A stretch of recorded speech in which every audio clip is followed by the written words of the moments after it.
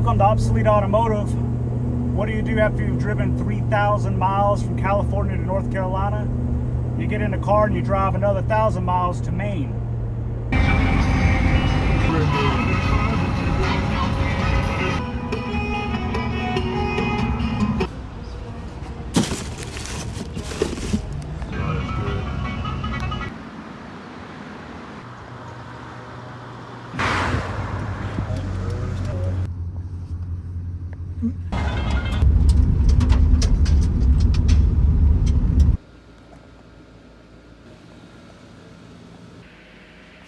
We have some on this. To the side. Bridge.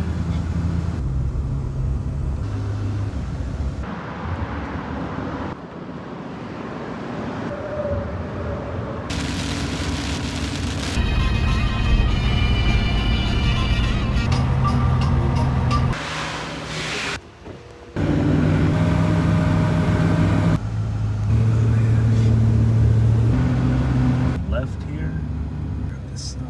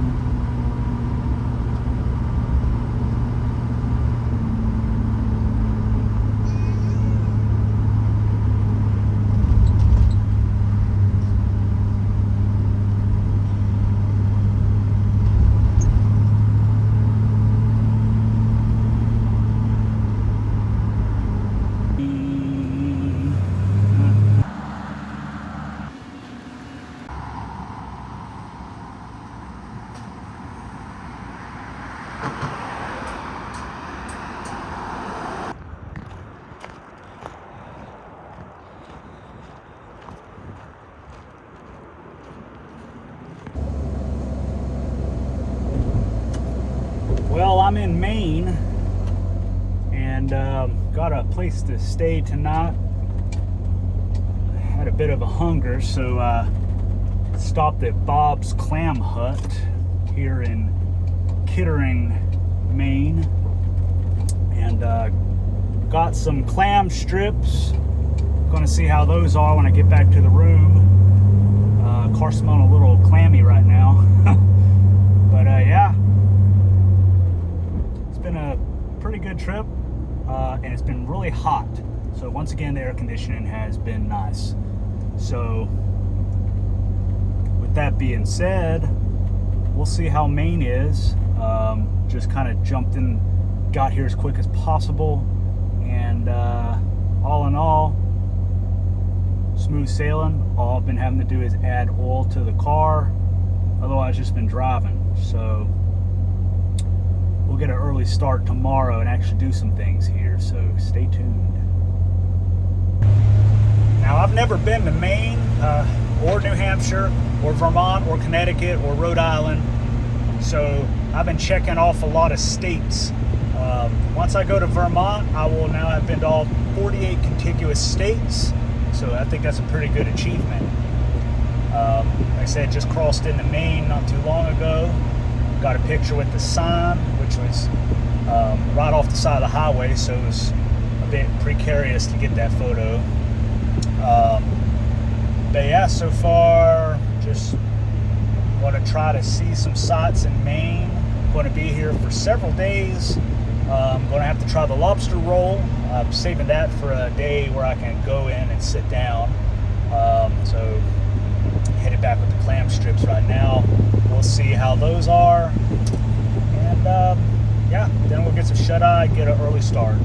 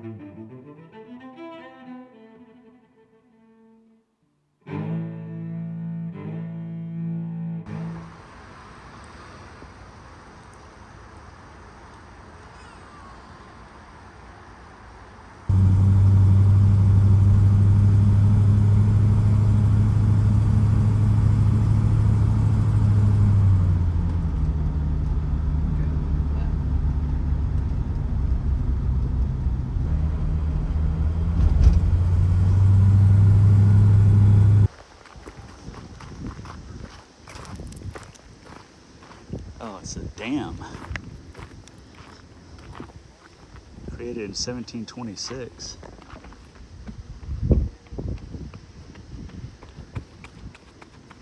That kid has places to go. That is some clear water.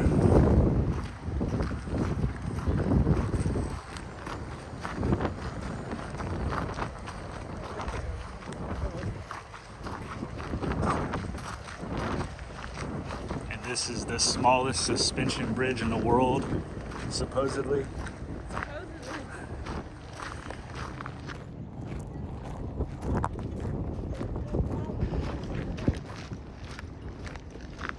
People over here testing the structural integrity of the bridge by jumping on it.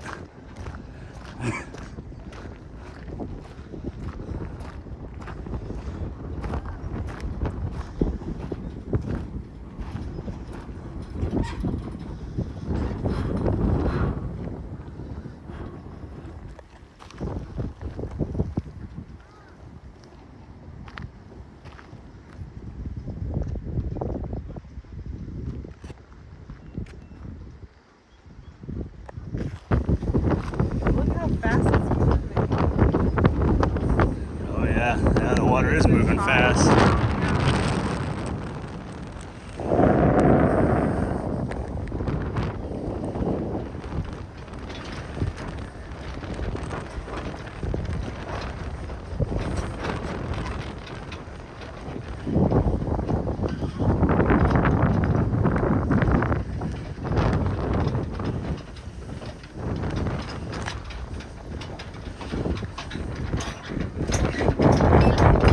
Definitely a suspension bridge.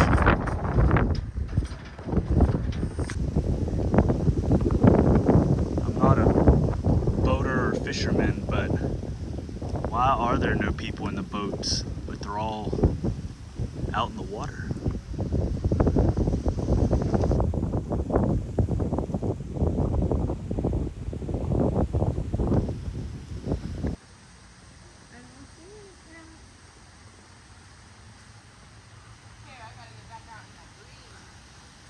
Look at this meadow over here. It looks so lush.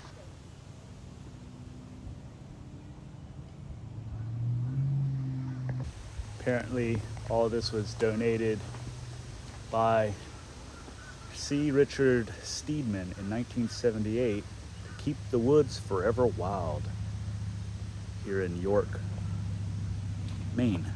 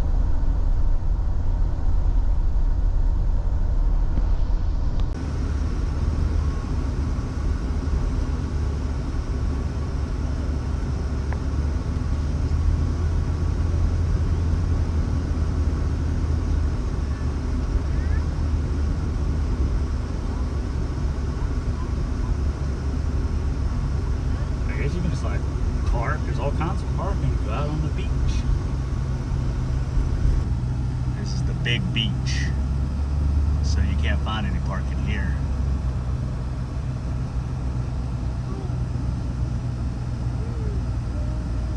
Very different from North and South Carolina beaches.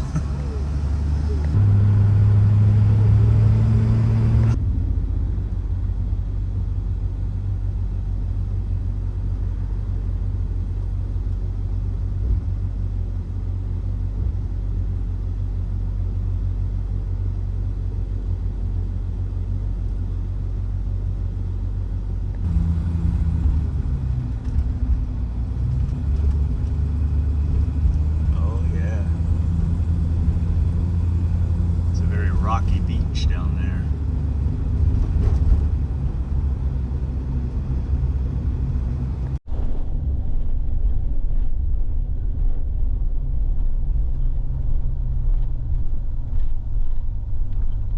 Yep, I guess it was a Sea View Drive.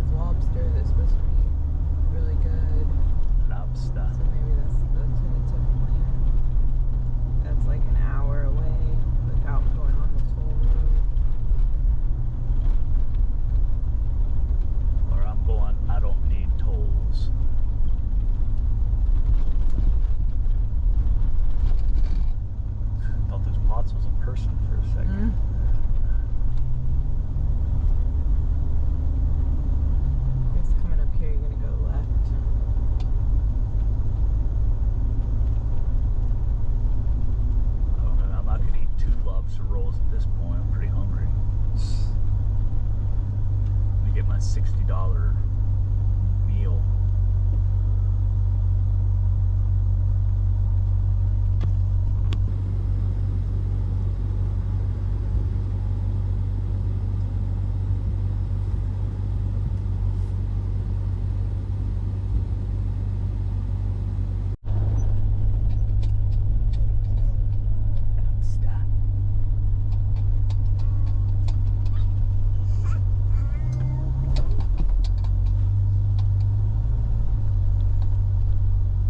Saw this cool lobster roll truck, so had to stop, get a Maine lobster roll for the first time.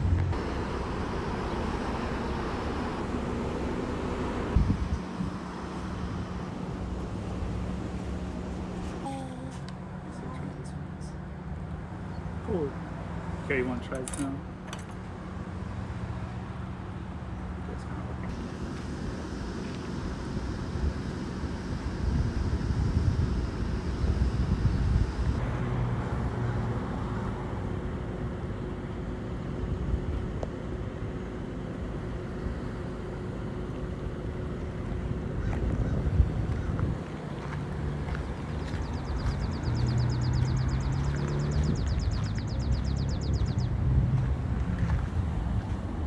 Lobster. The lobster rolls were good. Hot or cold, both good. I think I prefer the hot one though. Maybe because it has all the butter.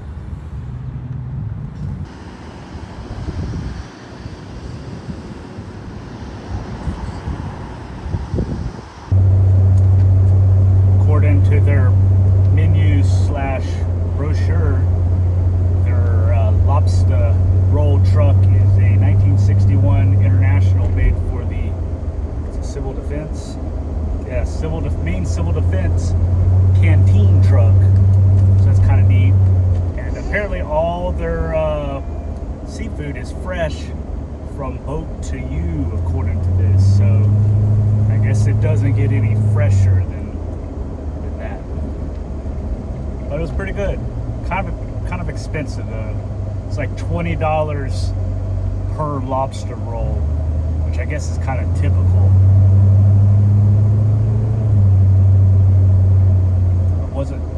Was it always like that? Or is that a more recent phenomenon?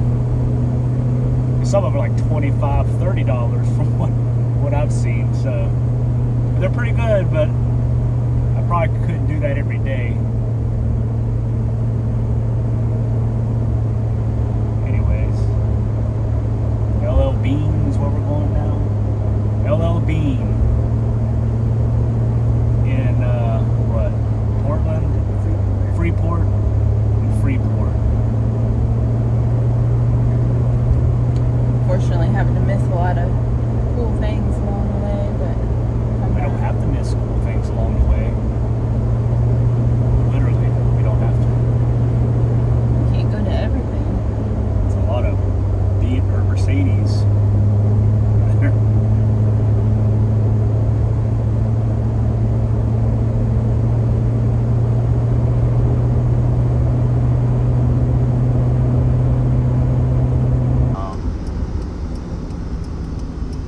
Maine Classic Car Museum. I should have went, but traffic.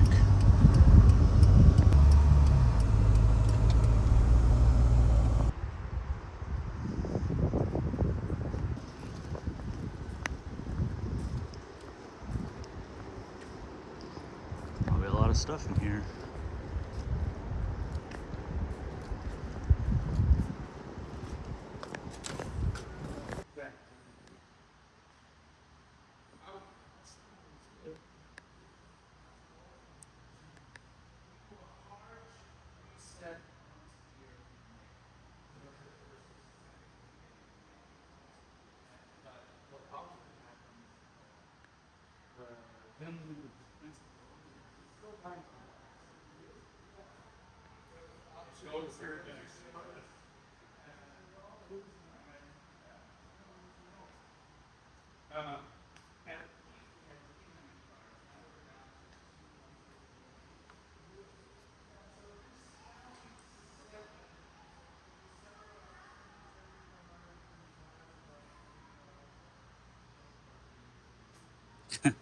I didn't realize these just had like a whole hinge, like a piano hinge.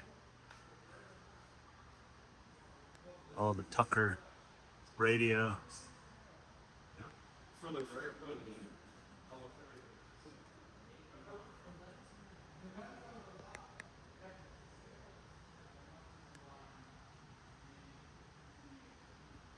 Got a third row back there.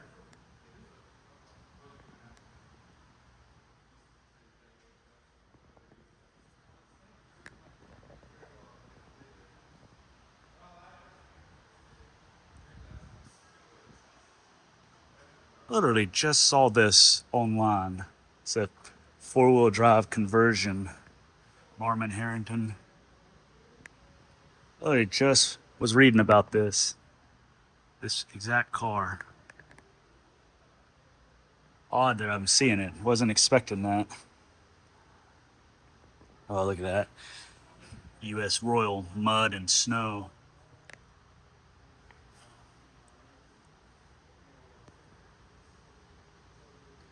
This is like the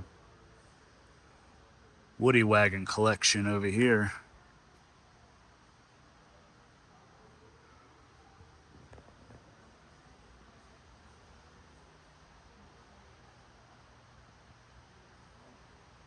Oh, here's the OG Town and Country. I got the 66. Here's the 41.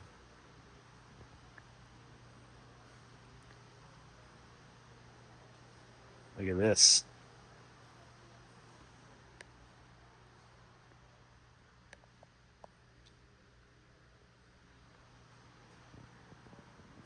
You see it's got the fold-in jumps. Actually, you probably can't see it because of the reflection, but it's got the fold-in jump seat in the back.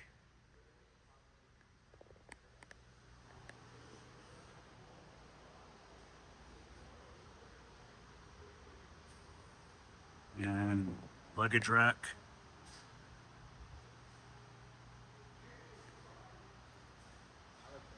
Here's the 47. Town and Country.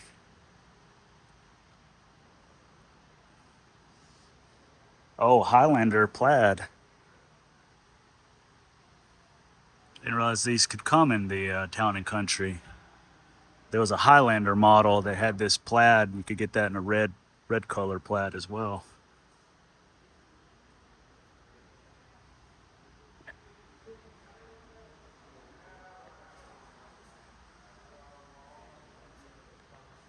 These are cool because the back, like these like barrel doors, they open up like that.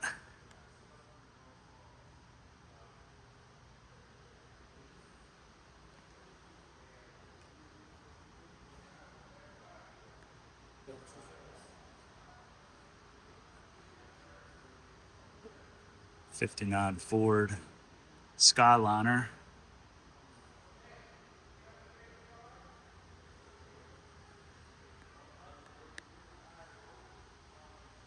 The interior. These were a hardtop convertible, basically, and there's your trunk space. Basically, all had to fit in there so the top could go down into it. But imagine needing to get something out of the trunk when you got the top down. You had to pull the whole thing open like this.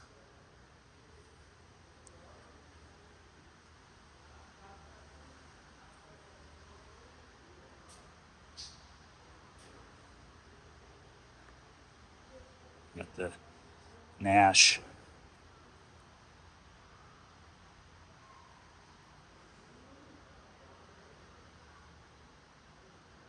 Huh, this one has a plaid interior. Did Nash offer that? Interesting. If they did, I didn't realize they did.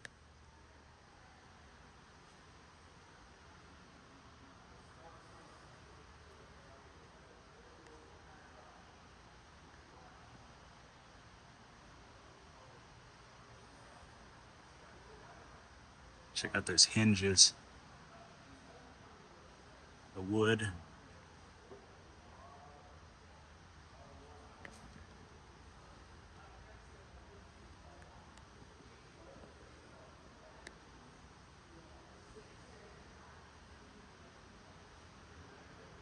Of course, you got your Model T.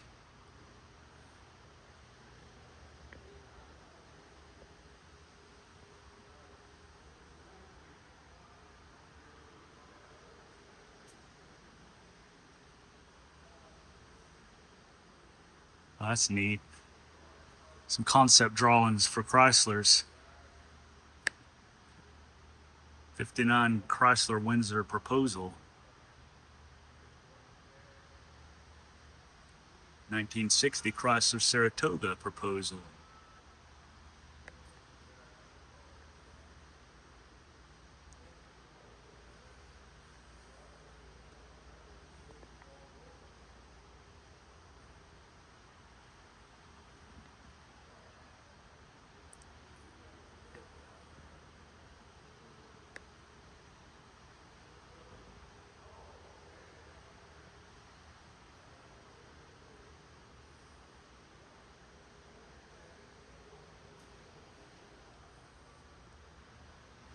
Various French automobile mascots, it says.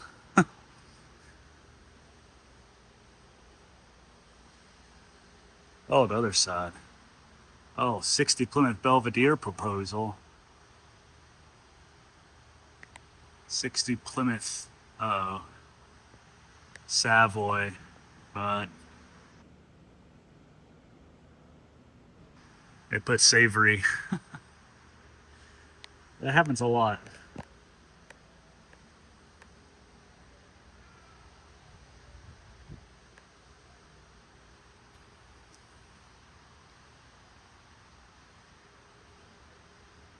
Peugeot, 39 Peugeot.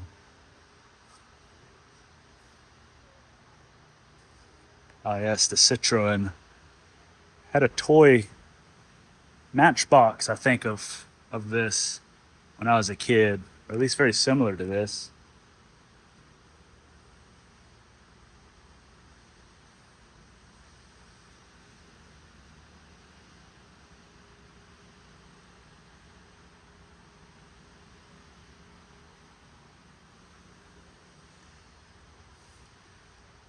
Electric injection. Look at this thing. That's a lot of purple.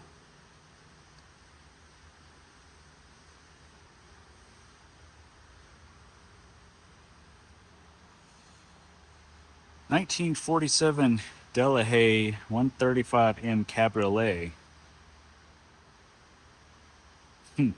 I've never seen this before. Quite the paint job on it too. Oh, look at this, the Messerschmitt. How would you like driving around in this thing?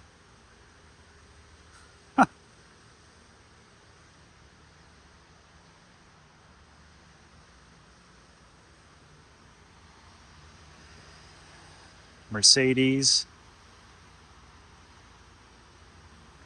1938 BMW.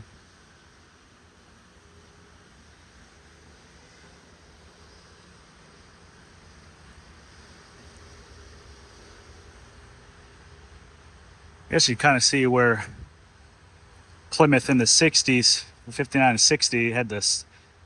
Imperial too had the fake spare tire on the trunk lid. Starting to think this is where they got the idea from. And there's an Isetta.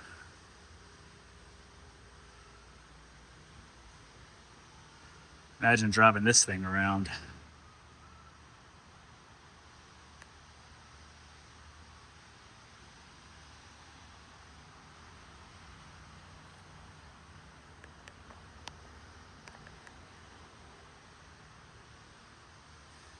Indian motorcycle. Oh, that's cool. New York City Police Highway Patrol. Guess that they drove with these Harleys, or not Harleys, Indians.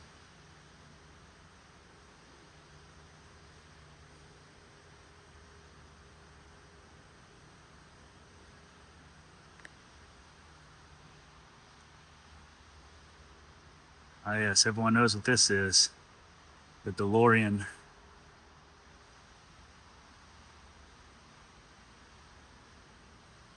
It says you can get your picture in here, so I think I'm going to do that. Because I'm going to be honest, I've never sat in a DeLorean before.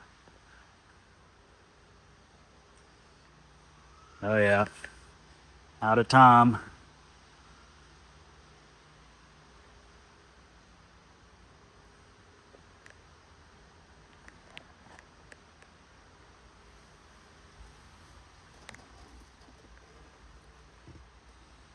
Oh, that's low. This is pretty neat.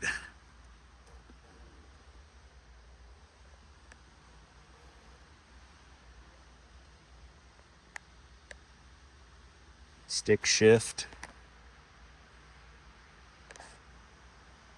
Got the gull wing doors. You have to grab the handles, pull them down. Horn, I guess, is there. It's like a European car, which I guess they were made over there, so kind of neat.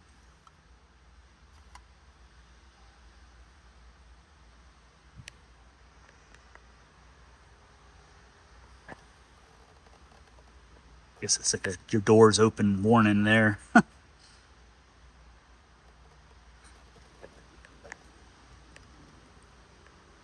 Oh, gotta watch out, you knock your head on that. Oh yeah, this is neat. Check out the gear selector.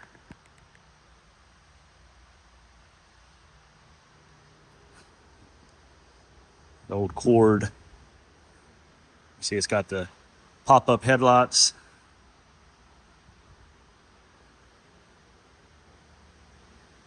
Look at this Messerschmitt.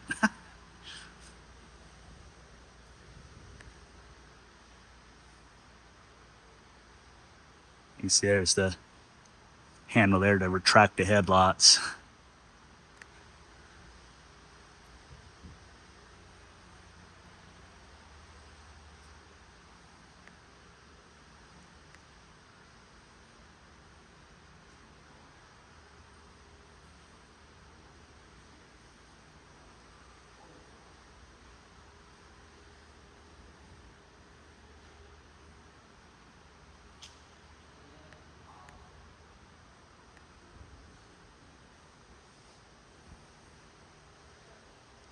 Another British car, an Allard.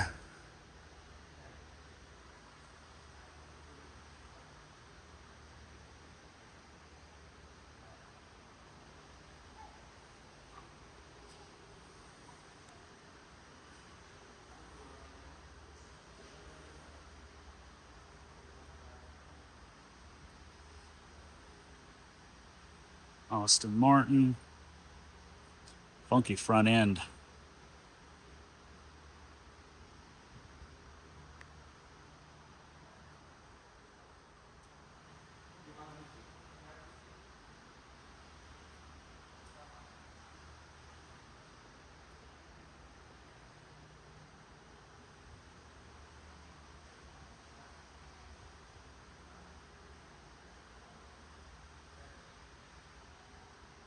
Rover Speed Pilot.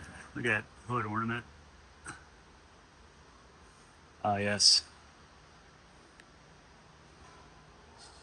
The Kaiser Darren. The unique feature was this slide forward door.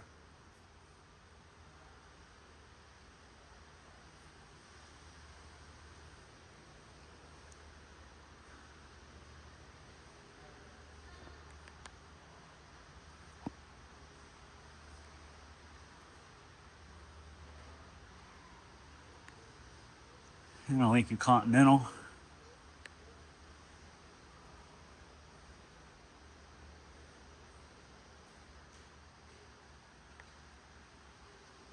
Really like this color.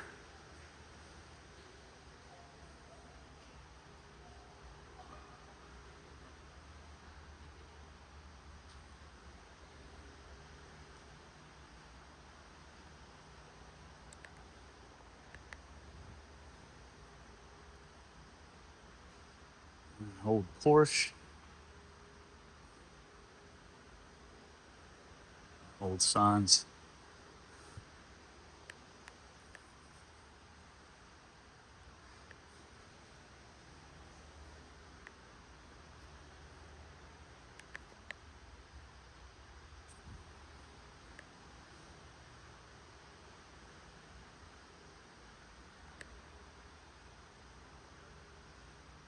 Maserati.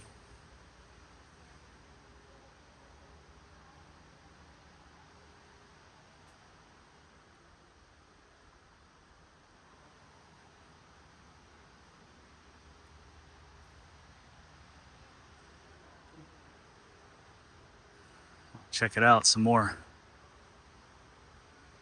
Mopar proposals. 60 Chrysler Ghia Avintia. Suburban, I guess this is what they thought about making the station wagon look like. Check out those antennas. 1960 Plymouth proposal. Looks very similar to the 59 Plymouth. Savoy.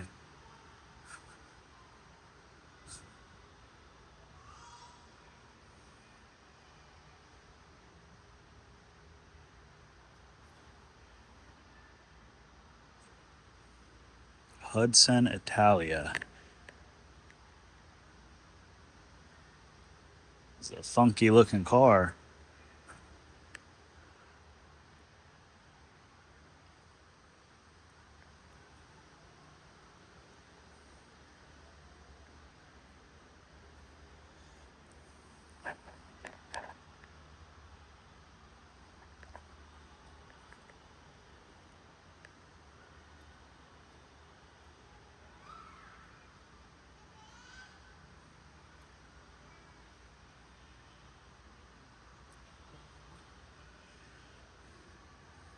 Chrysler Ghia.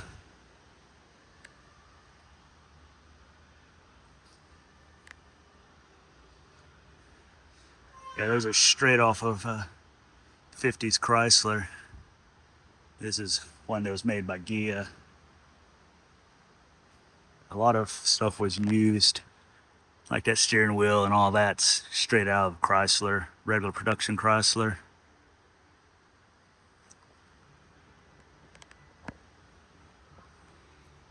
Antenna.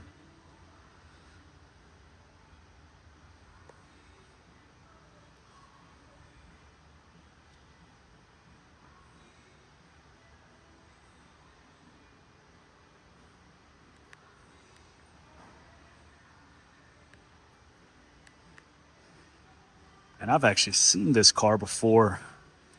57 Chrysler Super Dart 400. I saw this at Carlisle one year. I think then it was owned by the Cantors.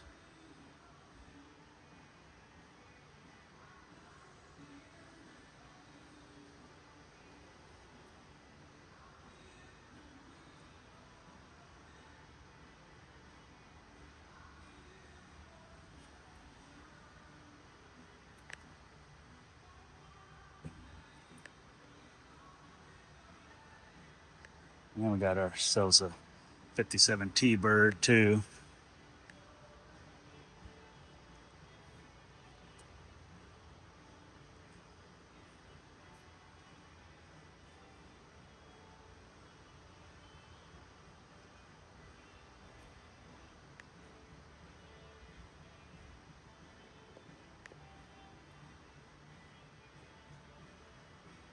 Alfa Romeo.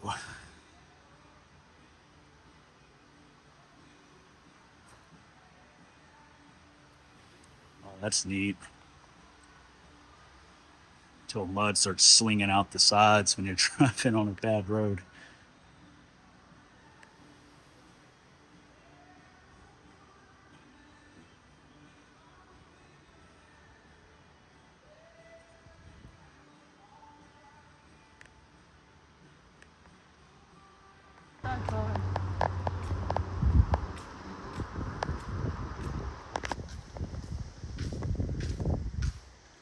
Do not enter.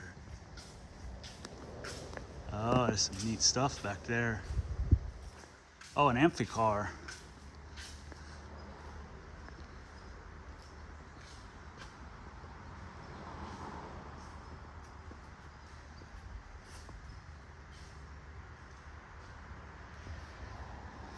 Oh, the Buick snowmobile.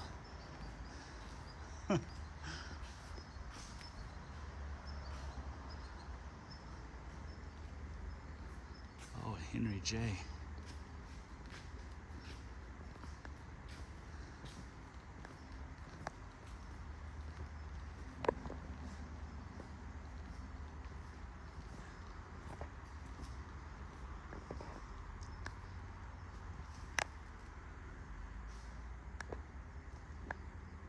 That's from that TV show.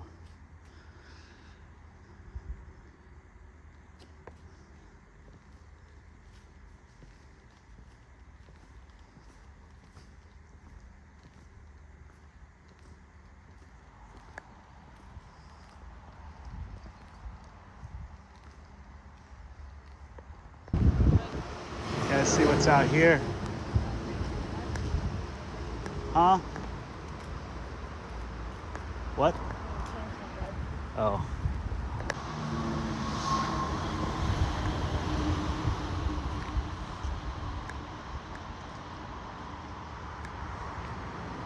Ah, yes. I think I know the significance of this.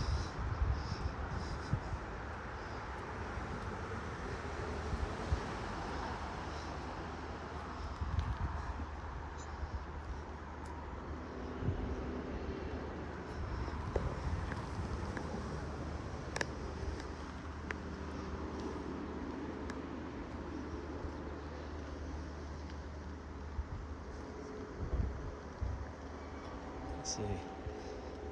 Only $16,995.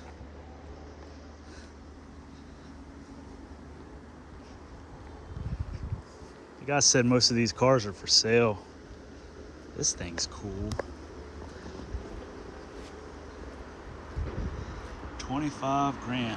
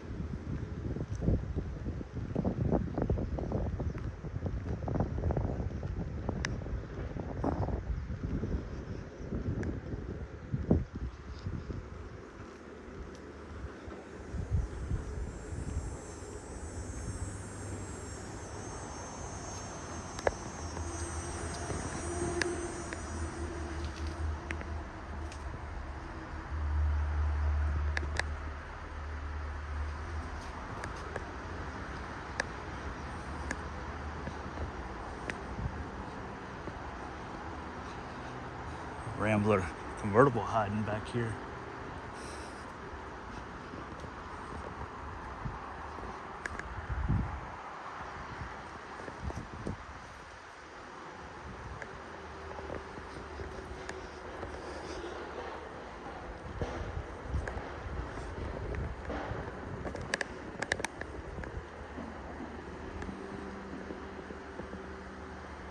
Some muscle cars and such back here. Well, that's pretty much the extent of the automobile museum here in Maine. A lot of neat stuff, a lot of unique cars that you won't see anywhere else. Worth visiting, pretty cool. Motorland. Well, time to keep heading north.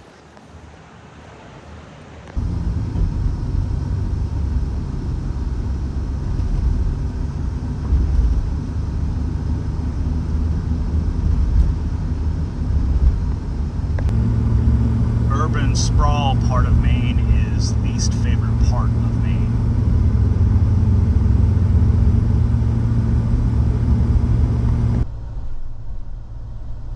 Oh, this whole thing is the LLB.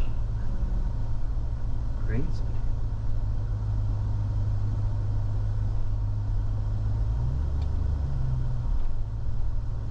LLB parking and drop off. Okay, let's go right.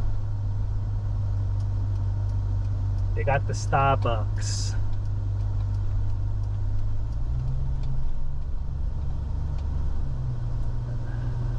Oh, they got a whole.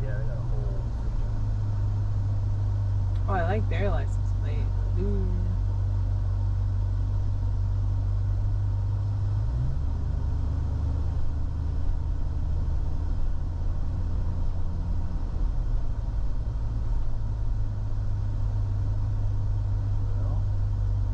Should I go right? Park wherever you find the spot. Let's try right first.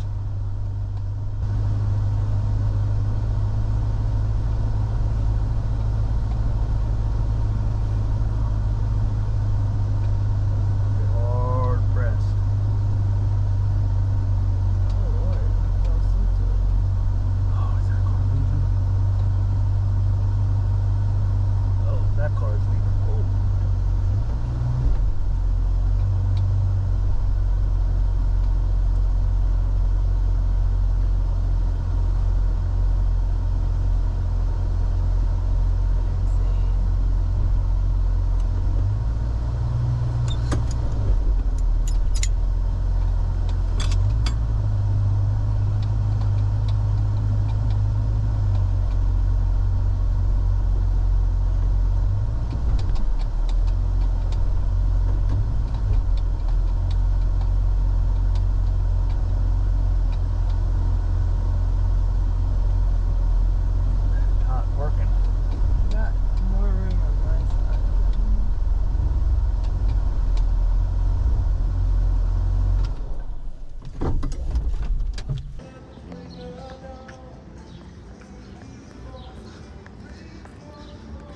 want to know what the Shasta is there.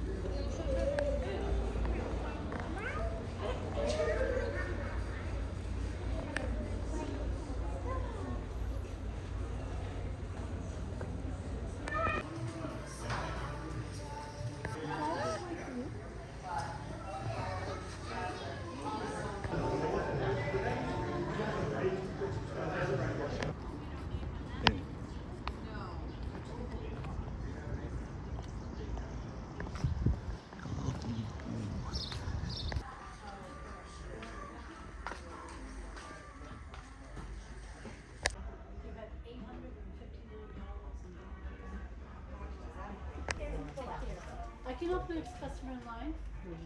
Hello.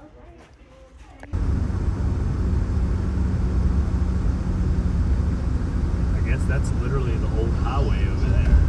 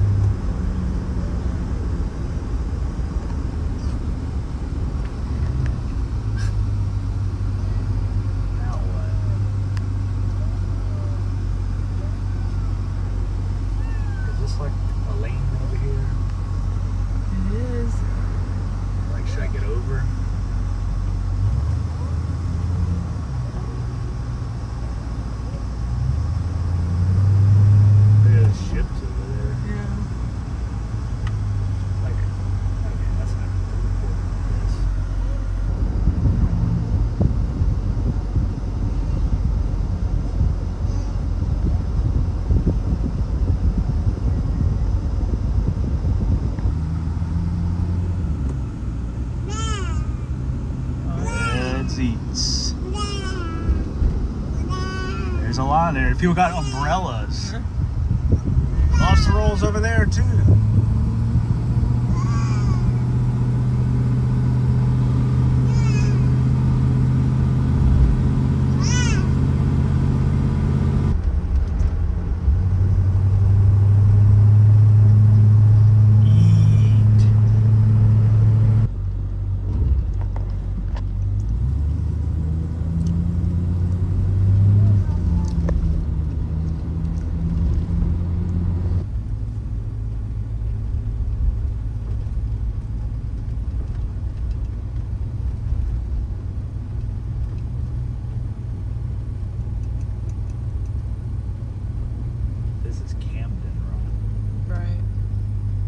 Camden, Maine.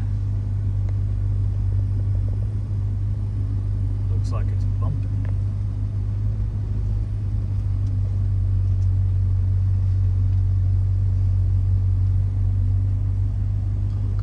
Oh God, by the family cross.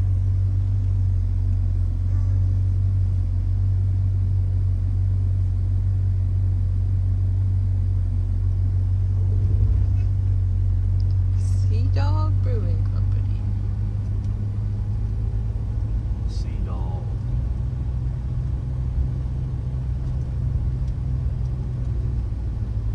The Mariners Restaurant. That's cool. Lord Camden Inn. Going to the Mariners Restaurant. Live by the sea, die by the sea. Maine seaside treasures, gifts from the sea, like stuff they pull out of the surf, maybe.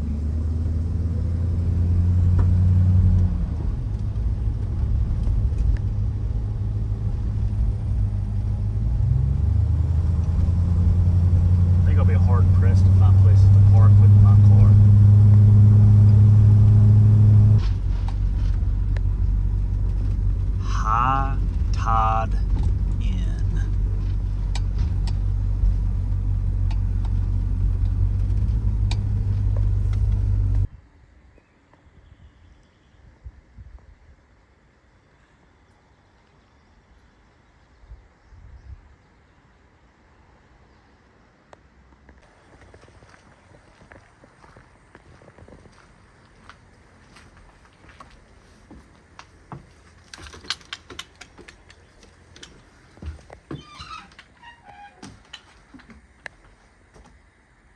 Oh, the toaster.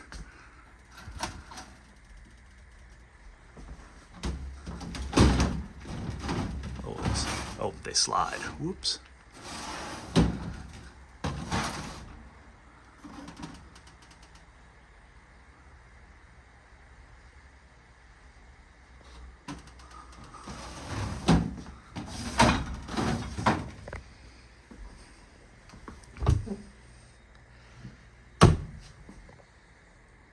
Microwave, coffee maker, mugs, fridge, freezer, stove, table with awesome chairs, curtains.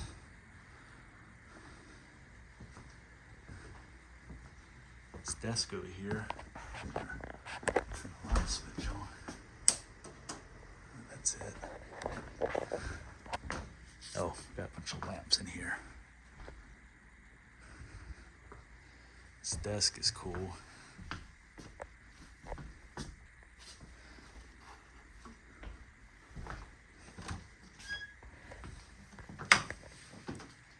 Shower, toilet, sink. Pretty cozy.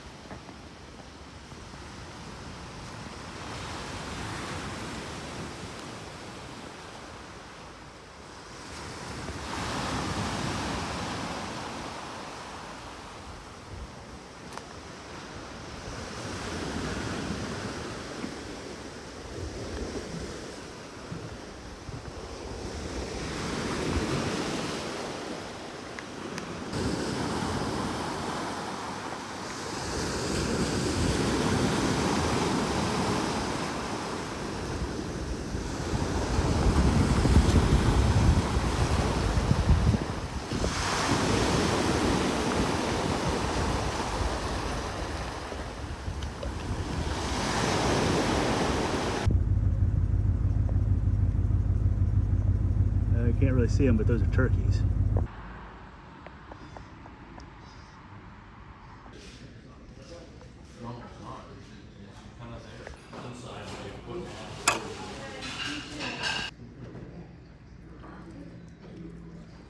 Market.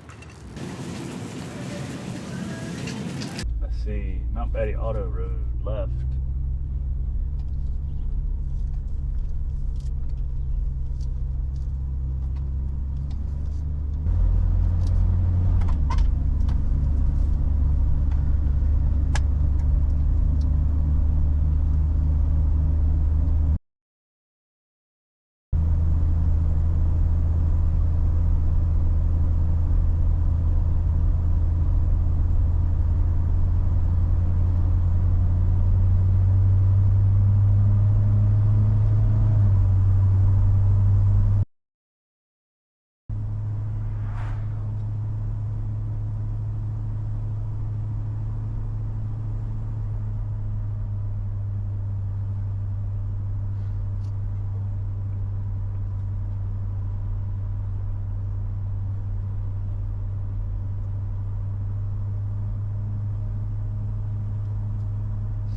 parade.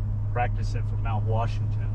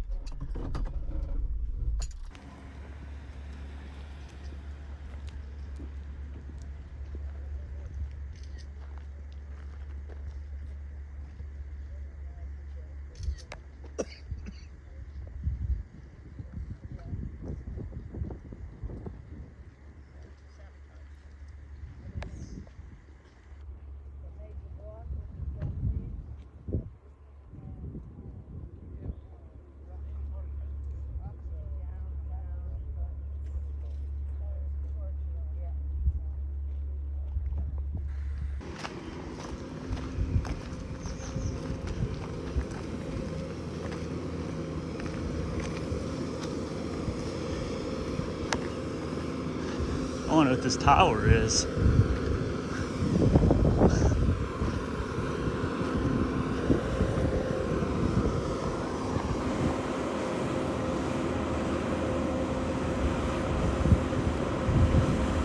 Built 1921.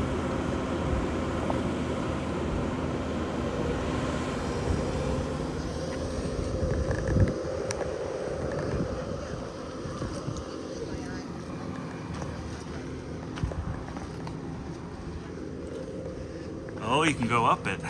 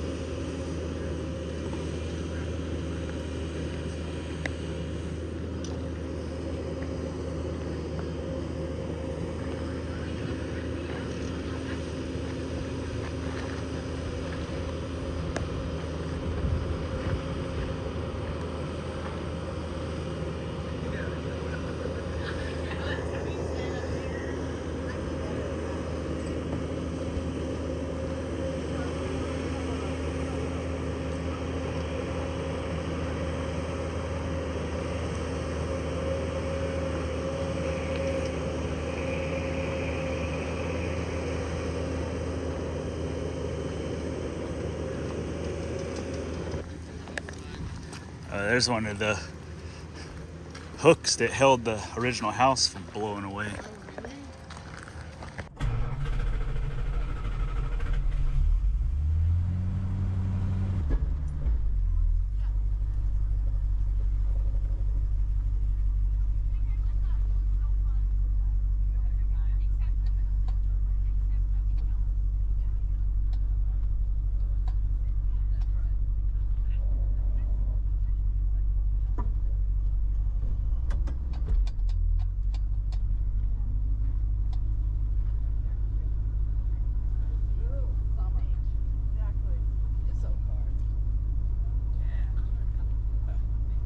Blast from the past.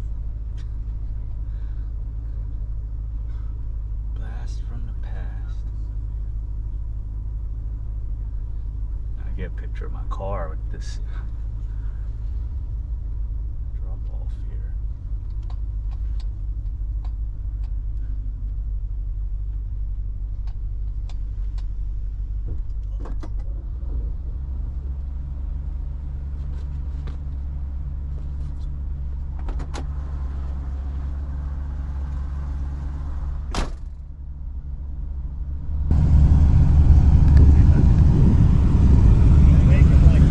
No.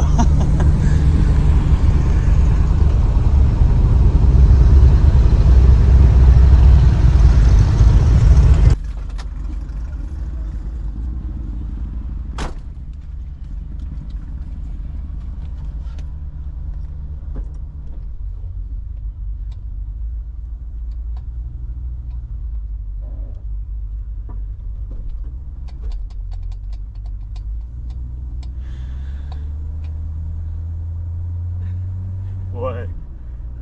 It looks like a ship. It looks like a ship. It's a boat. That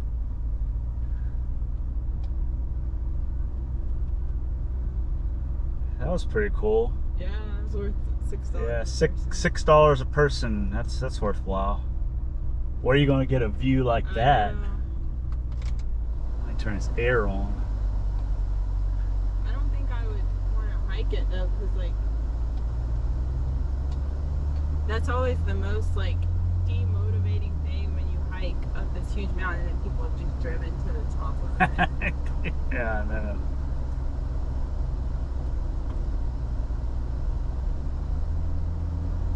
Gonna do my Mount Washington practice drive here.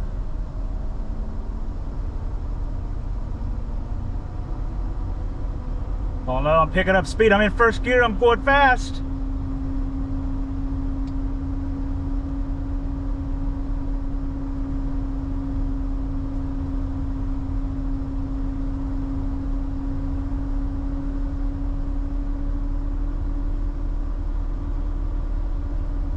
I'm maxing out at 25 miles an hour in low gear, so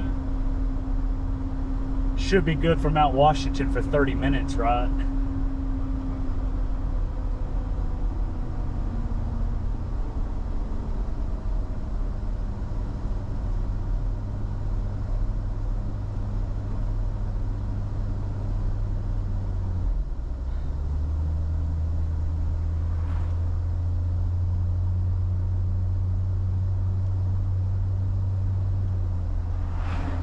Before we go back to the house, drive past it and keep going north a little bit. I wanted to see what that beach looked like he was talking about. I think it's only like 5 miles off the road.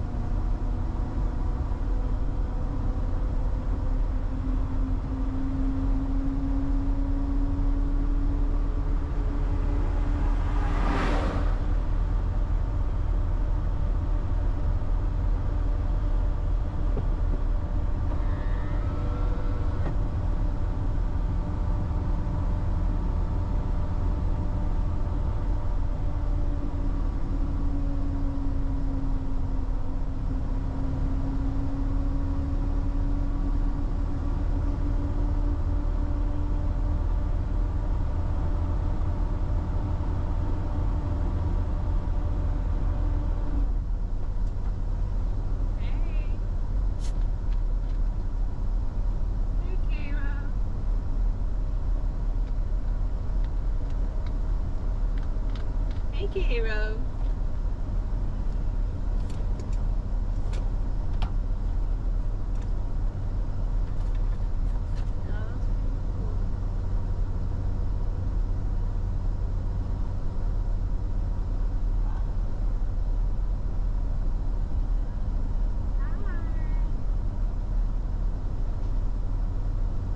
Hot, Cairo. It's hot. It's hot. I will say that air in our cabin works well. Yeah. Cat.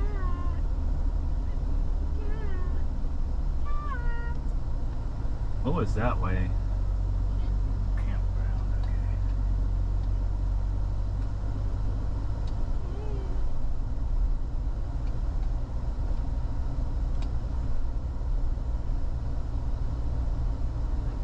T-shirt.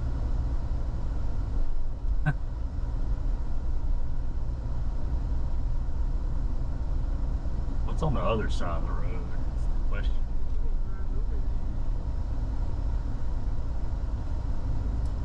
Like a babe. Oh, looks like there's a gatehouse there too. Like person is reversing. It looks like.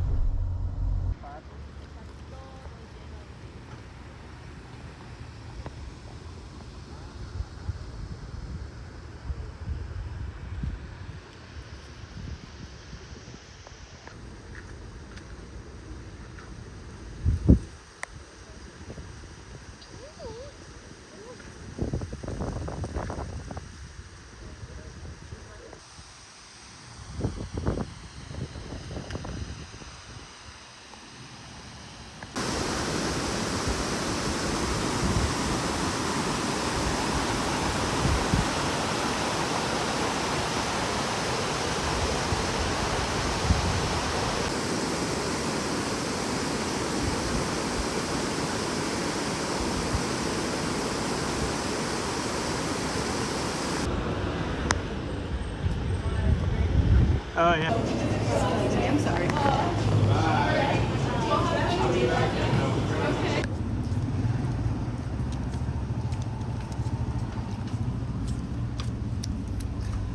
Moxie kind of tastes like Coca-Cola mixed with root beer. That's the best way I can describe it. I like it. That's what I think it is. Coca-Cola mixed with root beer. Yeah, I can see that.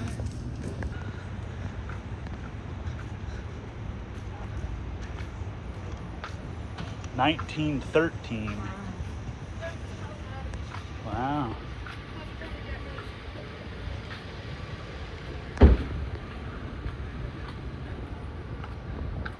That's cool.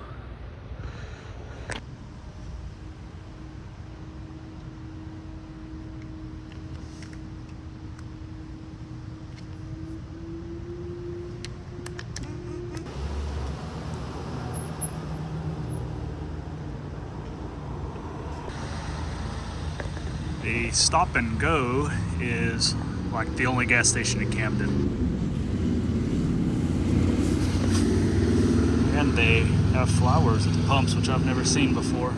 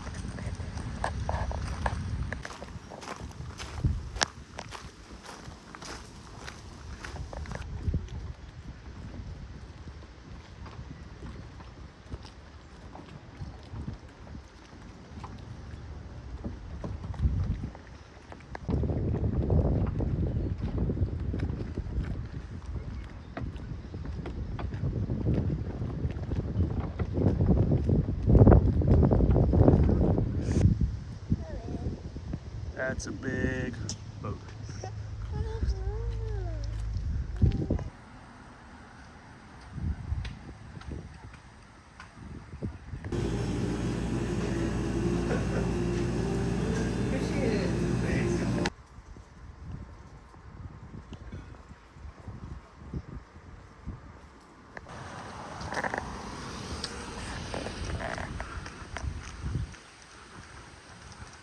Opera House.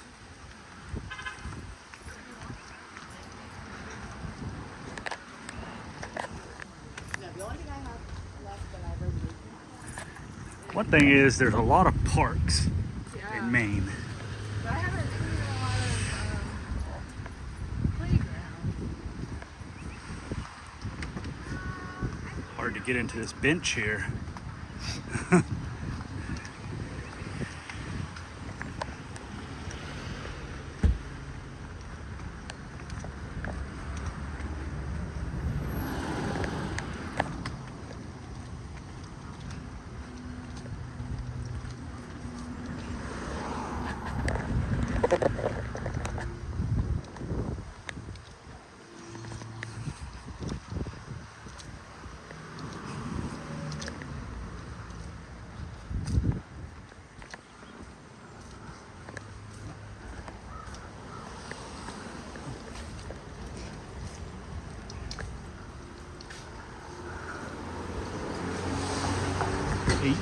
Central.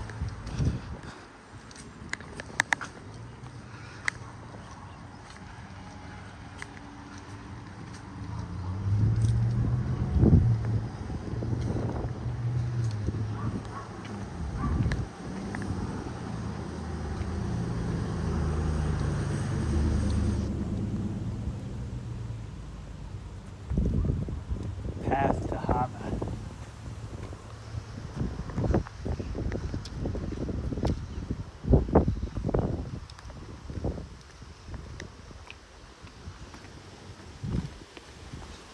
So what's the difference in a port and a harbor?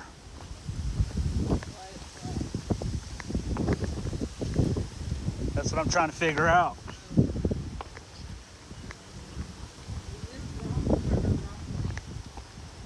This is Rockport. Yep.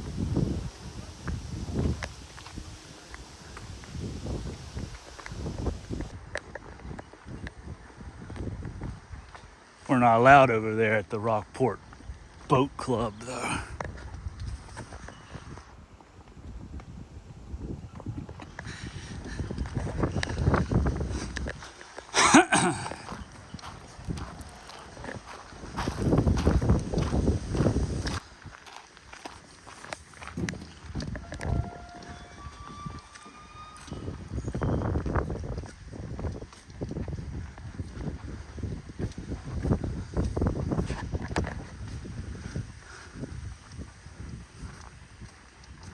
Another park.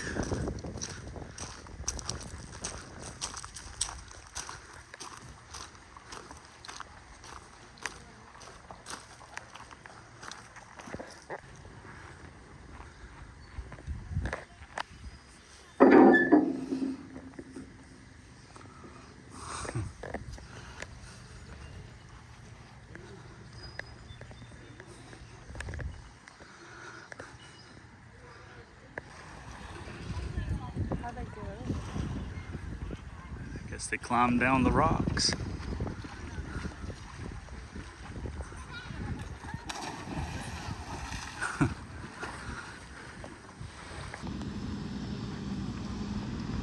Maine is all about some seats to look at the boats.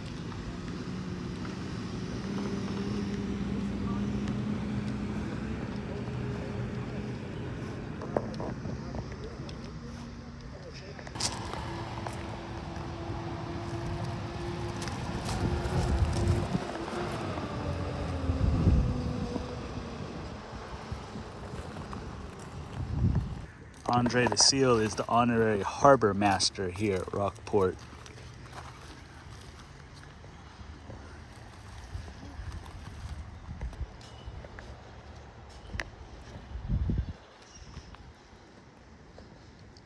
say this car fits in very well to this area.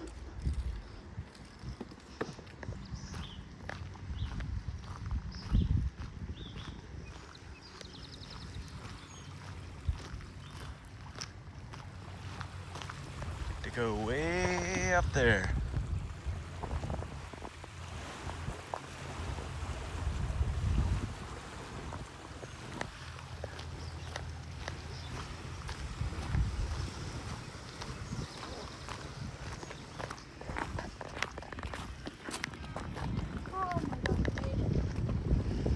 This is a little more of a challenge than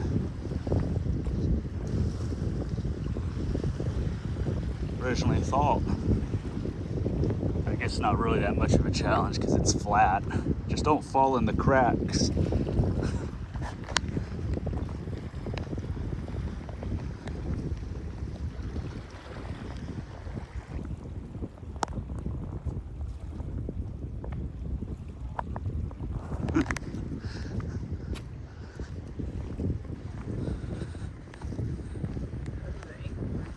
Yeah.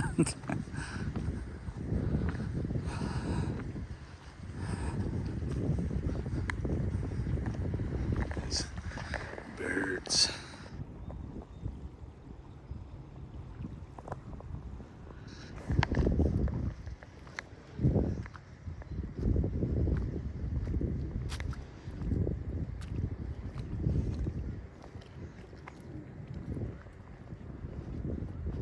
How far of a walk is this?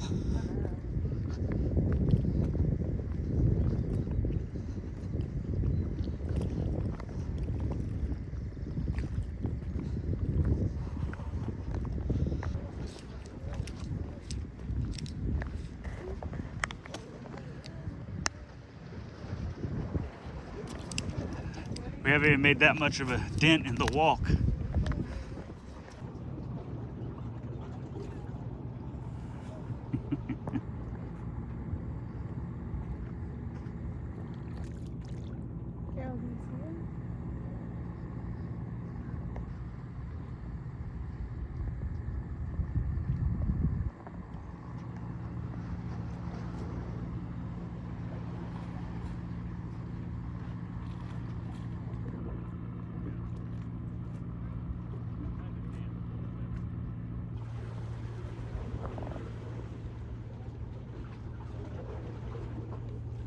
Excuse me, camera?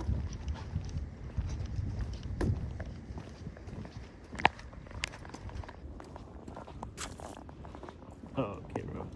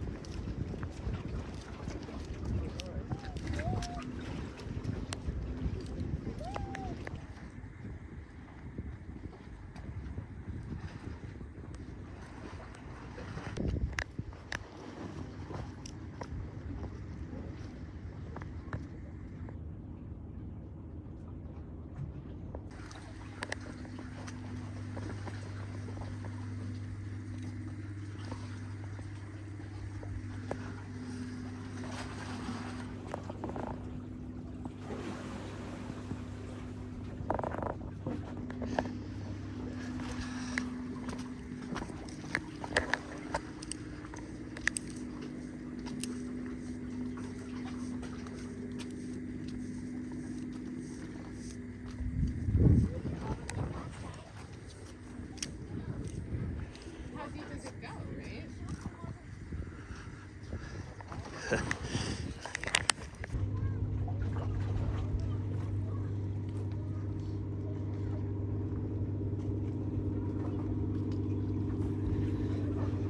What did I say? 1,347 feet long.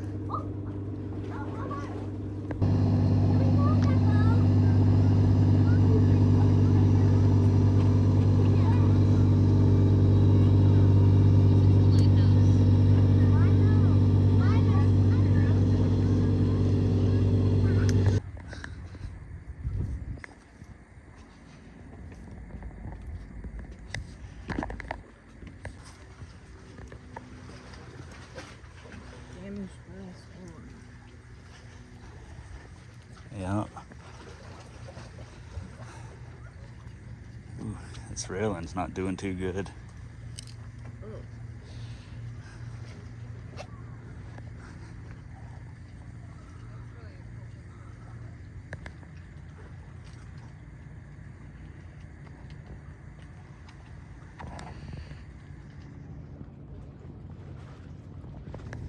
Said this was completed in 1899, this breakwater.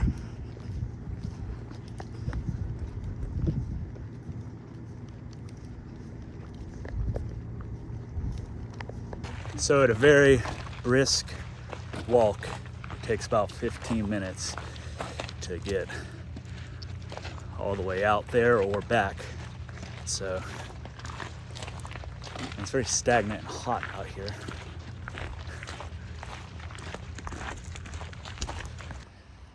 So the path to the lighthouse, the breakwater, is 7/8 of a mile long.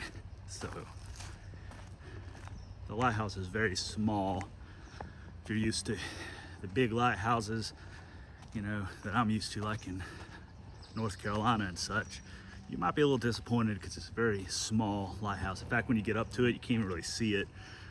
You can see it better from a distance. So keep that in mind. And be sure to bring some water and appropriate footwear.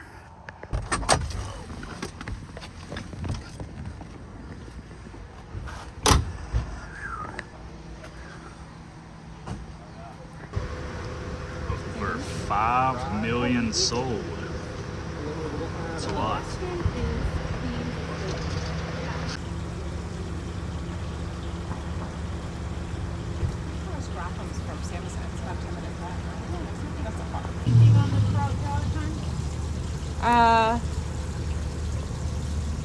No, that's okay.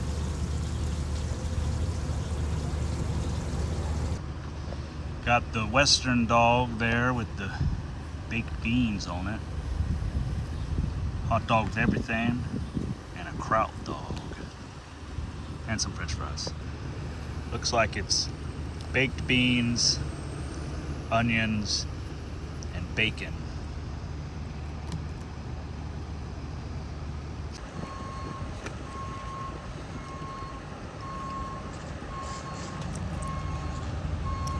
Very good. I was skeptical about the baked beans, but it actually works really well. And the hot dogs are quality. Wonder what they use. It's definitely not Oscar Myer.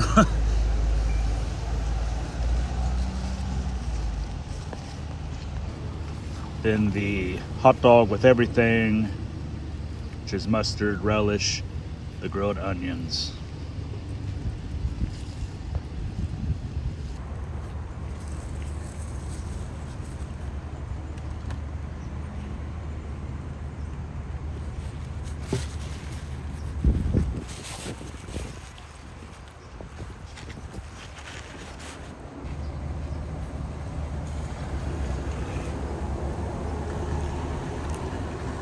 Very good as well. Oh. And finally, the kraut dog, which is self-explanatory.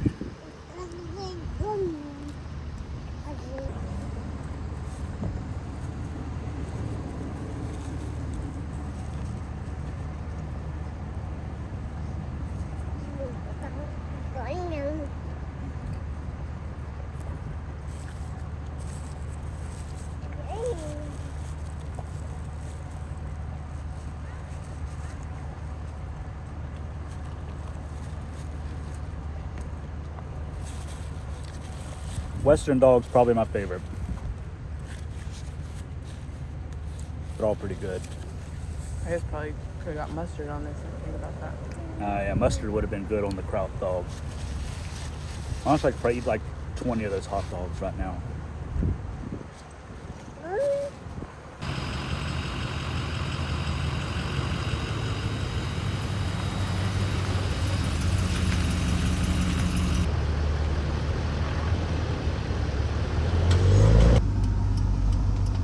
Like the same color my Dodge van was.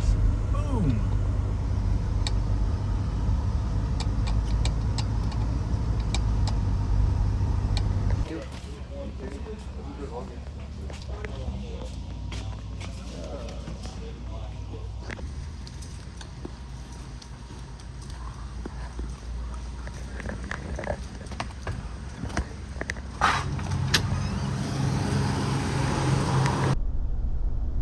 Is there a lot?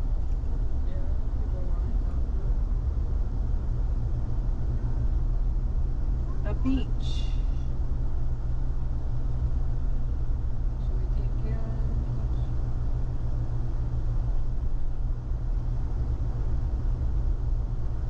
McLaughlin's Lobsters. Lobster Shack. Whale's Tooth Pub. That seems like a cute town. Never been past here before.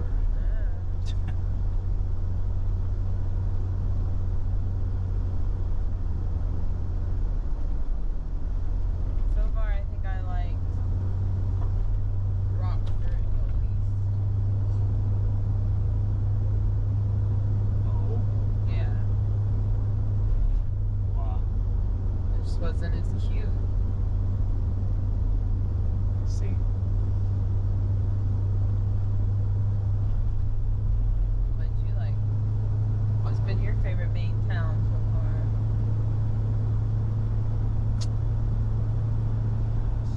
Good question.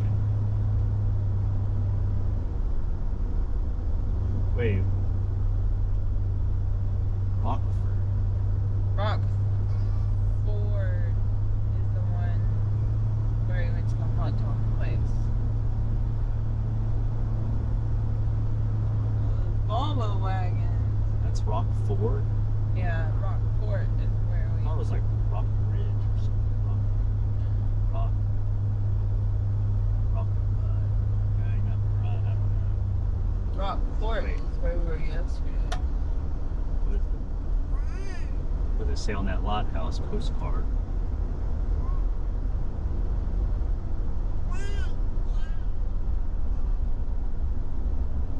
Rockland. Yes.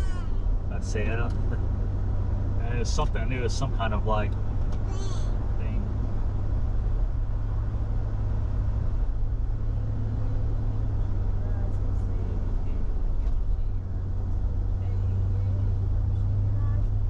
Never been past there. Uncharted territory. Well, it's like crazy, like we haven't even like scratched the surface really.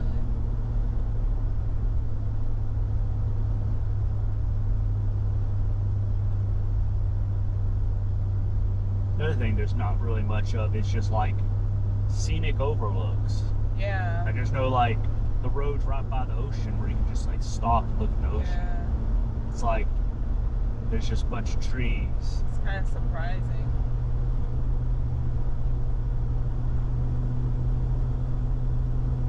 Northport. Never been in Northport, Maine before. Hey,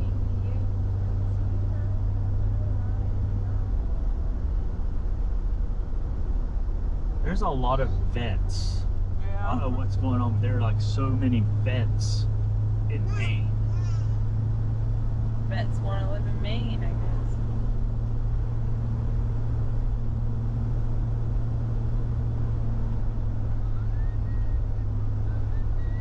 Like there's so much that we didn't even like see at all.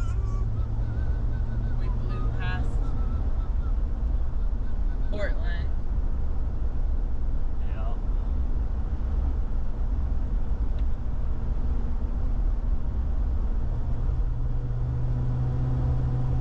Antiques.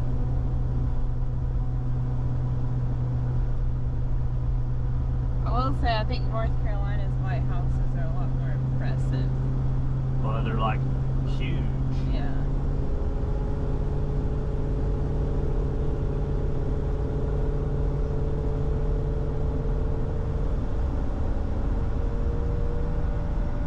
I haven't gone this fast in a long time. It's been nice after all the driving to just kind of take it easy.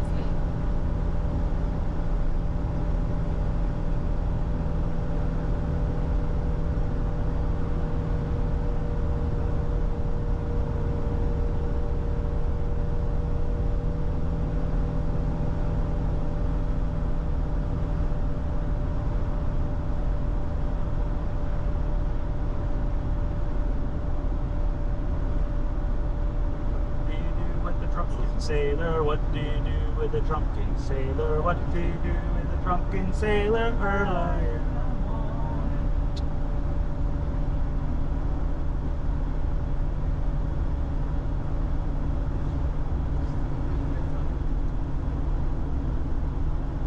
You're enough to read. There's not this like another one. Oh, take care.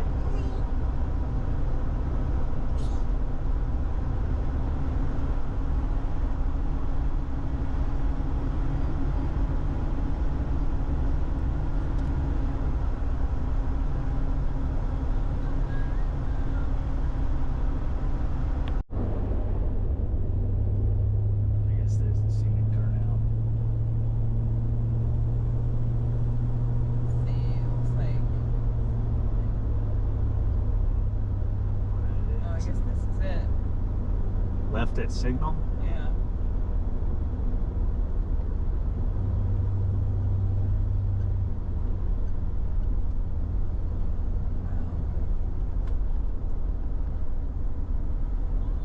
So we don't actually go across the bridge. Not yet, because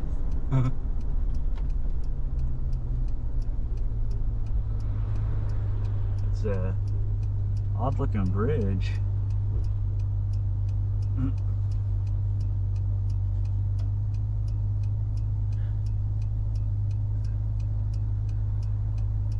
Never seen a bridge like that before.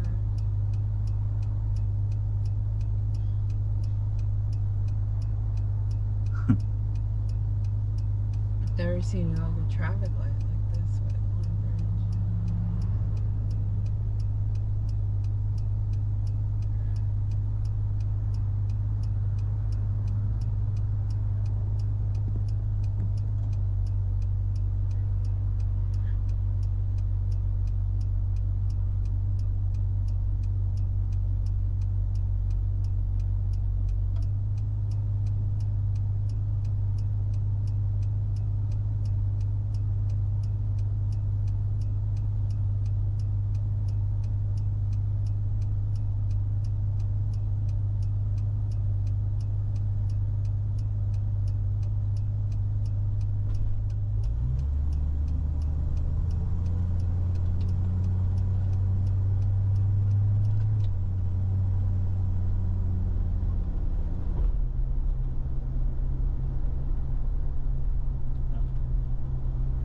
Take a picture there on the way back, I guess. I have to go over the bridge on the way back.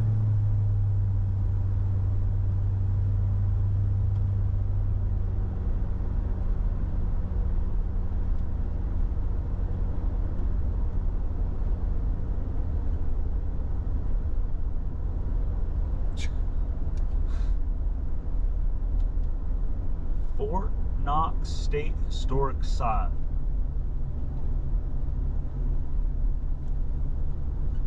I do like their signs. Yeah.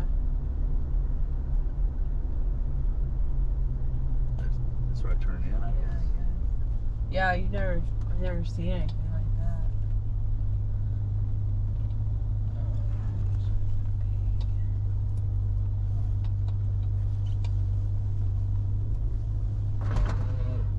I guess we want to do the fort and the observatory. Why not? Yeah, $9 a piece, Okay, it was free. $18.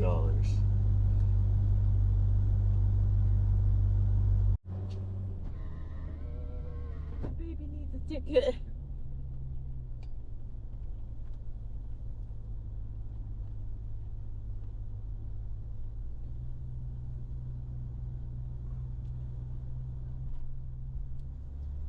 It's like you wouldn't expect something like this, like up here.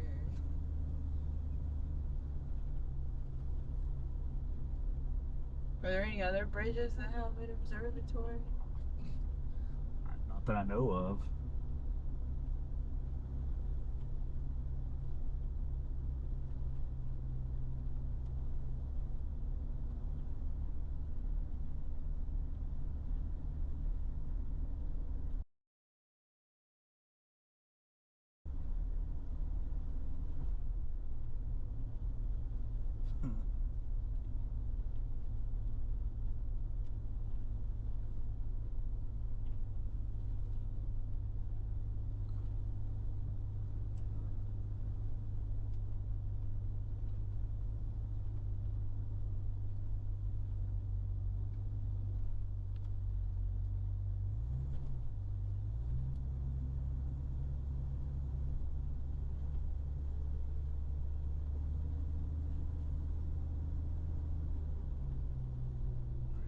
Park. Is there any parking down there? I have no. Is there any shade parking? Oh yeah, right there. Shade of the bridge. Girl.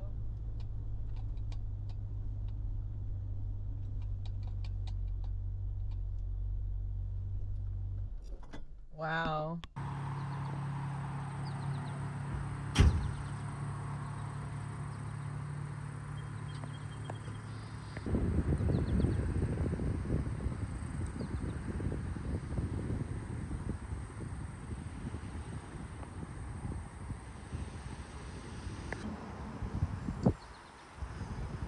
I think this must show how the bridge is constructed with the cable and stuff in it.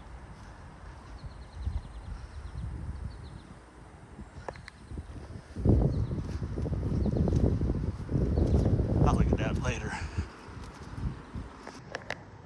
We're going all the way up there.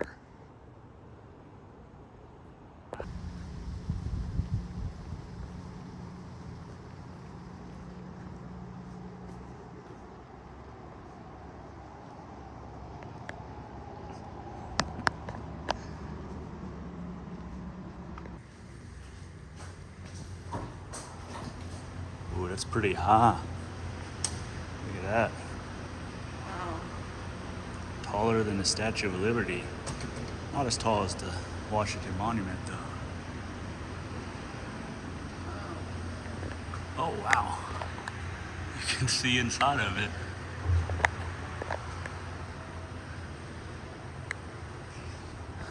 "15 seconds to go." Person number 2 to get the excitement going. Who's got the tickets? There we go. Big round off. Okay, press number 2 when the door opens. Go out and to the right. Okay, thank you. Push number 2 now. Yeah. No jumping.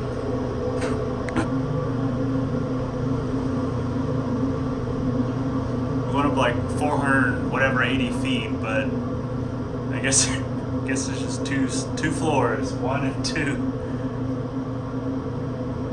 He said 15 seconds. I couldn't tell if it said 50 or 15. I'm pretty sure he said 15. Maybe he said 50.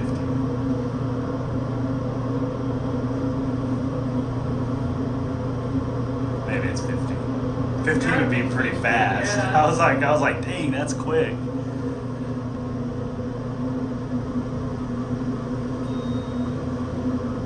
Oh, my ears popped. This feels like you're in a normal elevator. It's going down. Oh boy. Oh wow.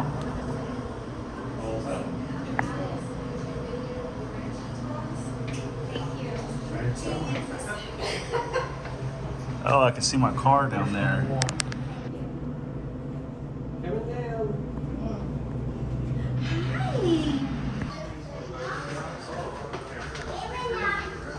Oh, jeez.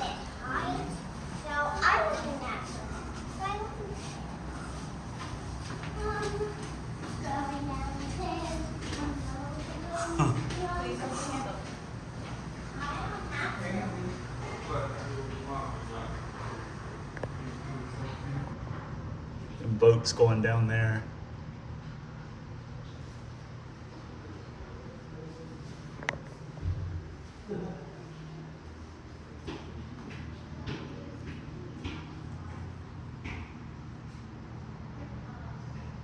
You can see where the old bridge was there. Went along.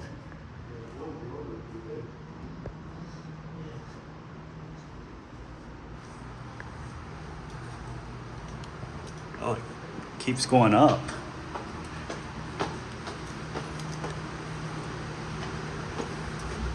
Oh, wow.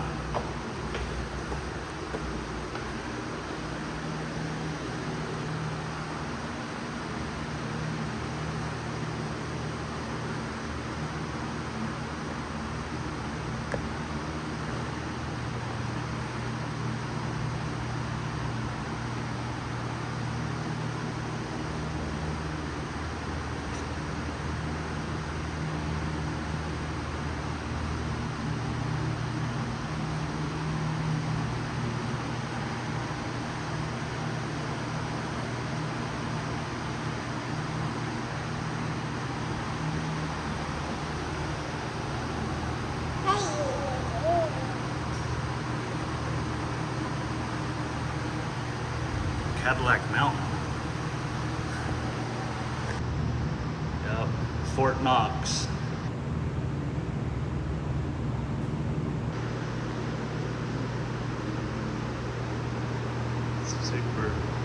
Super great views. Crazy seeing the cars so far down.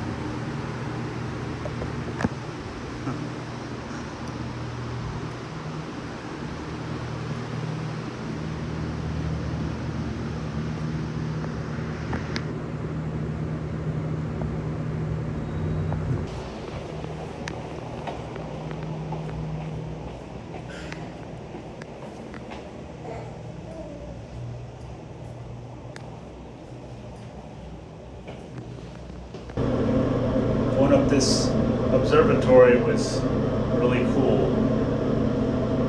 Great views. Long elevator ride with only 2 floors. Well worth going to, I think. We're going straight there. We hit the house first.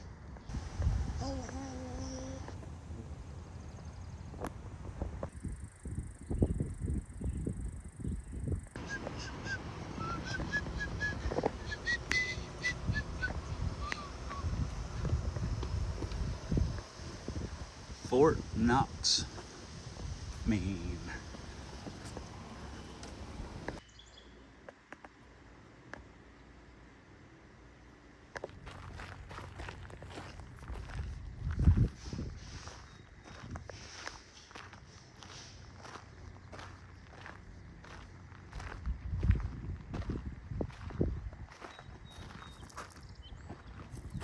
Ooh, cannons.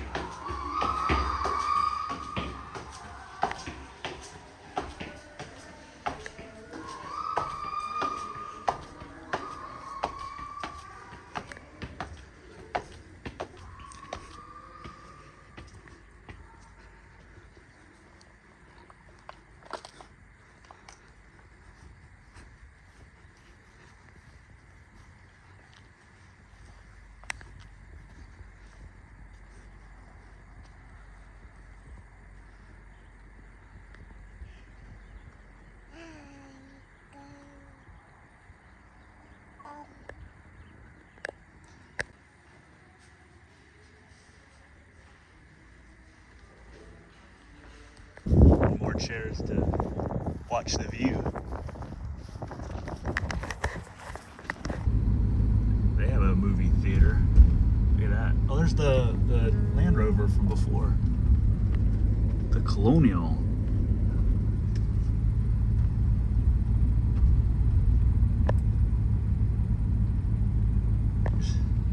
There's all kinds of parking.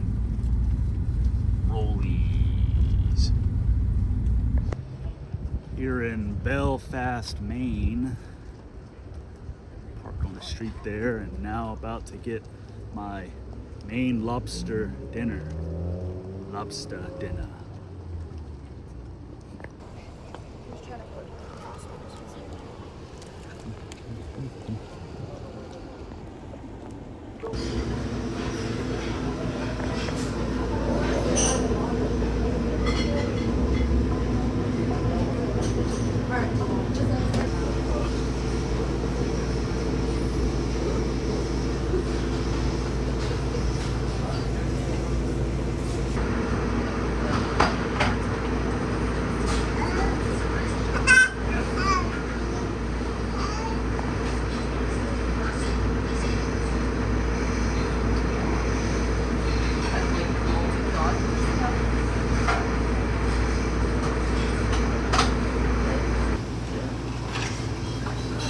There he is.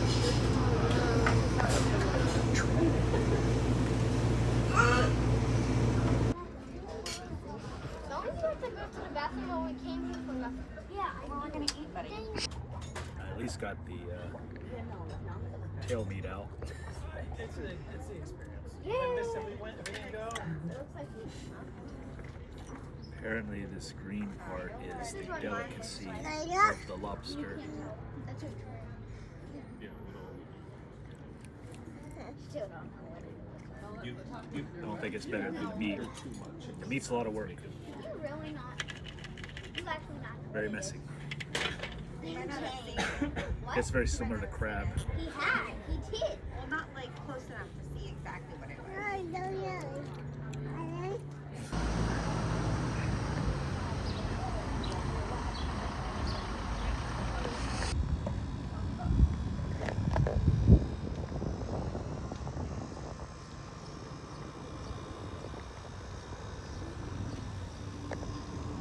So of course on the day we're leaving Maine, it is like, apparently from what we've been told, what Maine is normally like up here. It's like 70 degrees and breezy and not humid.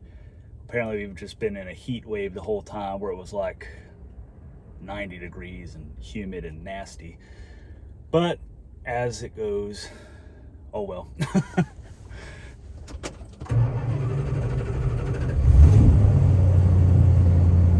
New Hampshire bound. Hopefully it's nice out like it is here now in New Hampshire.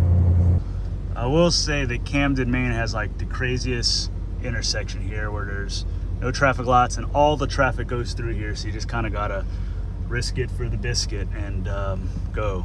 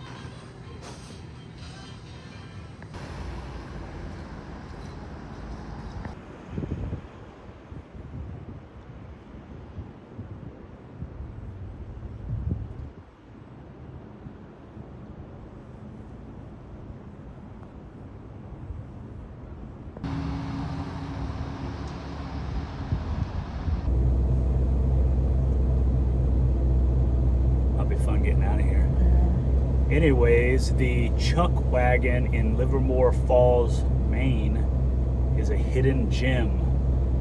Never been here before, obviously, but the burger and the chicken sandwich, the cactus chicken sandwich, was really good.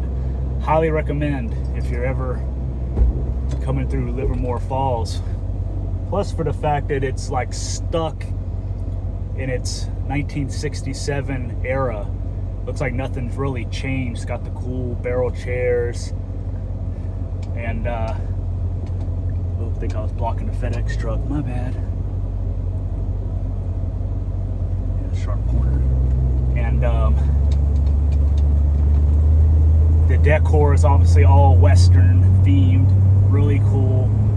So if you like old places that haven't ever changed from their heyday, that's the place to go. And they got a cool looking cocktail lounge as well, which I didn't get to partake in because it's Western Auto. still relatively early. Oh yeah, there's a lot of Western autos here in Maine, I guess. But anyways, if you're going through Livermore, oh no! Mount for that. Anyways, if you're going through Livermore Falls, be sure to stop at the Chuckwagon.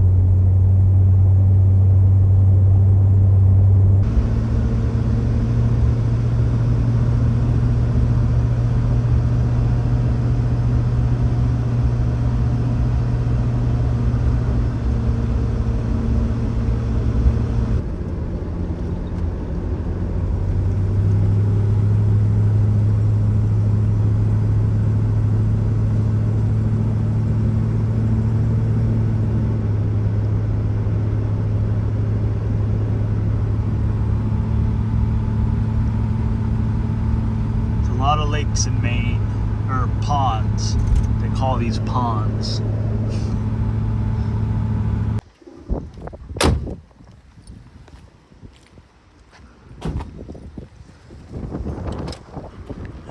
It's a large telephone.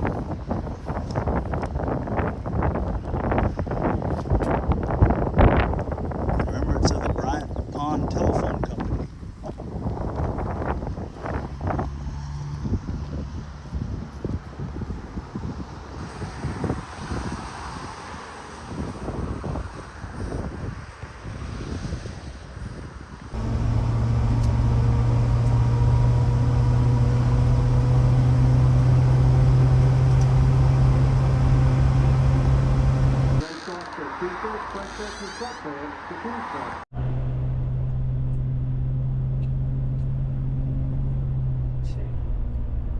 Drive yourself second right.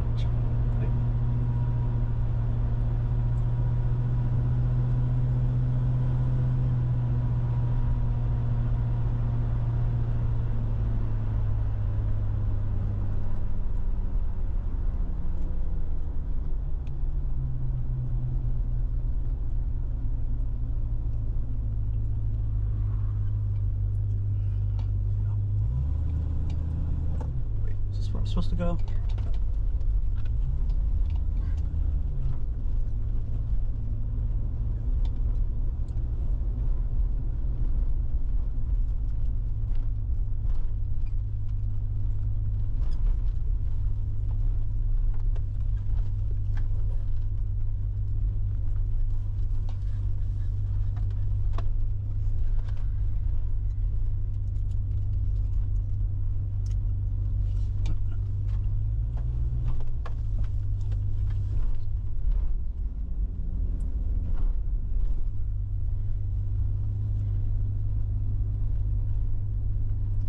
Miles to the summit.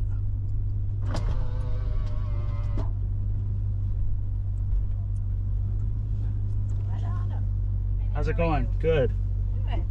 So it's 65 for you to go up. Thank you.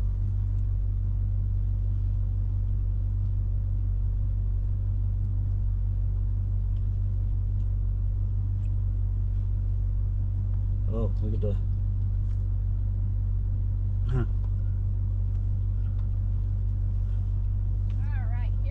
Sticker. Oh, cool. There's your card. When you come down in first gear. Alrighty. Have a nice ride. Thanks. Thank you.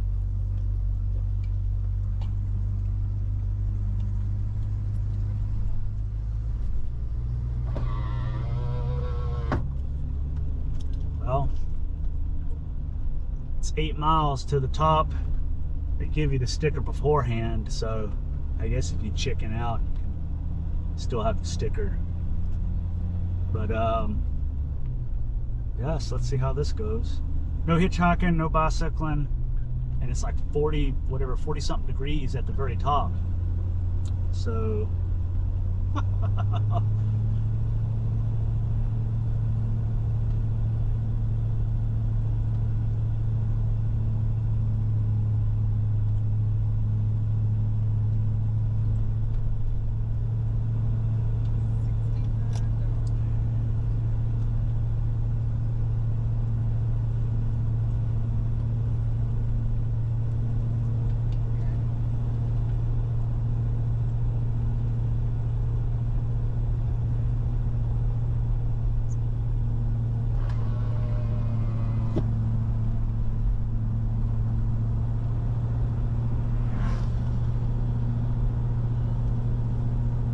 see how long this takes. I think it's supposed to be like 30 minutes.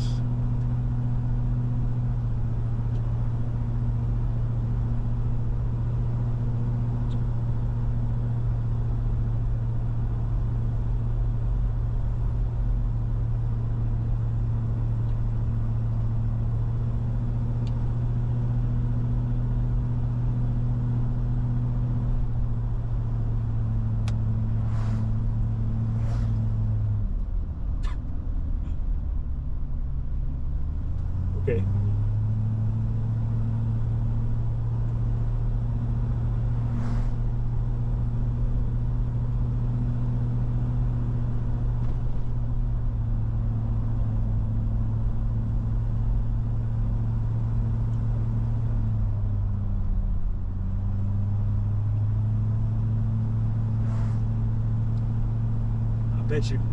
I bet you people are like, how is that car even making it up here?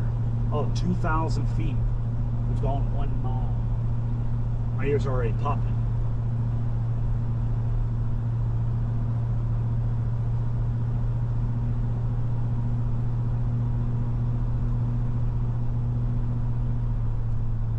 I didn't see a speed limit. At least I didn't notice one. I'm going 25, so it's probably about right. I'm really waiting to go around one of these curves and there just be like something there.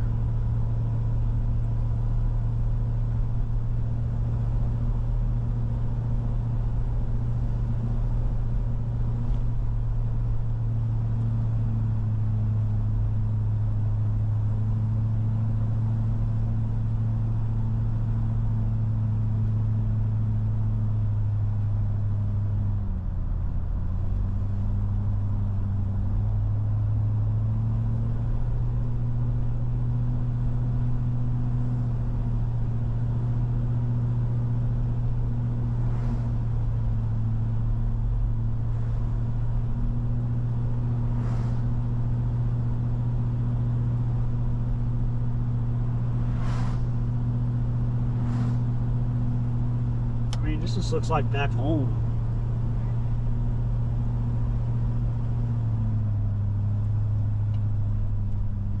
Wink's place.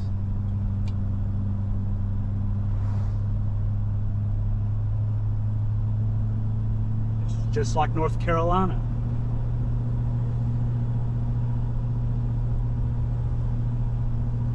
We're already catching up to people.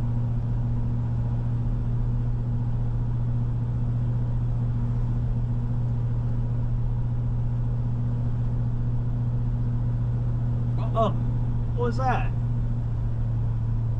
Oh, I thought a tree was falling. I was like, well, that'd be a bad start to the climb.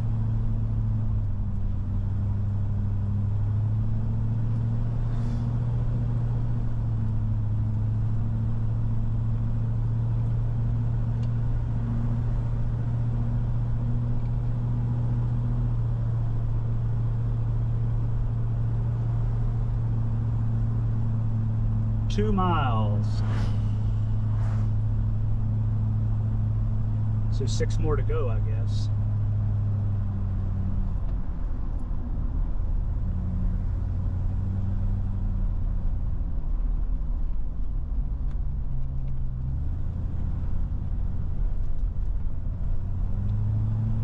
They're doing the real work. Yeah, I don't know how long it takes to hike. I guess you can hike. There's a trail. Actually, I saw a guy when he was in Maine at a grocery store, and it had a shirt that said, "This body climbed Mount Washington." So I guess like the bumper sticker. But he had a shirt that said, "This body," which I don't know if I could do that. It'd probably take a long time. If it takes like whatever 30 minutes to go up by car, it's like an all-day thing to go up by foot.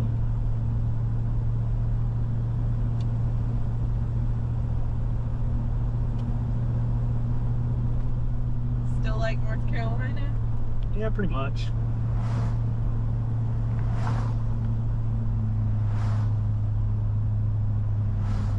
At least going down, you're on the mountainside, so if you gotta like run into the mountain and stop, you can do that. Look out there.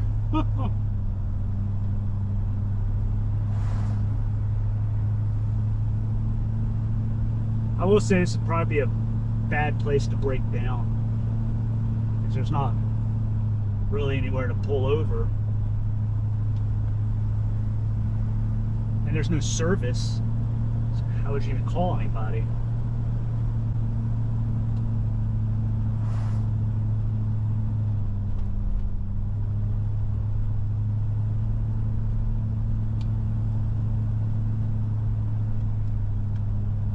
Co's Bridge.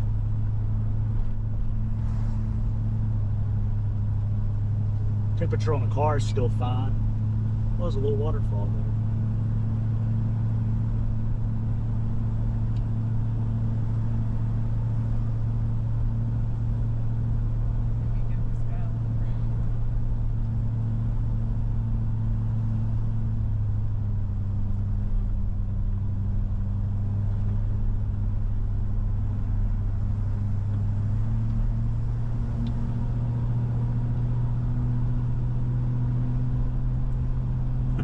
Car was in second gear, so I just put it down in first, because this Chrysler likes to climb.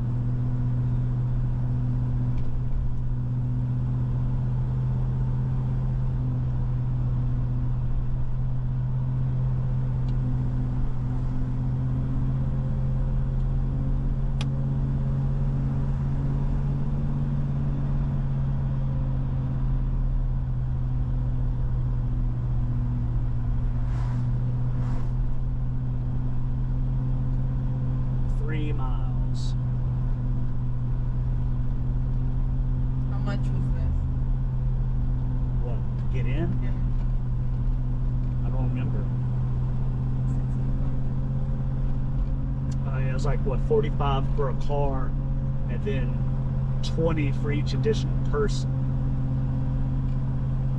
Kind of expensive just to drive up a mountain, but I guess that's part of it. Well, I guess you get the bragging rights.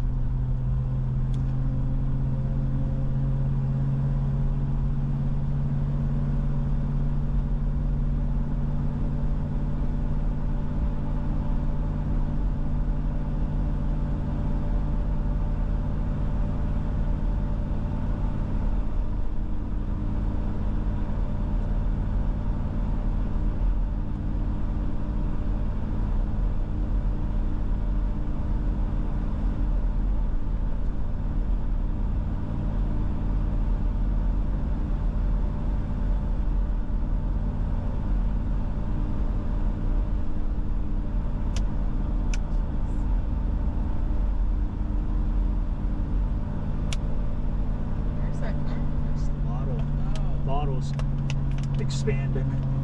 Oh, rocks.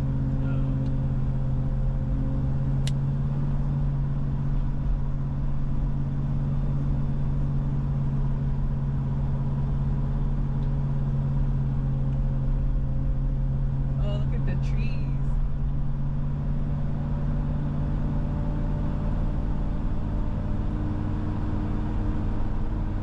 More alpine type trees.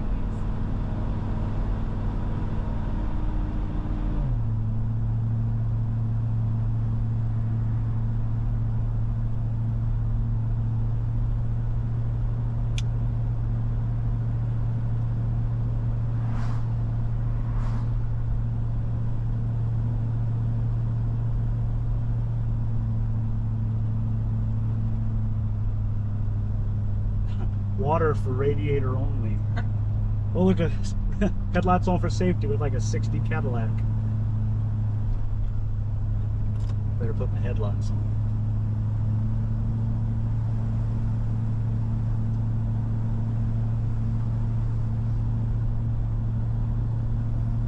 This is a pretty narrow road.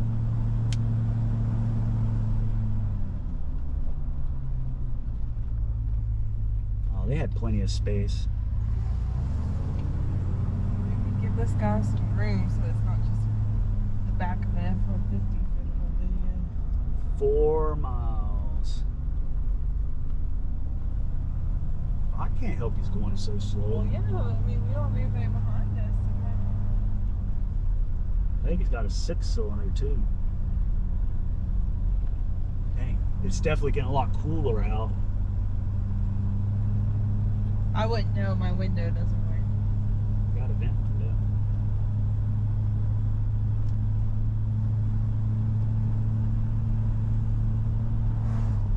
Oh man,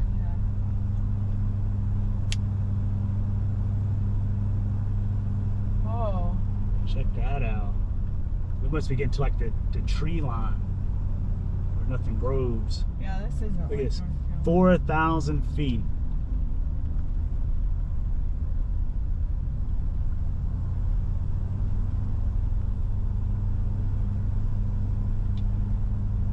They got an arrow here, I guess.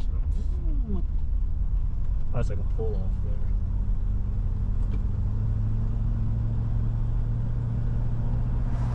It seems like everybody's like staring. Like, what in the world?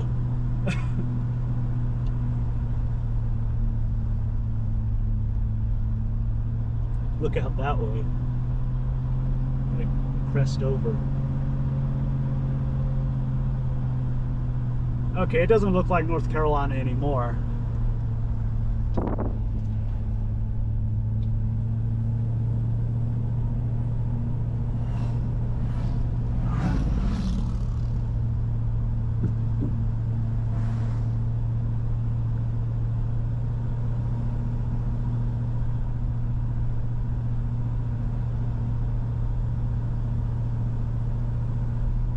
Wow, look at that.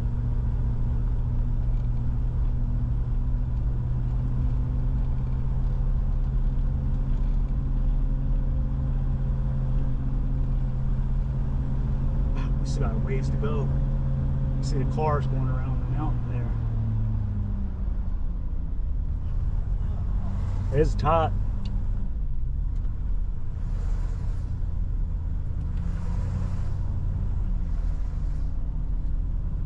Yeah, some of this is like single car only.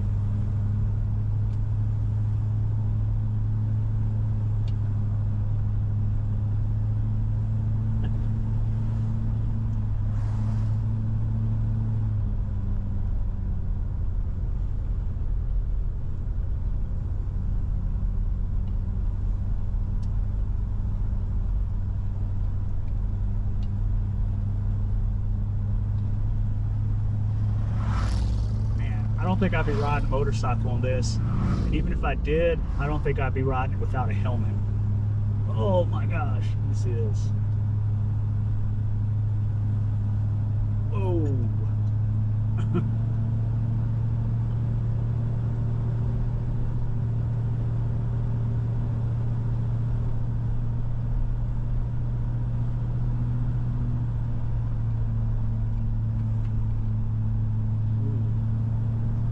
Ooh, that's hot.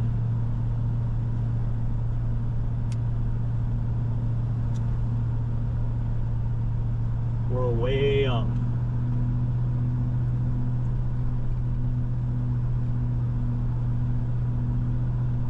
What if I get scared and you have to drop the car back? Oh no. I'm feeling lightheaded.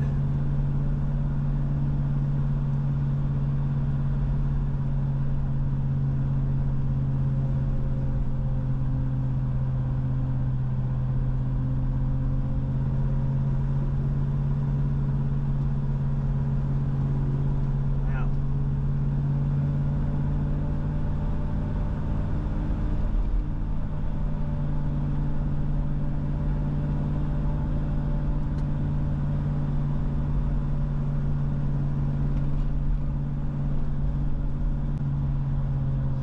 do kind of like having the car in front of me, so in case like they roll off the mountain, I'll know not to go that way.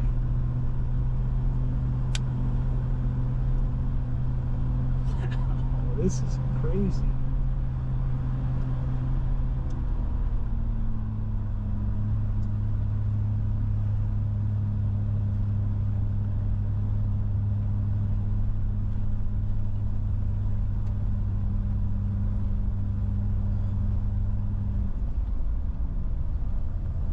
So tell us about your fear of heights.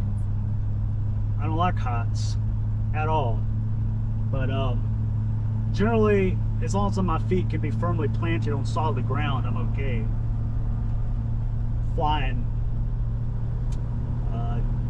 high, climbing up the high areas like on roof snow. So far, this doesn't seem so bad, but no guarantees.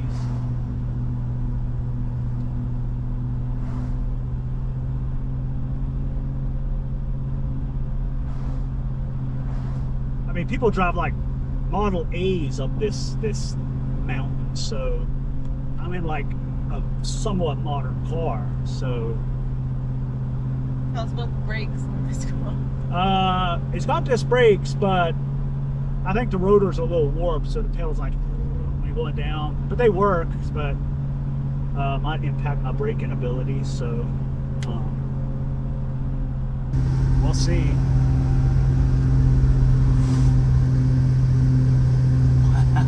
Look at that.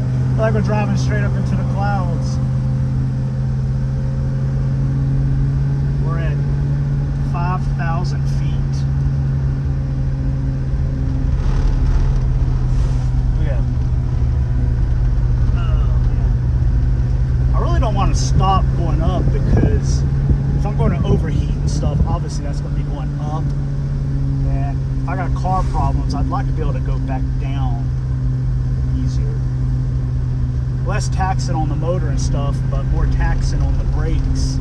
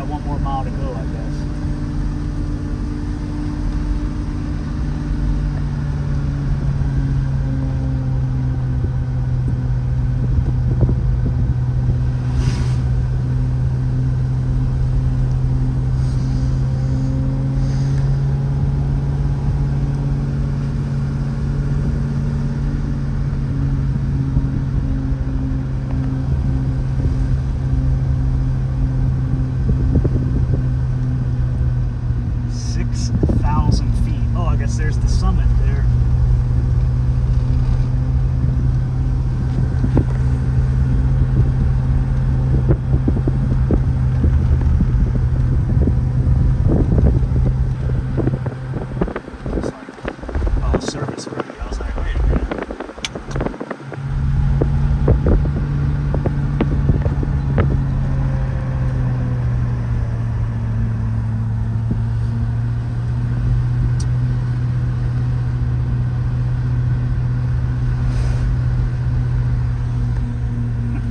I think my GoPro isn't on anymore. Oh.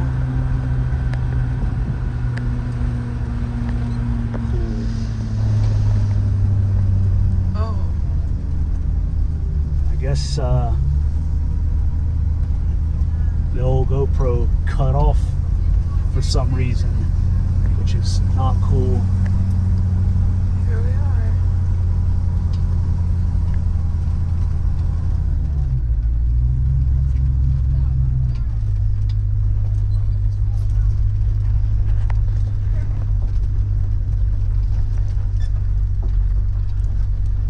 Let's stop. Wouldn't want to be driving that.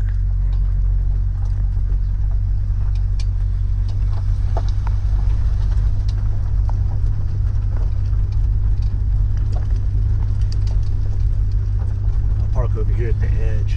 Dang, I can't believe the friggin' GoPro just shut off. Oh my god.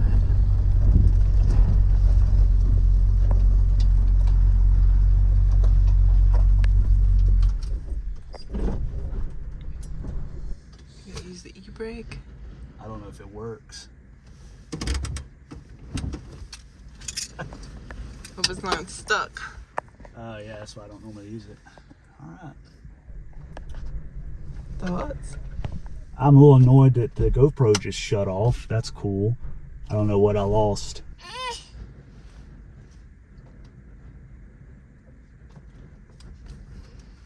Why do I buy things if they're not going to work? Anyways, we're at the top. That wasn't so bad, but I guess we got to go back down, and actually that's probably going to be the scarier part, so.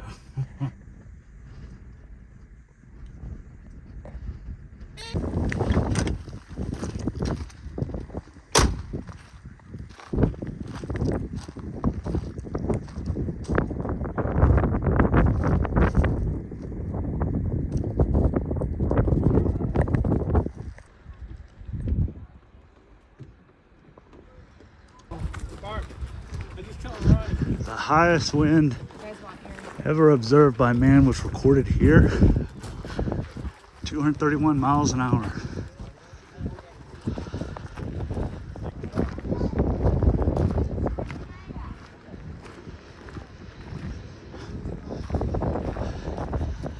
I don't know, I'd be maybe a little afraid to ride the train.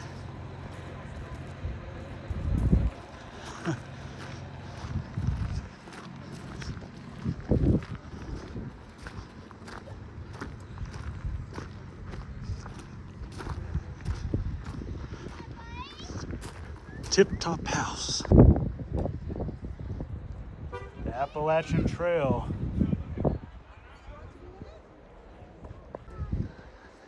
Oh no. Closed for renovations.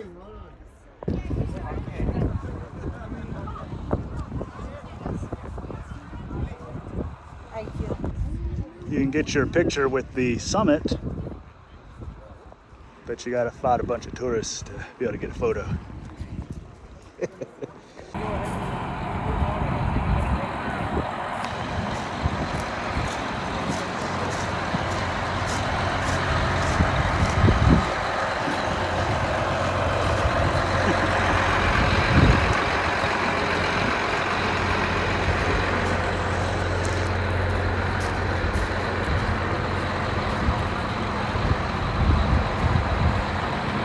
Look at those rails.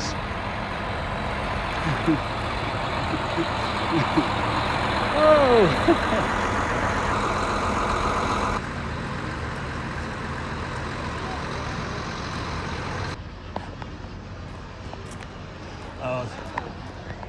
This ain't climbing Mount Washington.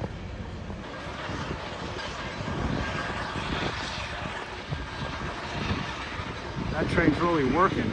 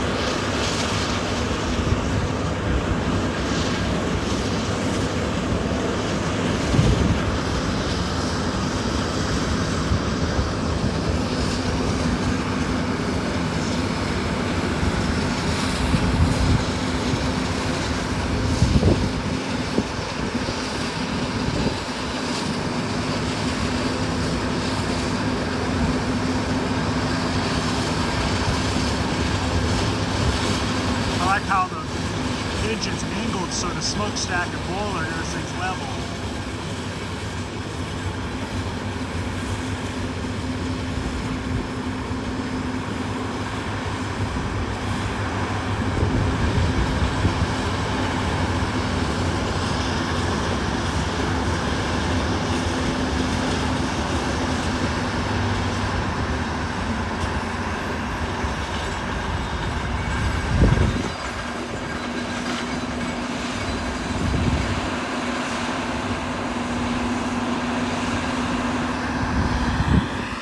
I just don't think I'd like riding the train. I just imagine the train just going out of control, coming off the rails like a crazy train, so somebody said once.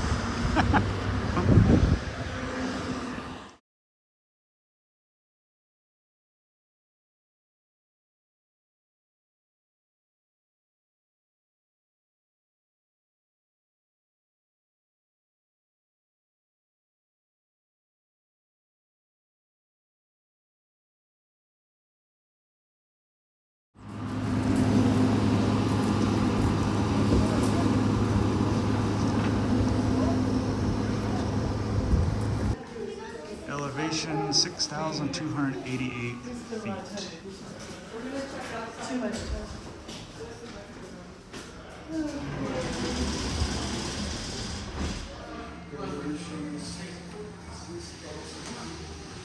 They got a post office. Do not miss your train.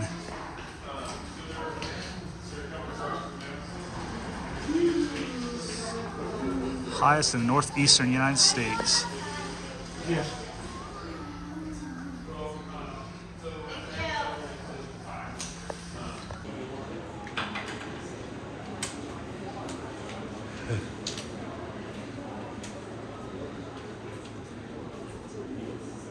Lots of stuff.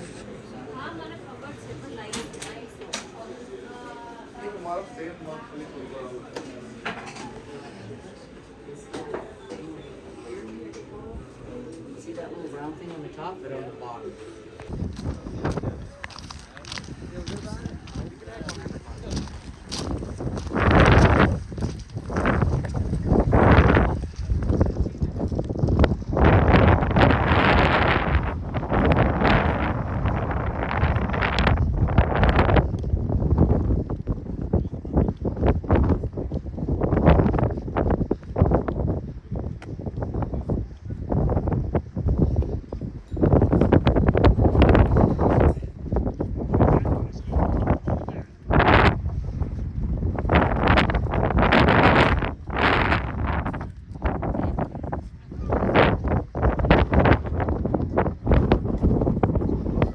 If you go on the train, you get to see the side of things, literally.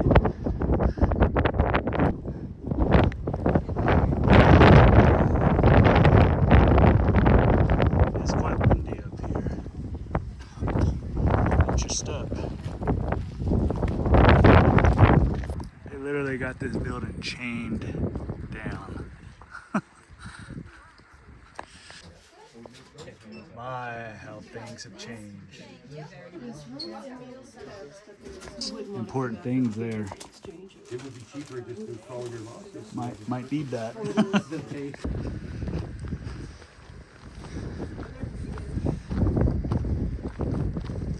But who has done it in a 66-year-old car? Sending this postcard to ourselves as a souvenir.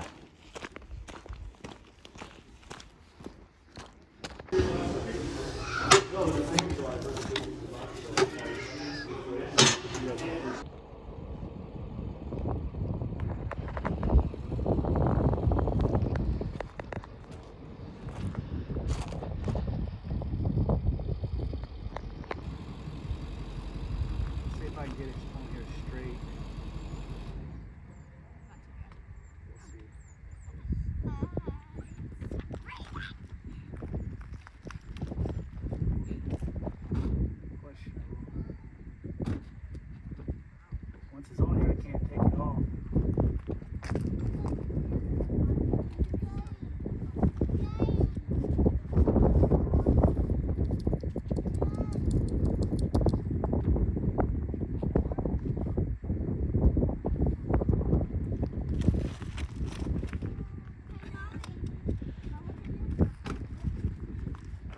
guess now we get to go back down the mountain, so.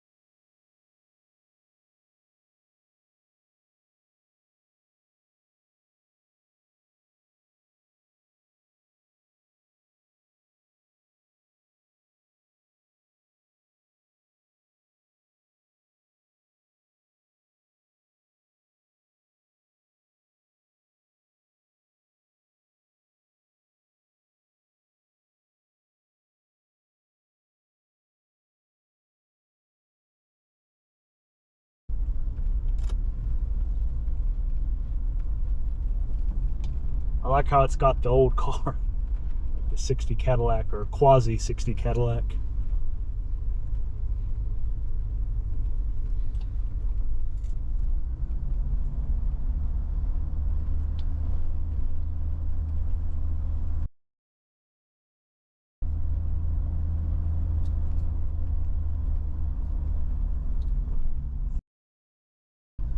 Maybe I should have set my idle down so it's not going quite as fast.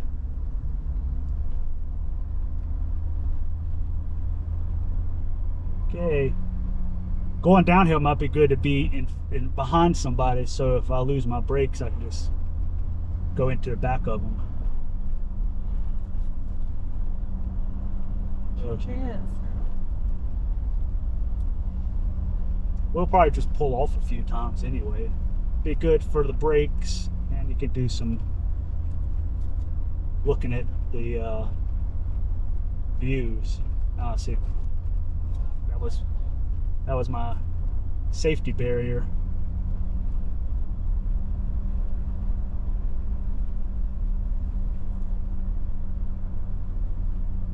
Use lowest gear. Stop occasionally to cool brakes. And it's in other languages.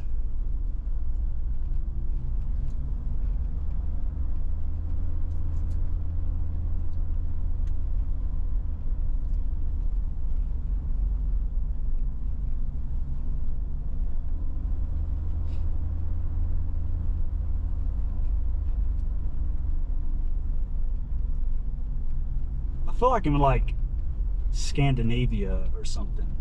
That's what I was gonna say, like Scotland or something. Scotland? I don't know about Scotland. Like the Alps or something. Alright, well, 6,000 feet, 8 miles to go, downhill. I just let off the brake pedal and I'm immediately going.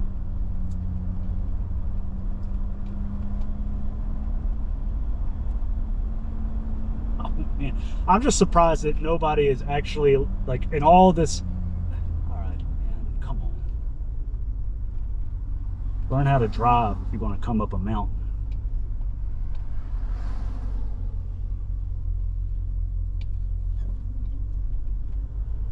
But I'm surprised in this whole time since the 1800s or whatever, since this road has been here, there's only been like 3 fatalities. There's like whatever they said, the stage or carriage or whatever overturned because the driver was drunk and killed a person. Car lost its brakes in the 80s, killed a person, and a motorcycle crashed and killed a person. So like 3.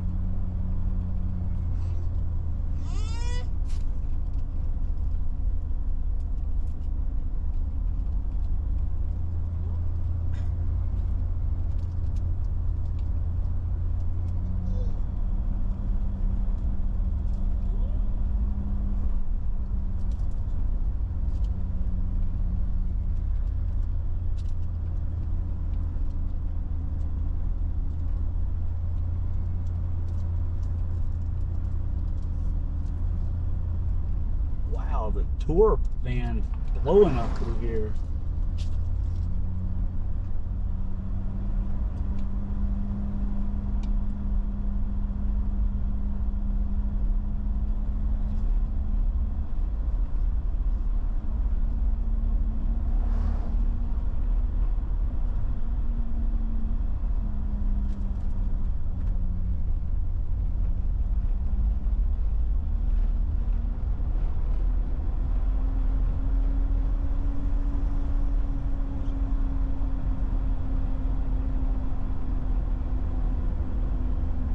challenge accepted. Put it in neutral.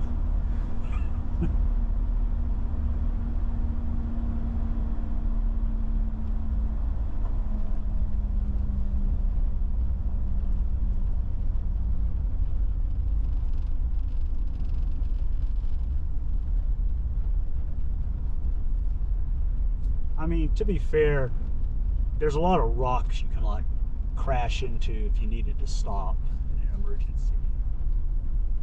Maybe.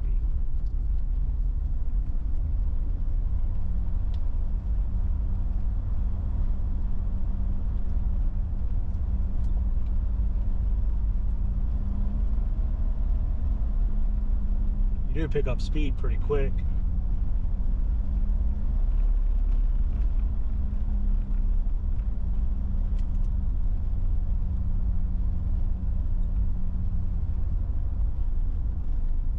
Look at this. It's the hairpin.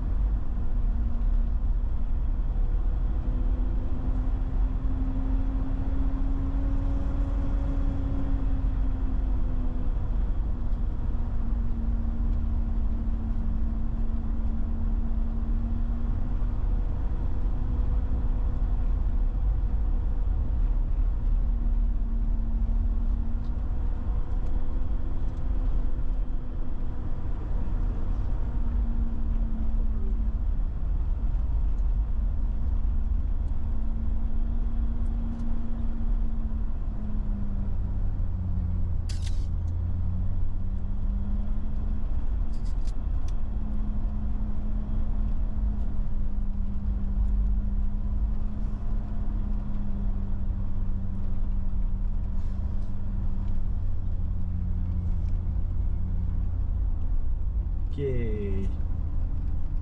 Guessing they're stopped, so.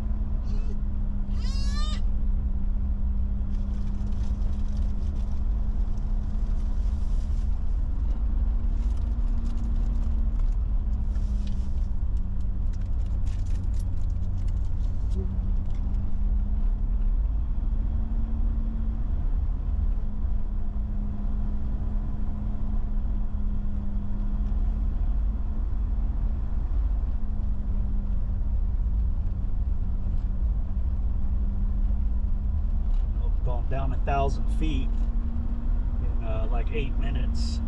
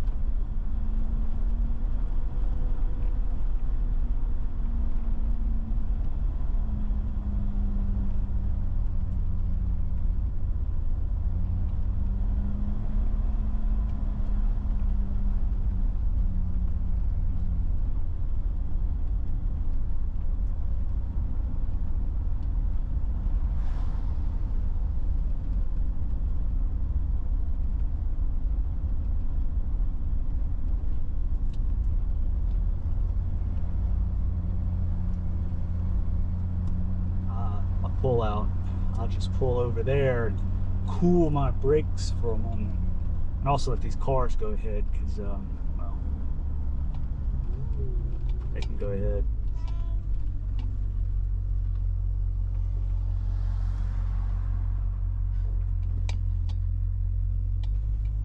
I'll pull out this pull out here, it's bigger.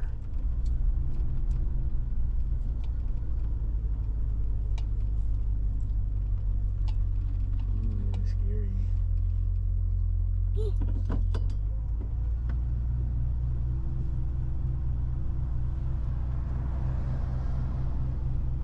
Let's do this.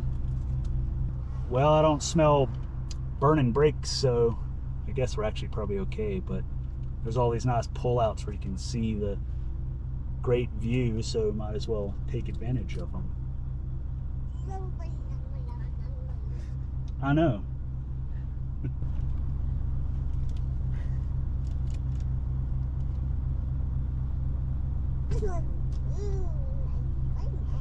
That's just oil, I think.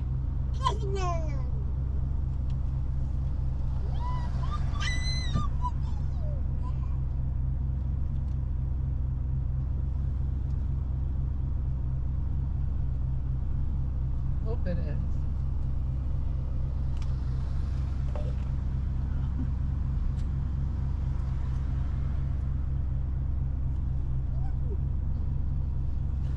I'll take a gander.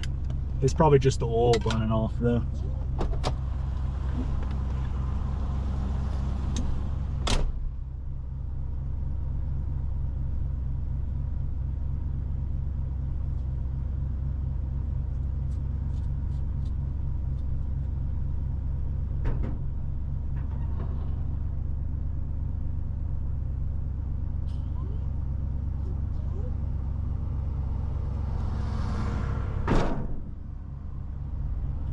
Got a little bit of a radiator leak.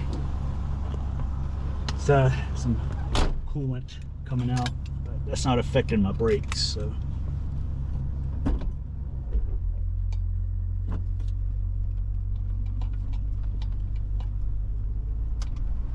Odd it didn't spew any coolant going up the mountain. And now it's spewing some coolant going down the mountain.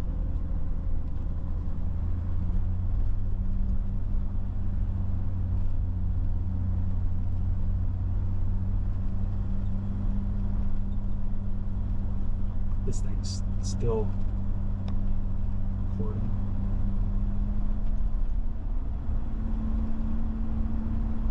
$5 miles. Is that 5 miles to go? I guess. Look at the road down there. Oh Lord.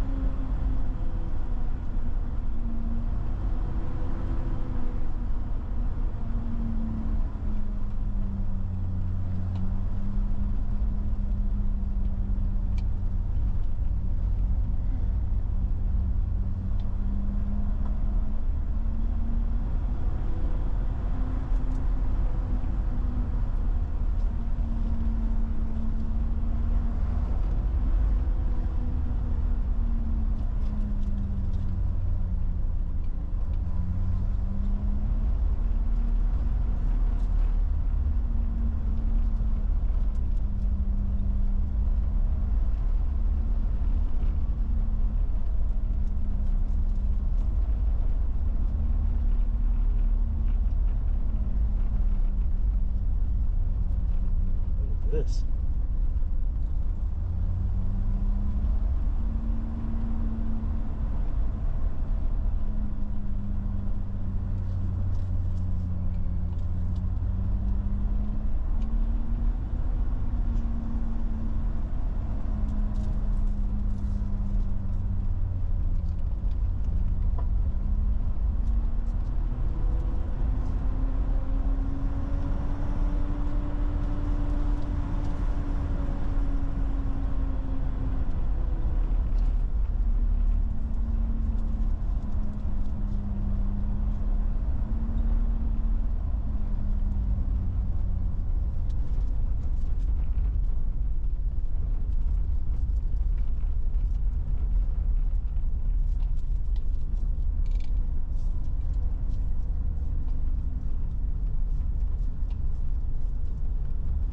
4,000 feet.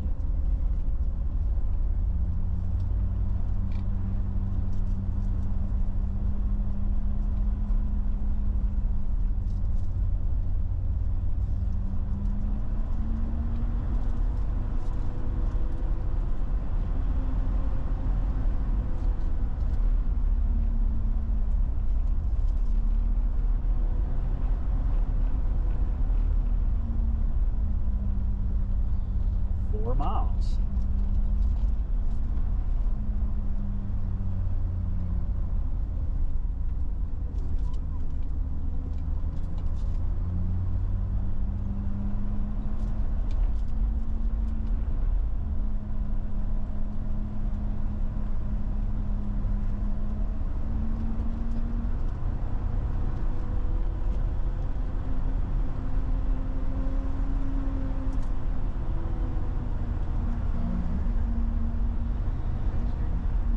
Stop here anyway, since might as well. Look at all these cars. Oh, that's probably just from their air conditioners. Never mind.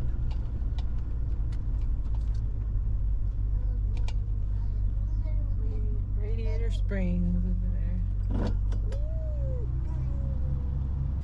Actually, I think it's my top tank here is got a little bit of a leak.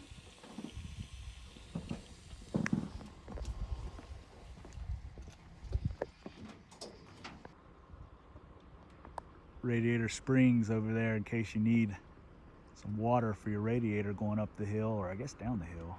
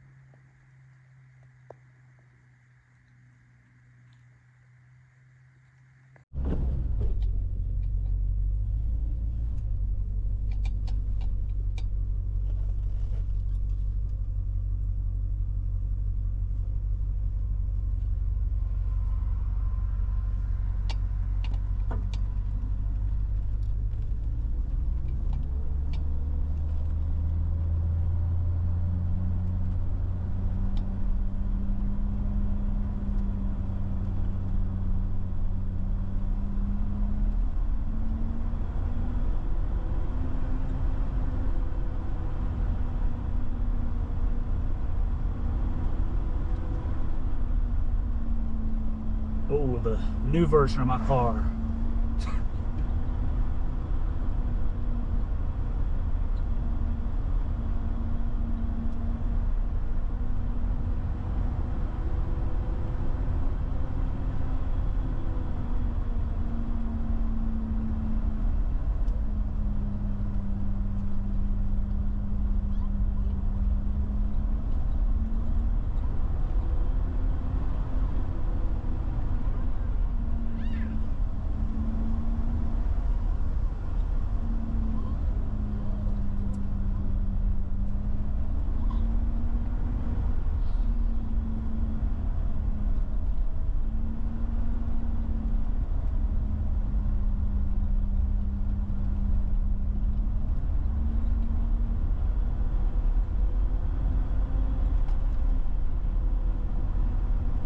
Car's actually running as cool as it's ever ran in my life.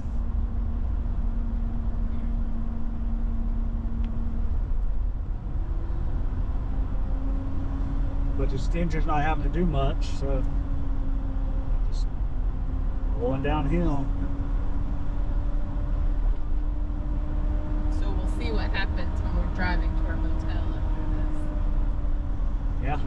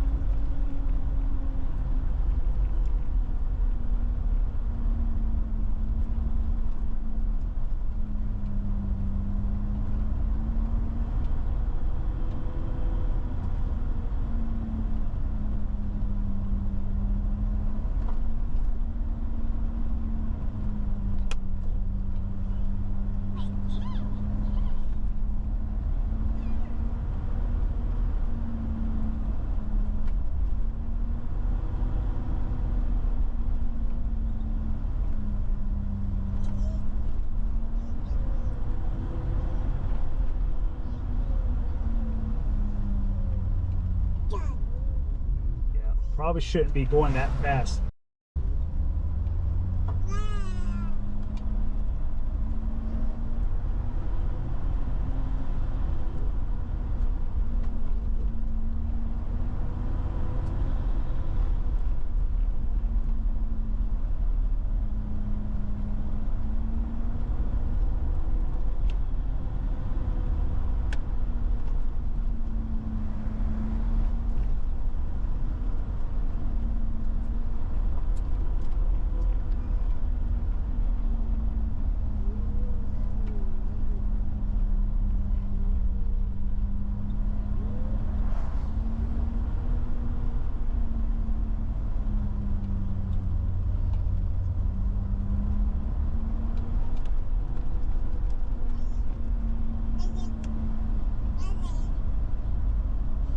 Getting that extra commentary.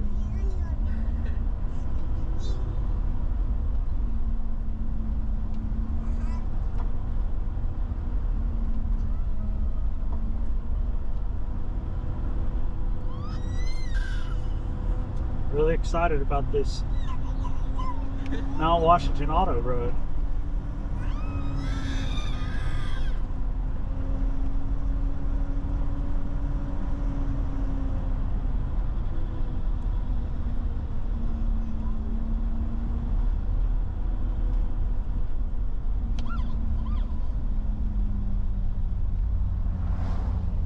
Some bold people, I guess.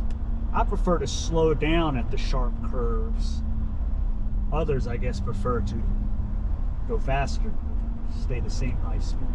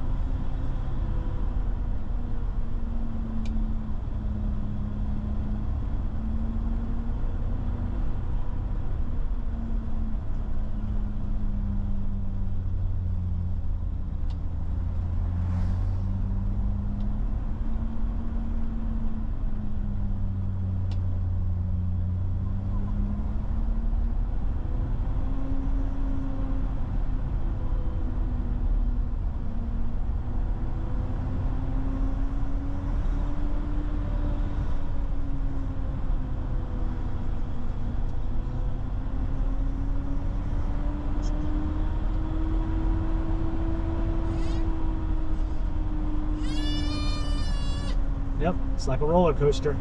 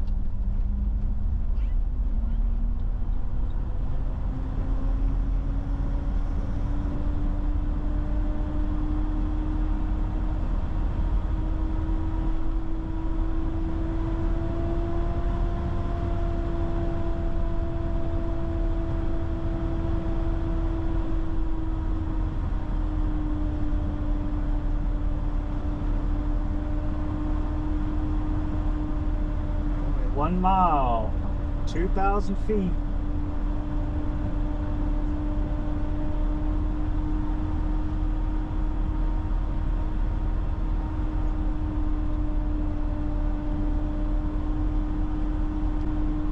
Where we're going, we don't need brakes.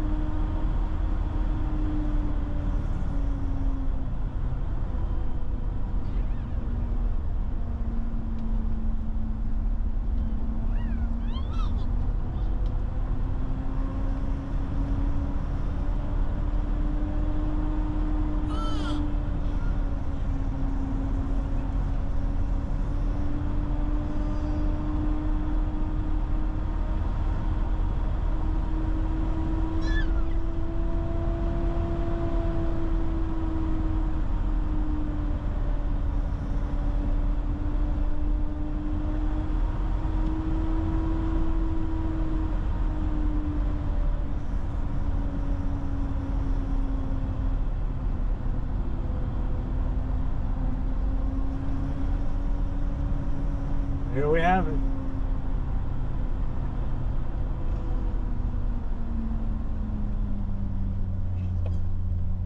And just like that, we climbed to the top of Mount Washington, went back down, no problems. So, a little hairy in places, I guess, but not that big of a deal. And if I can do it in like a 66-year-old car, y'all can do it in whatever car you might be driving as well.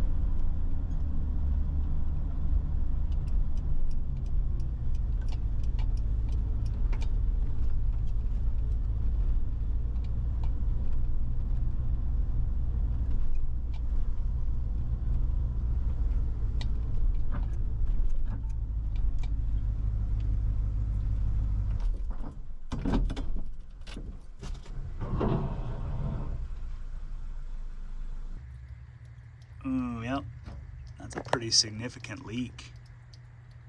Might have to get my radiator seal out. Nice. There it is. I can fix that.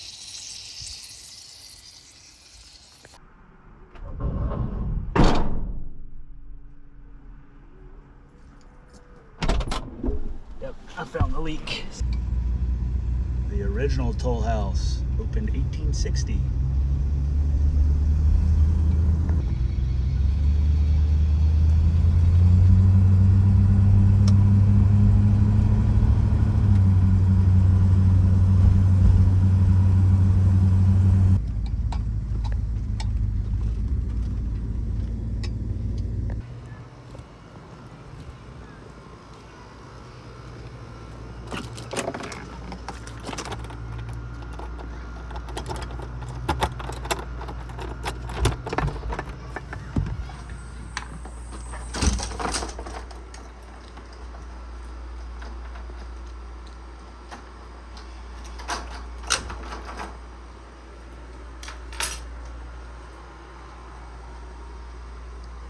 Oh yeah, the old Honeywell. Been updated a little bit, but still got that old charm at least.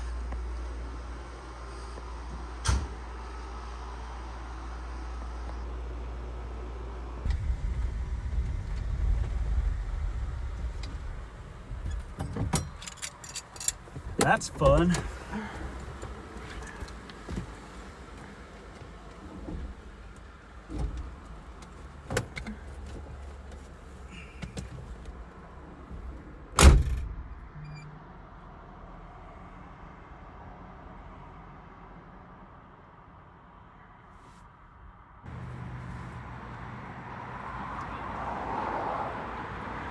That's when you're low, you're low. Oh.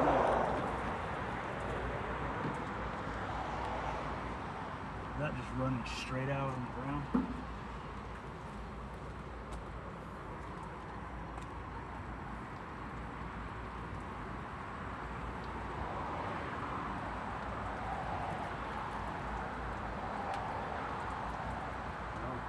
This may have ended our vacation.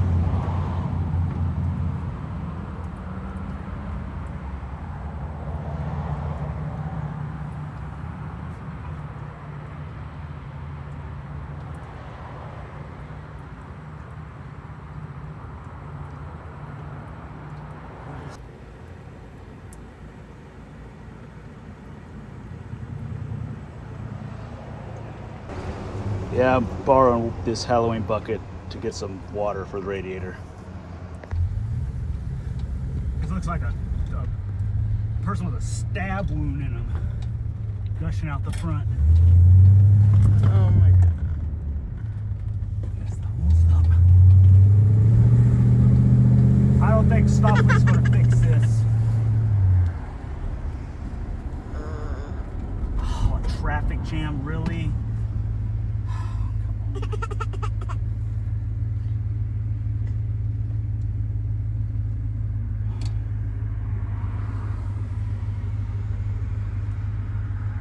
Come on, come on, come on. Let's go, let's go. Get a move on, let's go, come on. That light's gonna turn red. Yeah. It's about to turn red.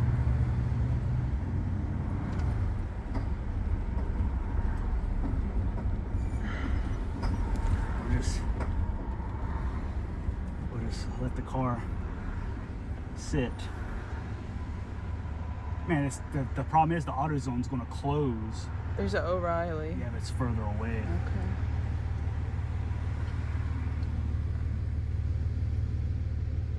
That's great.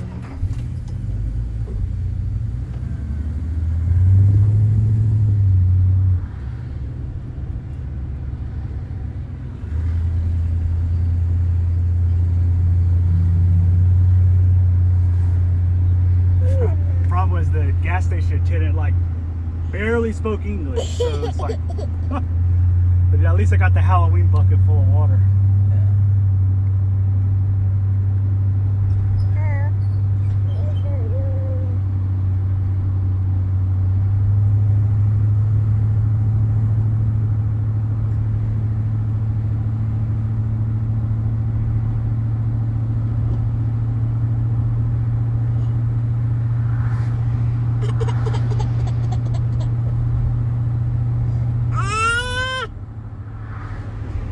State.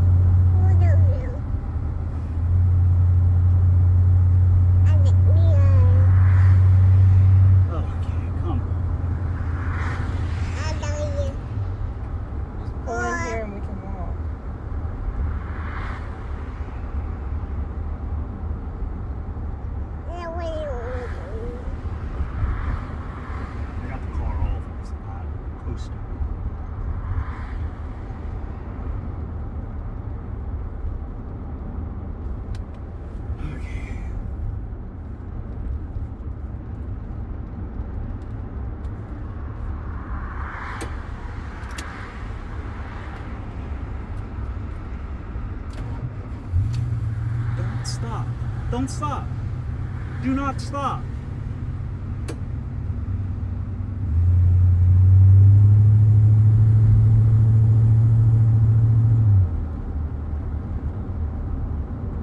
Wow, going like 25 and a 35. Unheard of.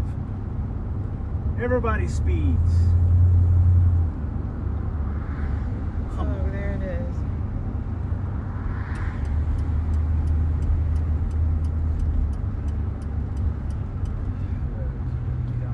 Come on. Oh gosh, come on. Come on, let's freaking go.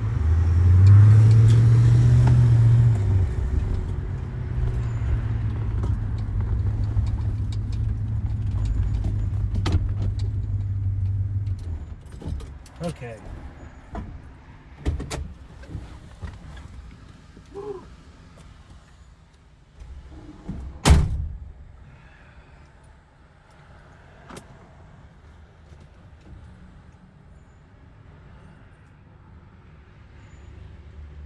What do I do with those gloves? Hope I didn't.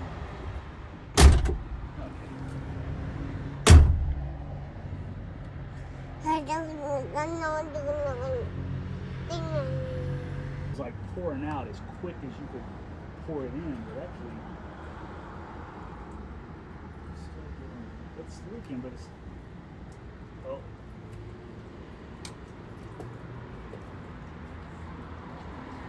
Can't tell if it's coming out of bottom. Is it? It's coming. It's pulling up right down there. It's overflowing. Yeah, you see how it's all sitting down there?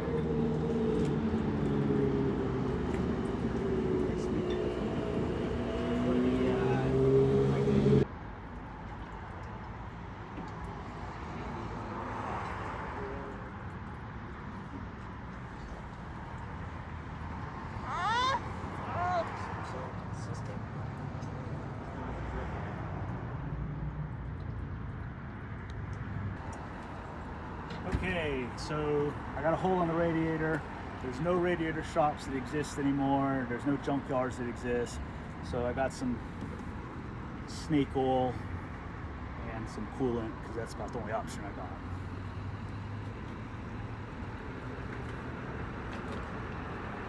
Let's see. Lines are cool. Okay, it's cool. Radiator cap can be safe to remove. Yeah.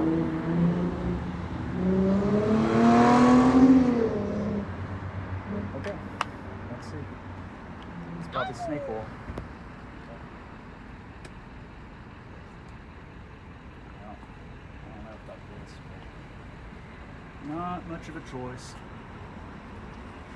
Oh, it's like syrup.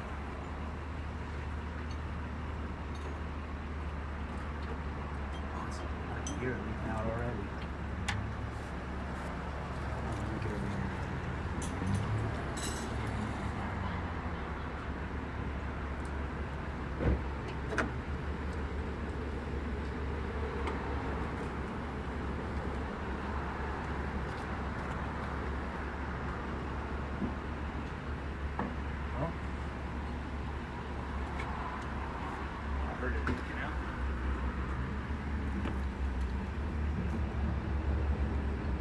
Maybe it already worked.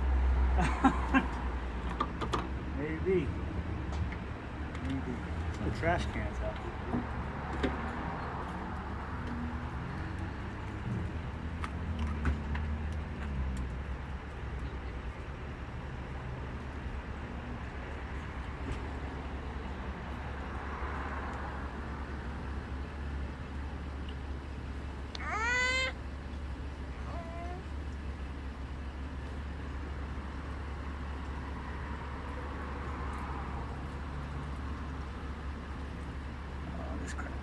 This ain't gonna work.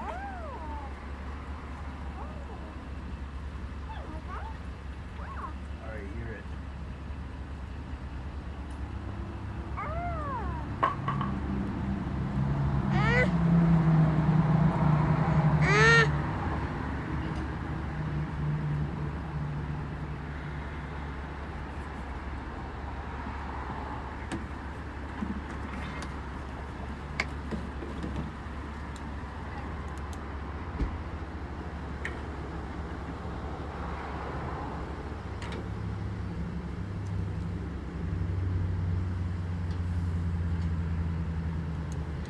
some remnants of it.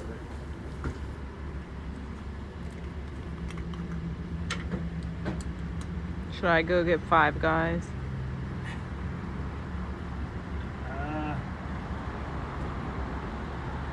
Might not be a bad option given the situation.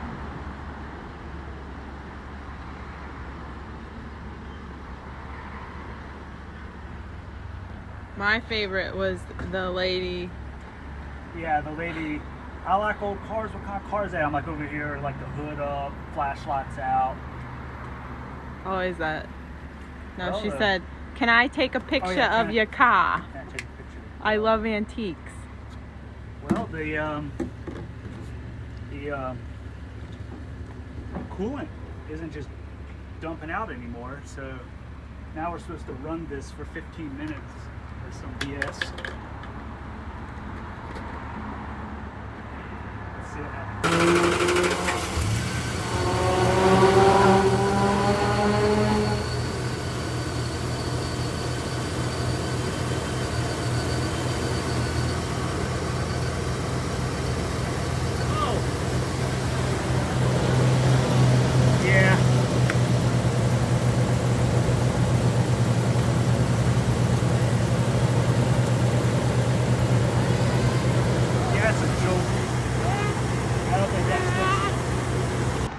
Well, this might be the end of the trip.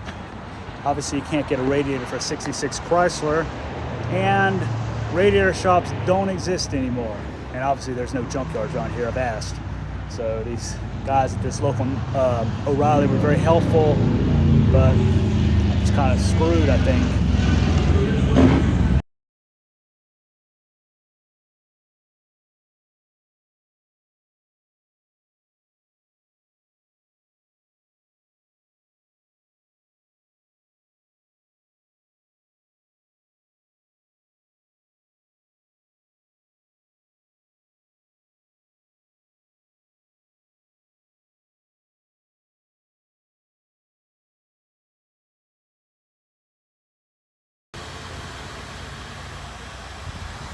Nice one.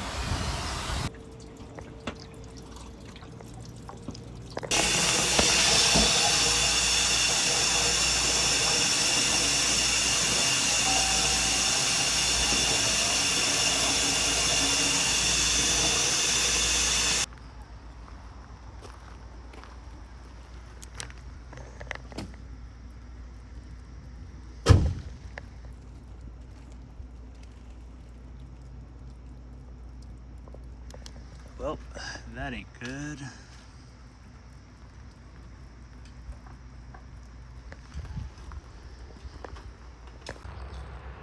I am here near Intervale, New Hampshire.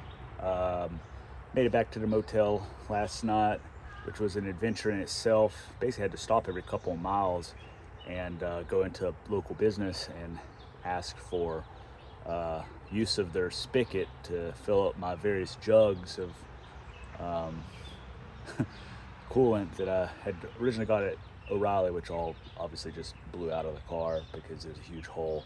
But I didn't really want to stick around in town, and yeah, so I just wanted to get back to the motel. So it took a little bit of time, but I drove the 10 miles back and just had to stop, like I said, every couple miles, refill, and then blast off again. Hopefully I can get this thing fixed. Well, the radiator I did notice has coolant gushing out the front through the AC condenser. So today I'm going to see about removing that so I can maybe see the hole.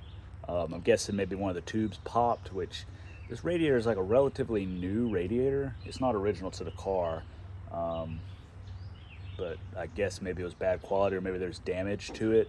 But anyways, I've never really had a new cord just pop for no reason. So that was unexpected, but luckily it happened here, just cruising through town, other than on the mountain, which would have sucked either going up or going down. I would have needed the motor to run. So, and yeah, so count your lucky stars there, I guess, because got back to civilization before that happened. Yeah, plus I drove all the way to the motel from Mount Washington and everything, so it's kind of odd what happened. I'm guessing the core had a flaw in it or a damage, and it just decided to let go in town.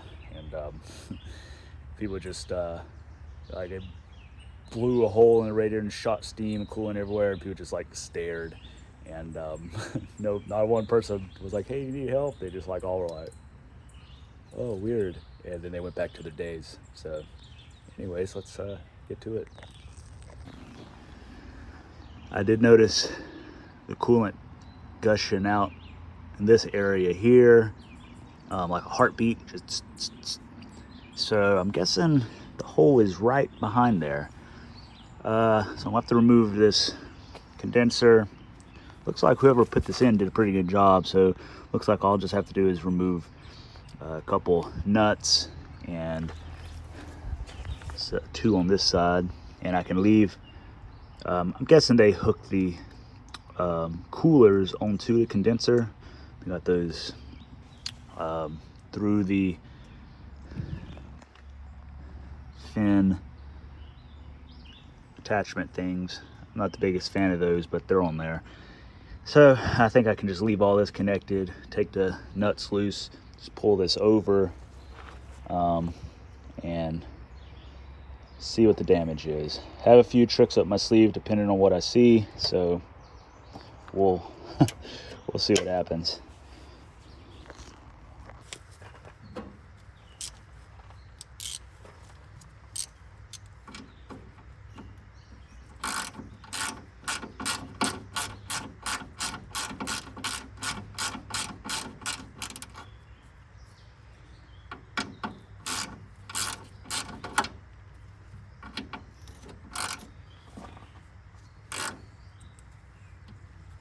Of course, the nut is turning, or the bolt is turning. So I'll have to try to get something in there to hold that one at least.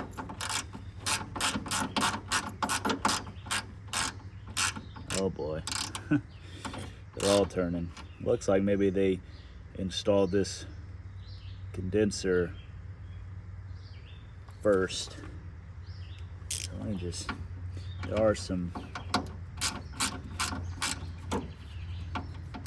looks like they made a bracket for this. I think I can actually take it loose using those bolts. At least hope that that'll work. Let's see.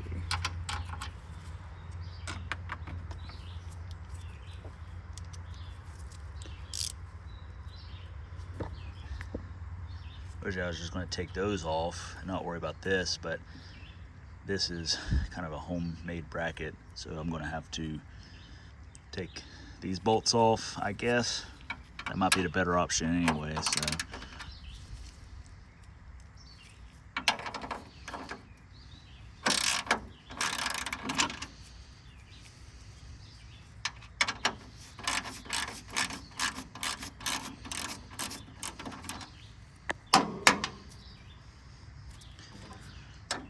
Let's just hit it when the bolt is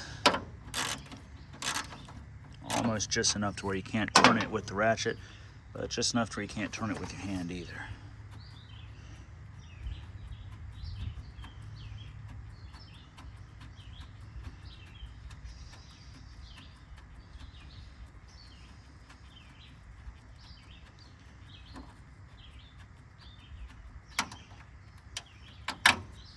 Watch me not be able to get this thing to line up and go back on after I take it off.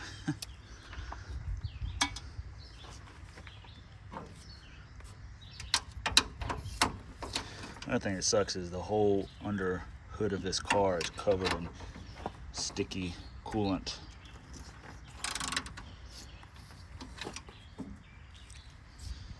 Get an extension.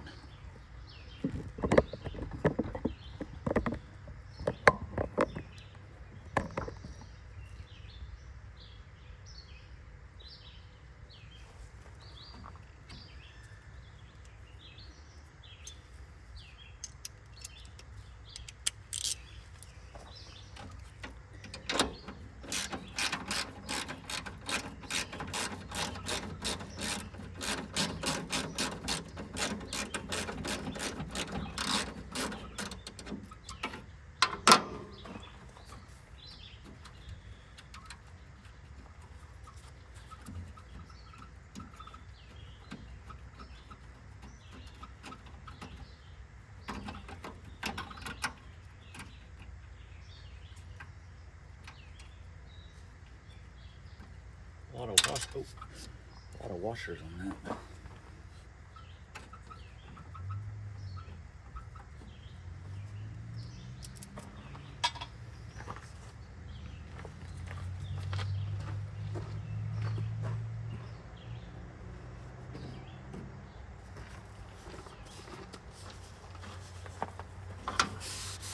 Wipe some of this off. It's just getting all over me.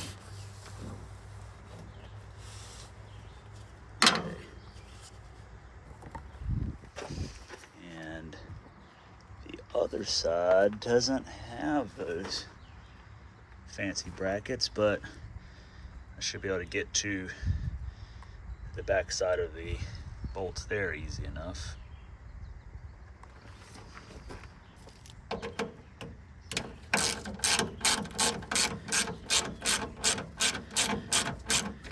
See this one, they put a nut on the back side of the bolt there.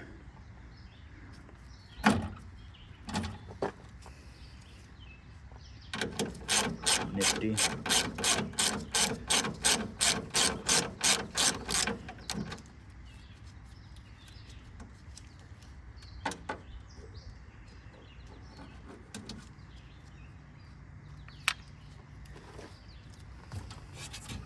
Oh, this one down here is pre-loosened.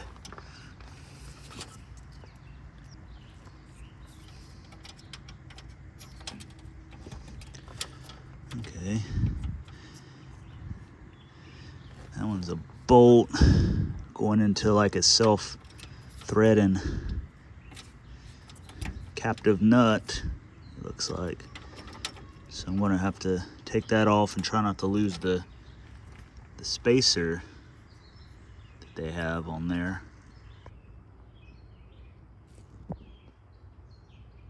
Okay.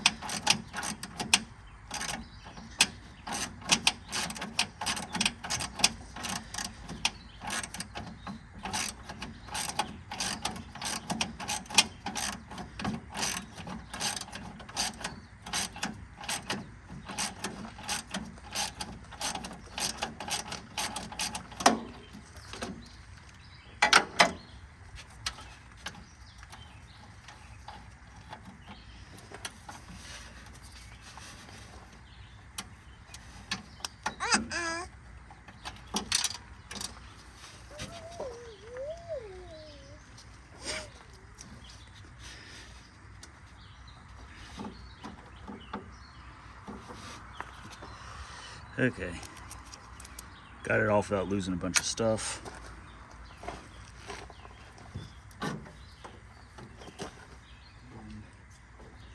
Pull this back.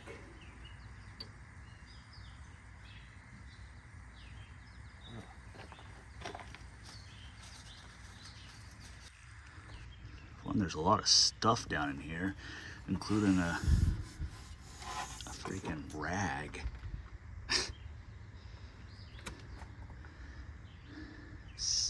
That's a cigarette butt down there. Cool.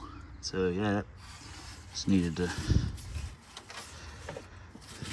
come out anyway. Golly, bunch of chunk in there.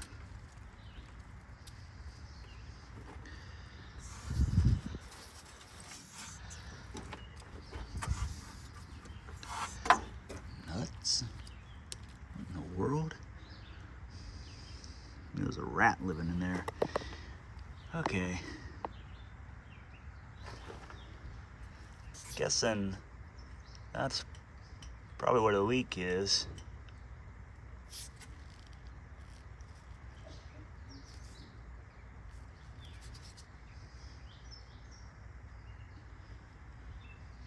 All right.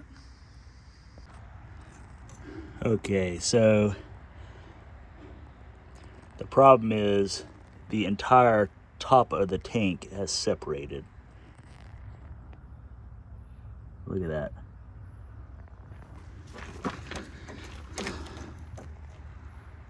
Not sure if I'm gonna be able to fix that one.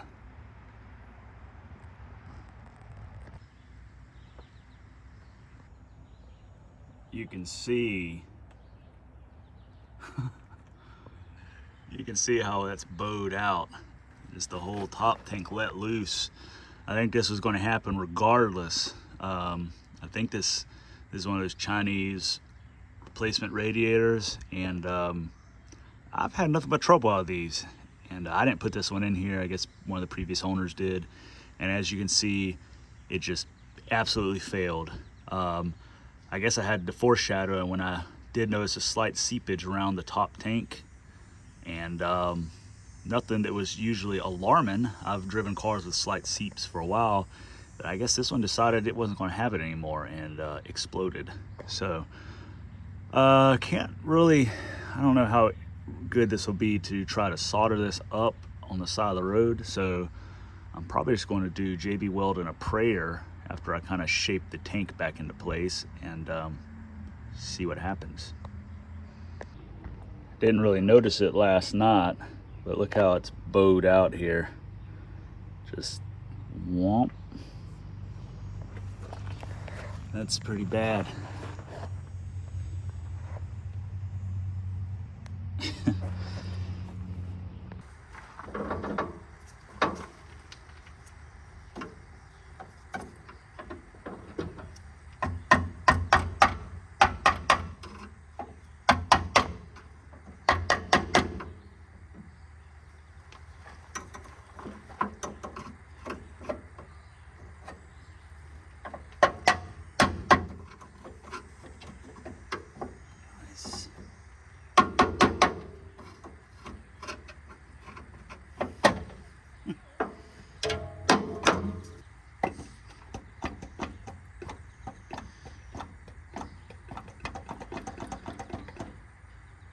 Yep.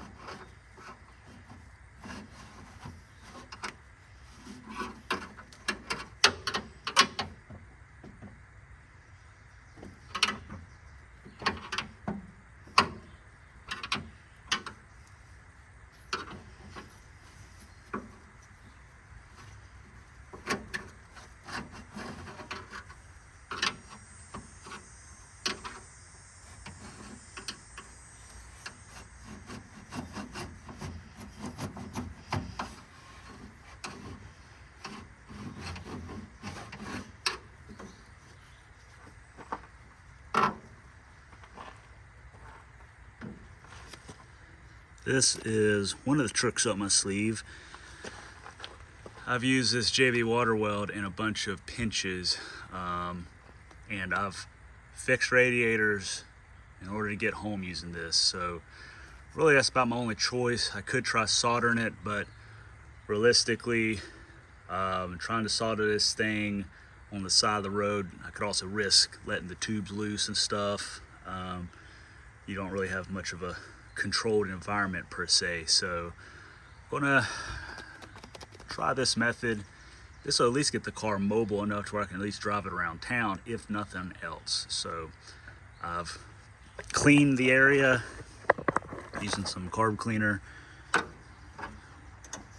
and you can see the solder just let loose. This shouldn't happen. I've never had this happen. I'm just going to go with crappy radiator. So I'm going to fill this thing up with goop and bend it kind of back into shape, let it set up, cover it with some more, maybe throw a ratchet strap on there and see what happens. So this epoxy, you just cut off what you need and then knead it together, and it hardens pretty quick. So you want to work relatively quickly so it doesn't get hard on you while you're working.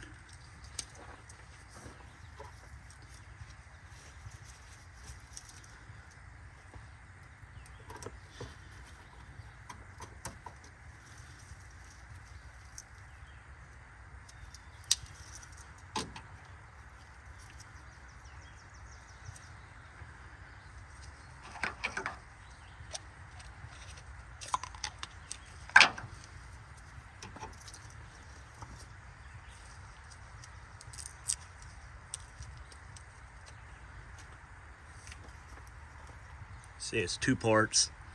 There's an inner part and outer, and you literally just knead it together.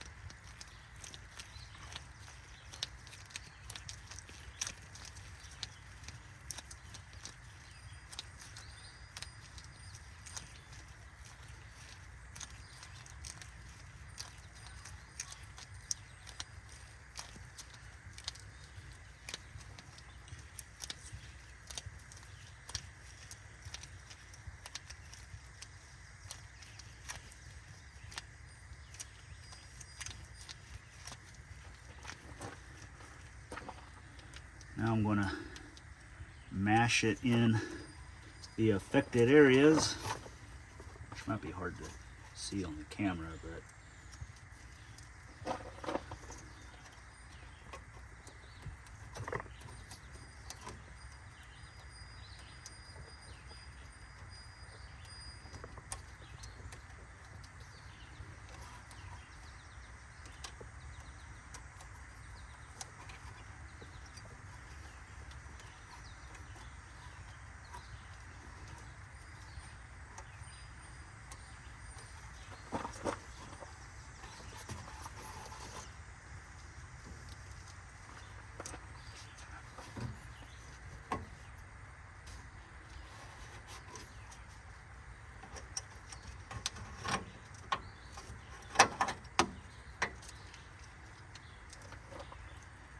not a lot of space to work here.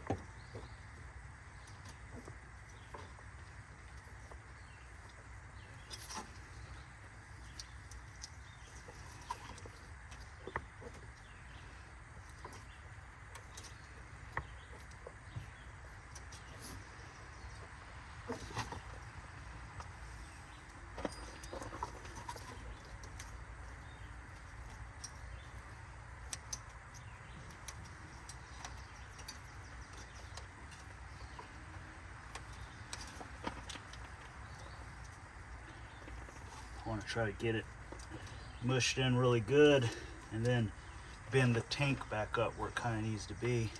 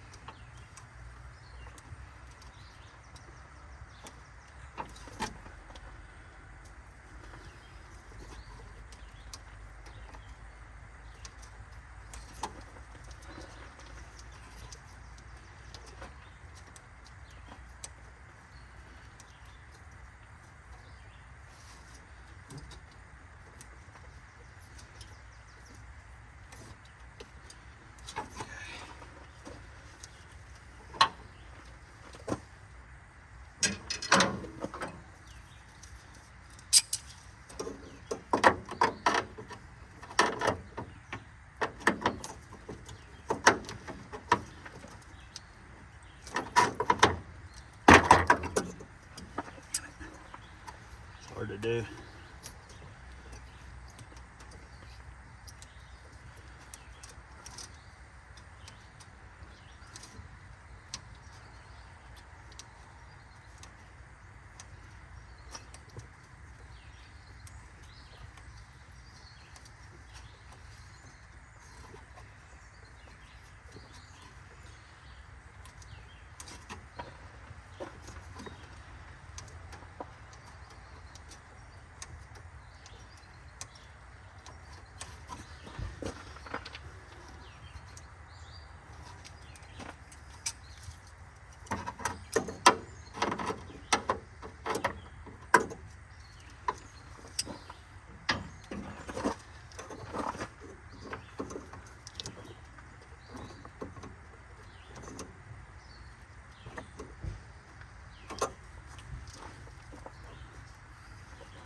This would be easier if the condenser wasn't here.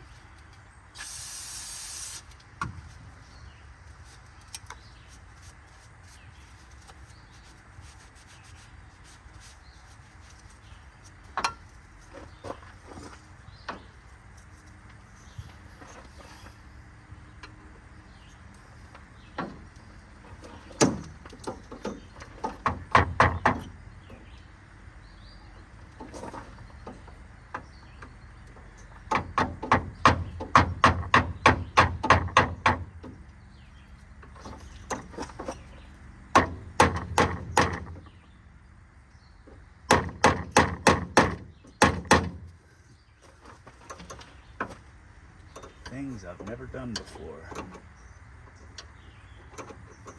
and other fun stories.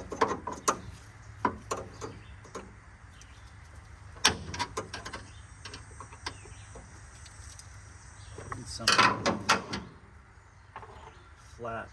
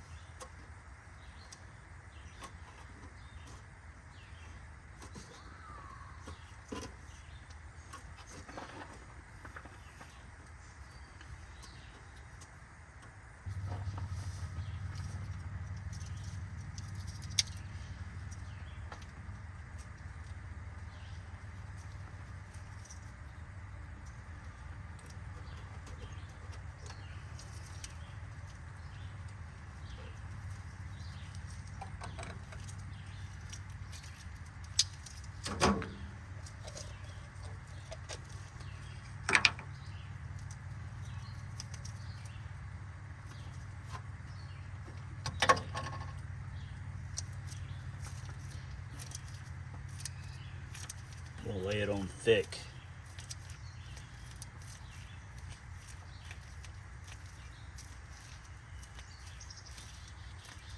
You can also like wet your hands if you need to in order to be able to mold this better and whatnot.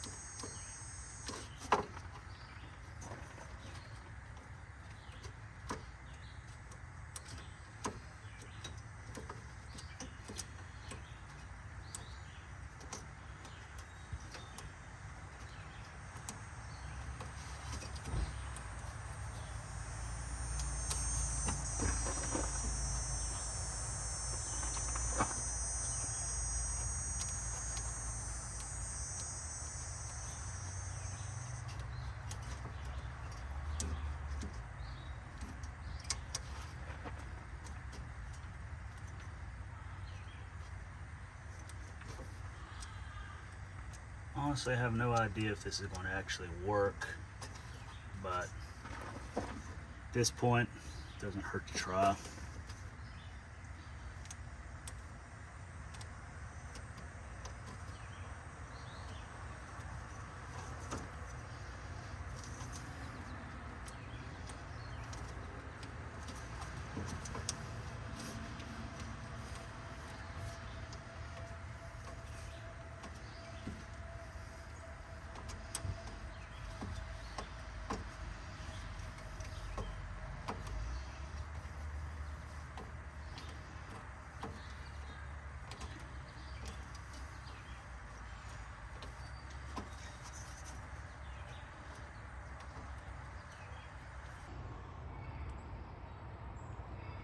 Is it pretty? No. Will it work?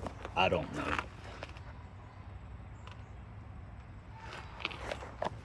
But it's better than a gaping hole.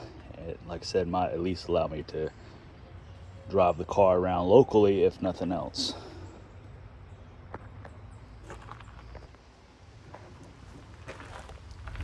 All right. Got everything buttoned back up. Still need to dump some coolant in, which I guess is just going to be water, because if this thing doesn't hold, there's no sense of wasting a bunch of expensive antifreeze. Anyways, I guess we'll see how this works.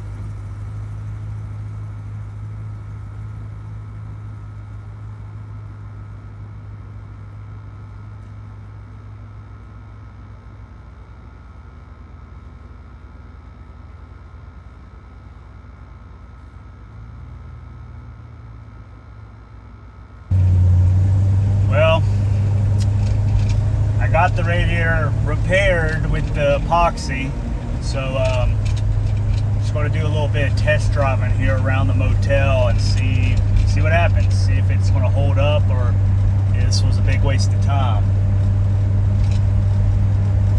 All right then.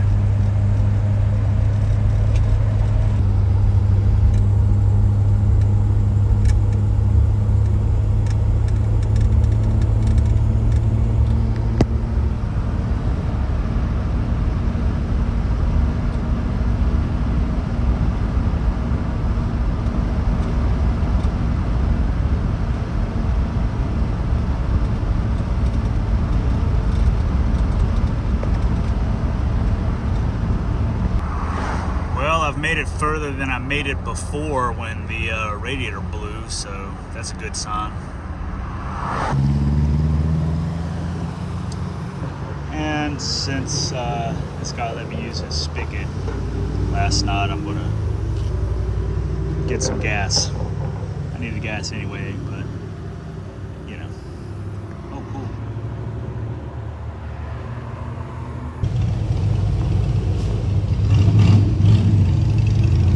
Looks like the repair is holding so far.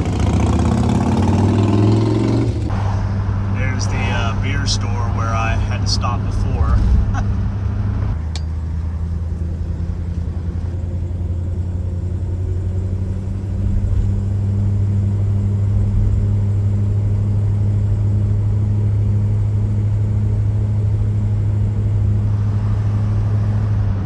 So far, so good. Will it make it 1,000 miles? That's a question.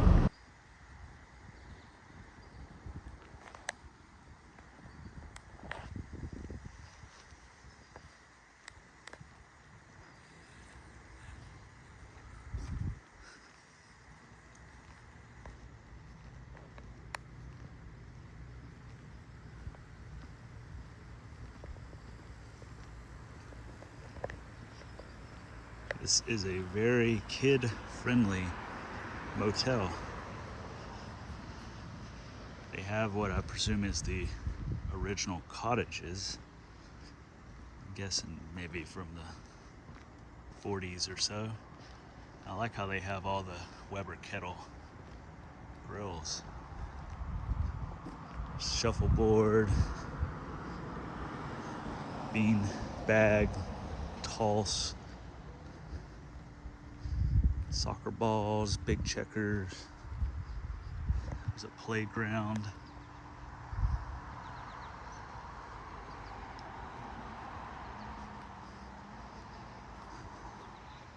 One of those things that I've totally forgot what they're called now.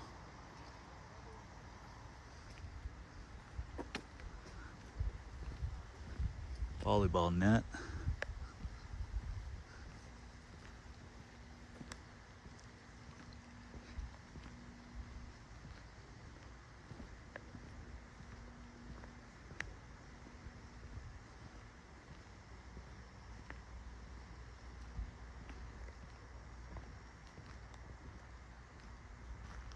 It's like the big cottage over here.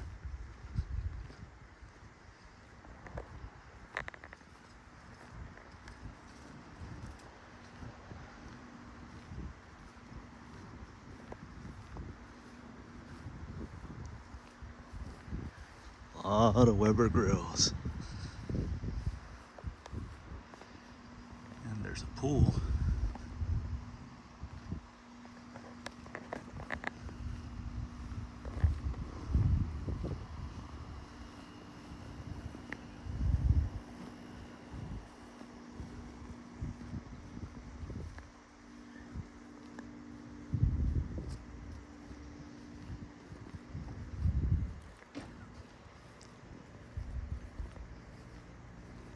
Another playground with tons of toys,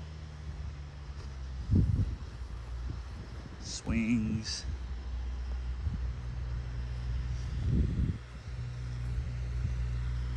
then there's the motel portion here in the back, which is all that was available, so that's why I'm over here in the back. Curious what the cottages are like inside.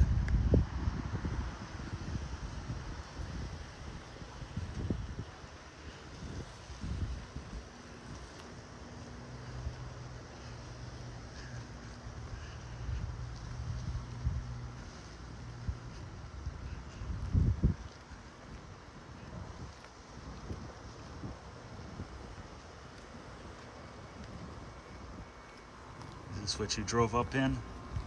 Oh yeah.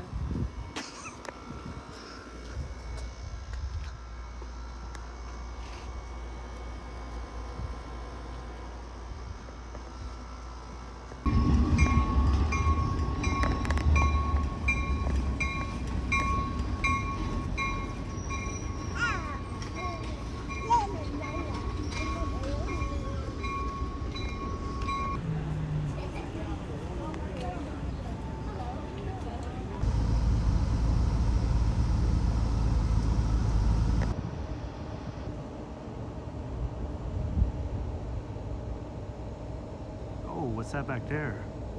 Like a 30-something other Oldsmobile?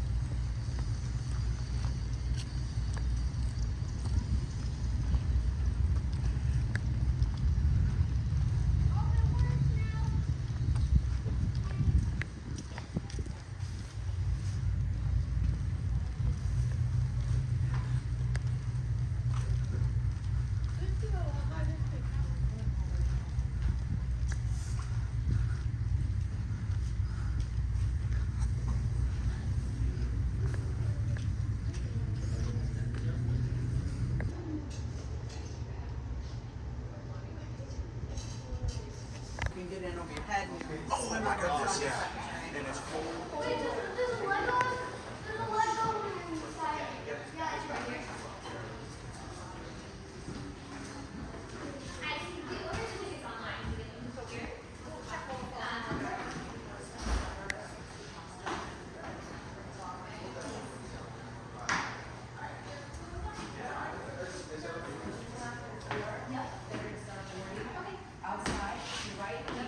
Okay, thank you so much.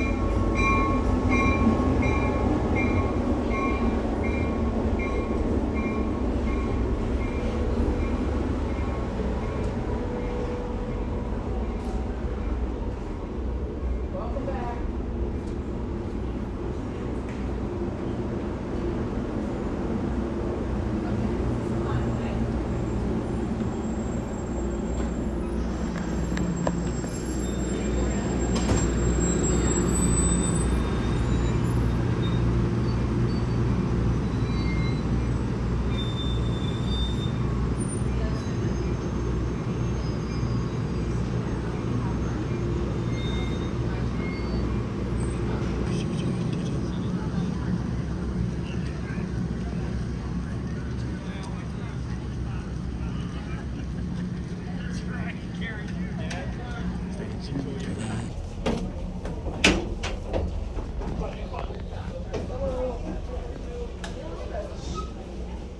do you want to be? This is the Mount Washington car. It features my car.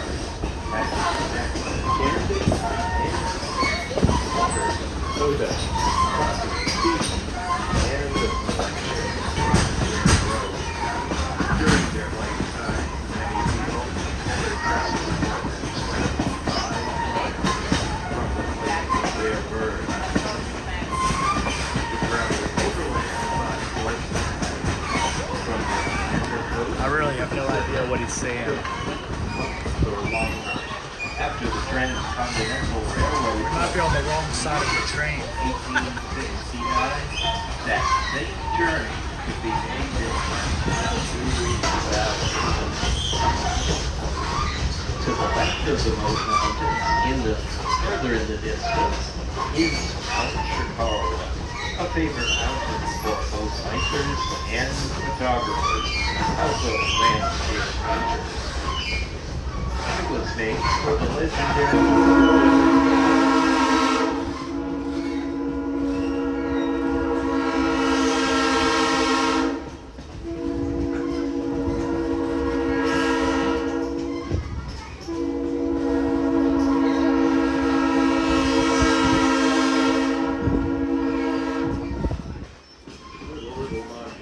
It runs 2 long glass, a short glass, and a long glass. Just before the train this is standard operating procedure on railroads throughout the United States. It doesn't span the inverted bridge here now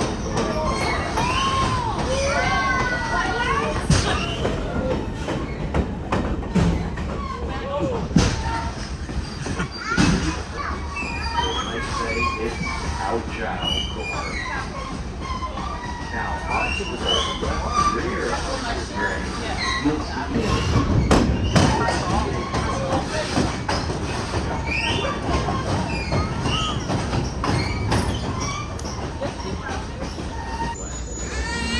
railroad terminology. This is all state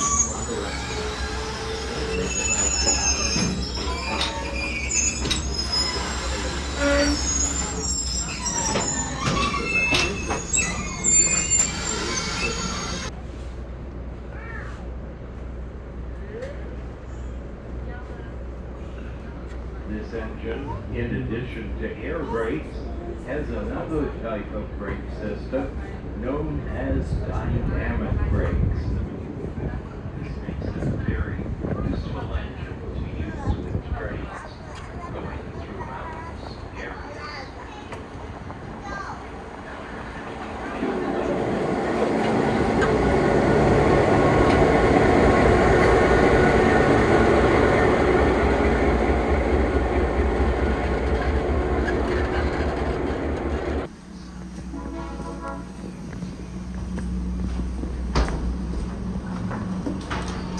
Private car. We're moving. Just in time. Perfect timing. Right, Mom? Felt a little sick, I'm not gonna lie. 2 cars forward. What? Oh,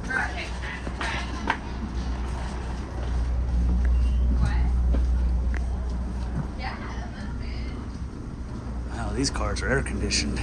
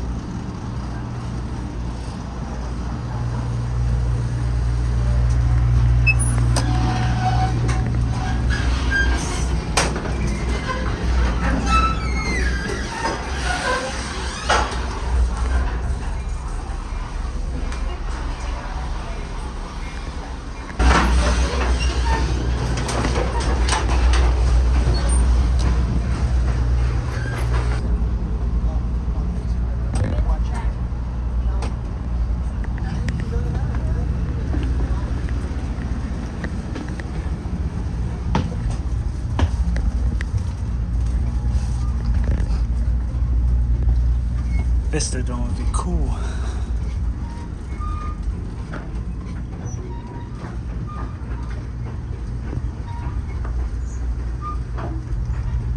Oh, look at that. Neat.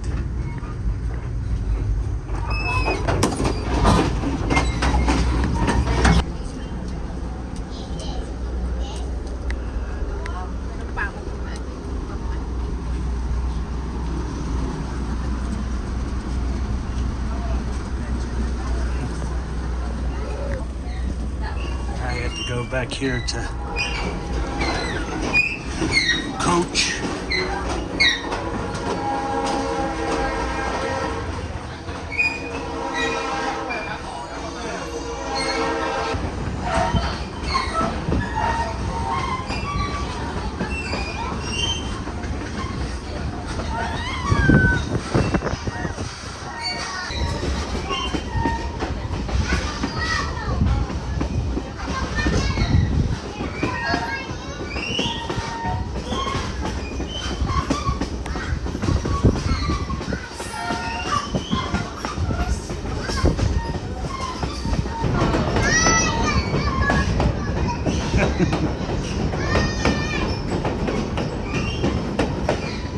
I guess people just sit out on the river and wave at the train.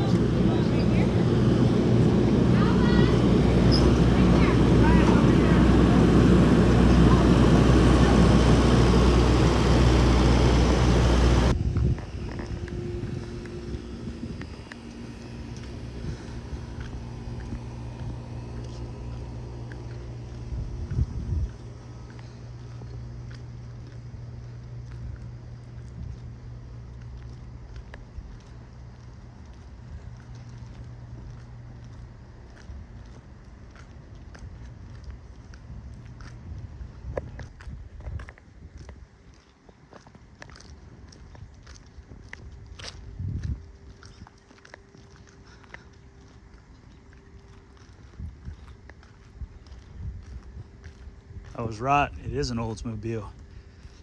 It's like the Christmas Story car.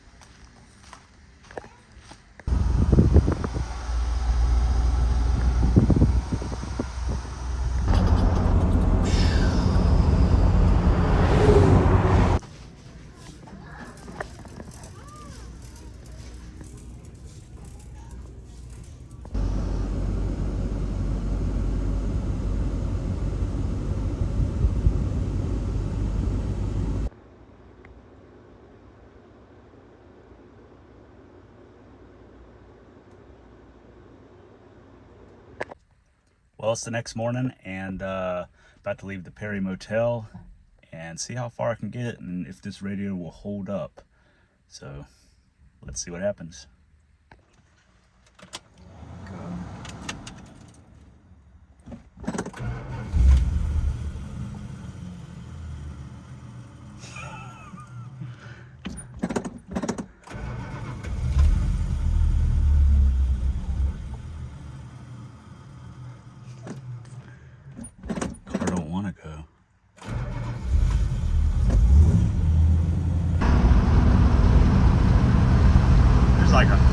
Structure in there. It's like Covered Bridge gift shop. Covered Bridge house.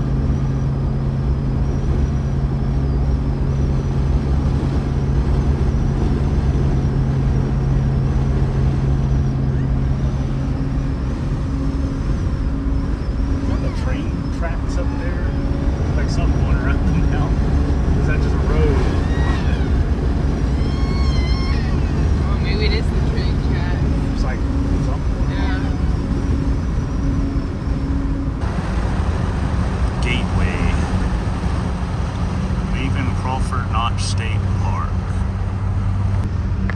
Someone's driving their Cordoba. Look at that. This train station up here.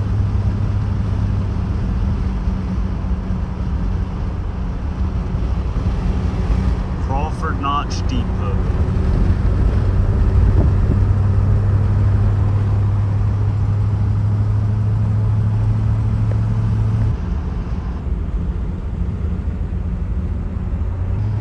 Gas station looked like the train station.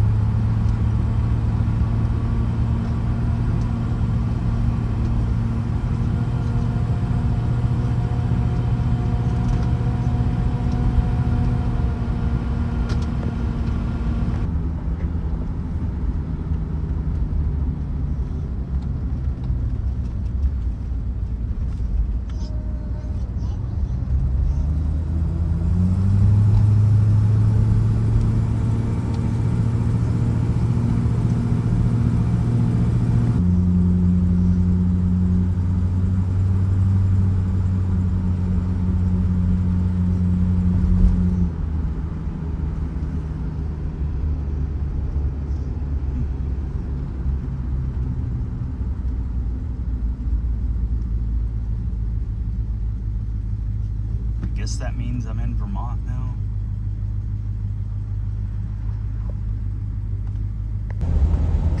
I cross into Vermont. And there's no sign. No sign. Anticlimactic. I was hoping there'd be a big sign. This is gonna be like the fourth crossing from New Hampshire to Vermont. And no signs. I think the best I'm going to get is this right here, State Line Sports, to prove that I crossed into Vermont. And oh,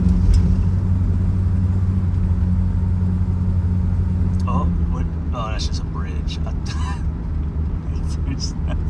What is going on? They don't believe in state signs here, or in Hartford, Vermont, but who knows?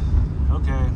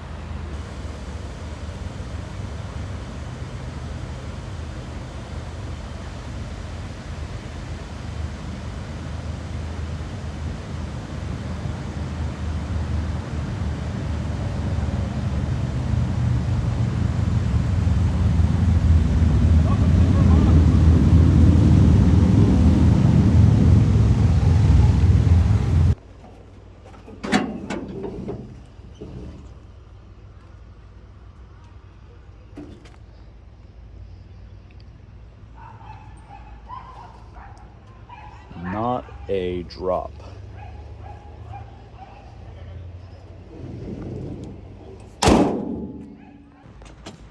Currently in Woodstock, Vermont, and we've driven like 3 hours or so, gone like 120 something miles, and all is well with the radiator repair. And it feels great out here. This is what we imagine New England would be like. Now we'll go check it out.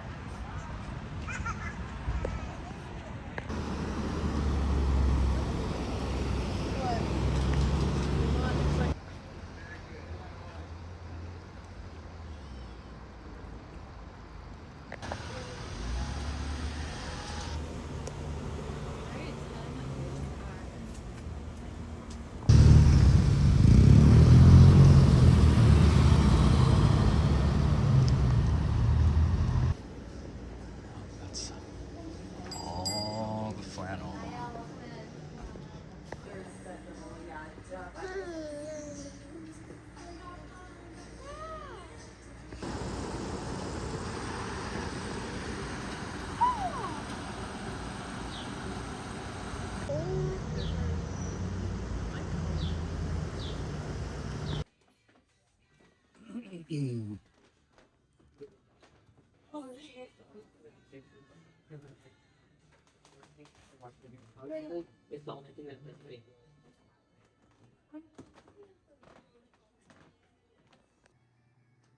This place is huge.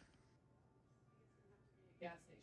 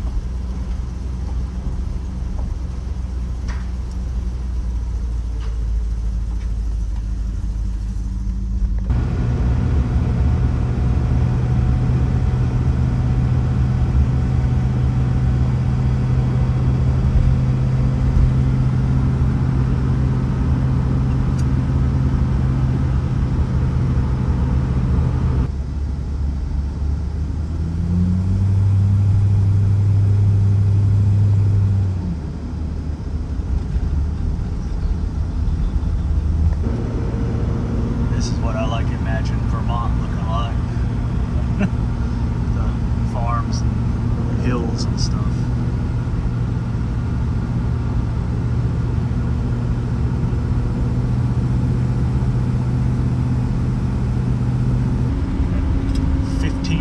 Grade here with a stop at the very bottom. 100 south.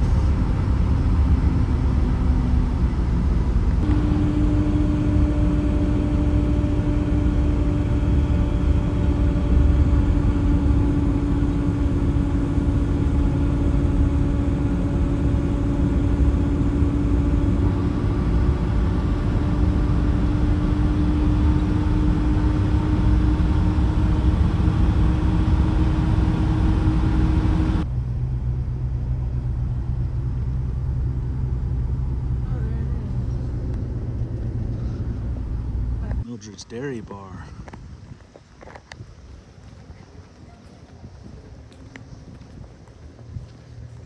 Yes, the Vermont Country Store.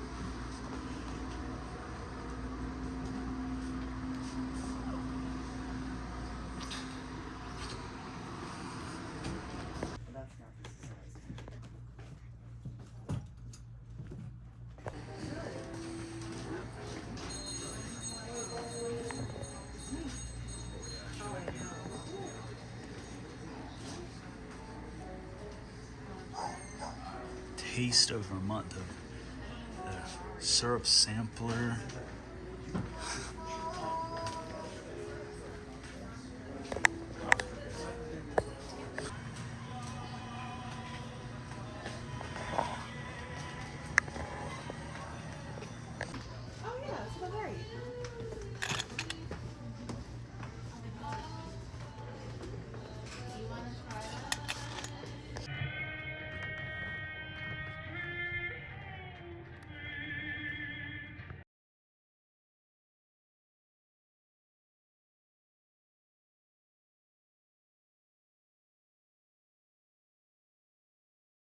Bozo the Clown.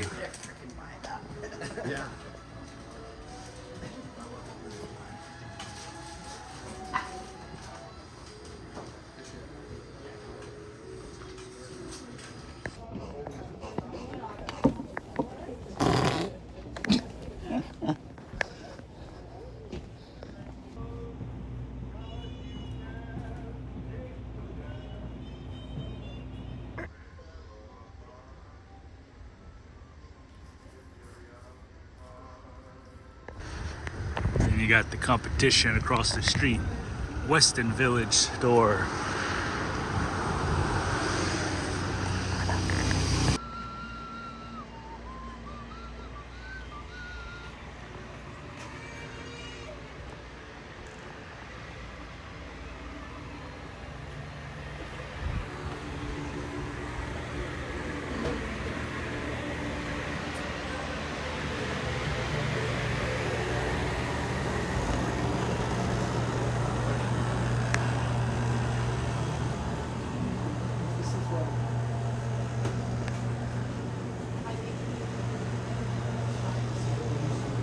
Popcorn.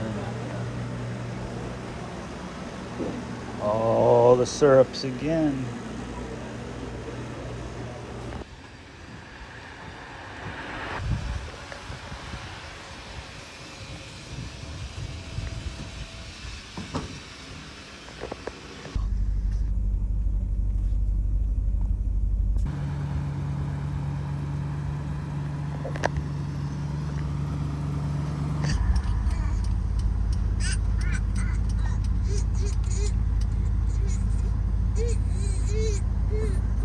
I got parking there. Town of Weston.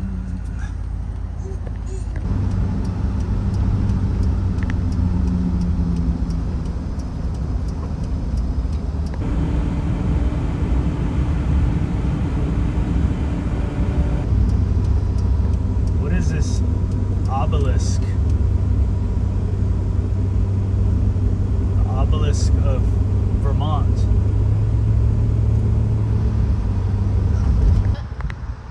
I was just looking. Okay. Yeah, but they're open. Let's go. Thanks. It's the Hemming Motor News gas station.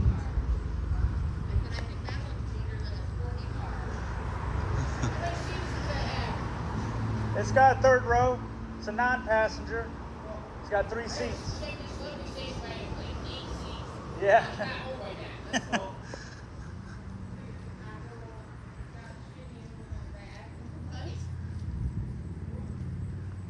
Not open today, but kind of neat.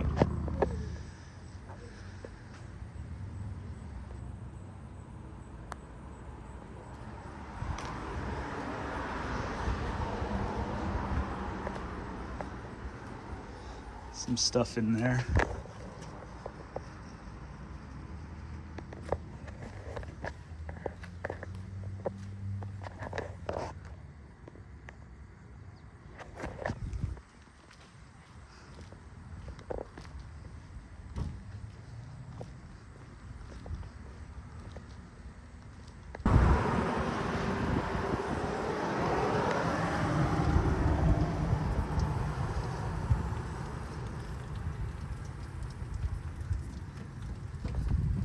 Come out the overflow.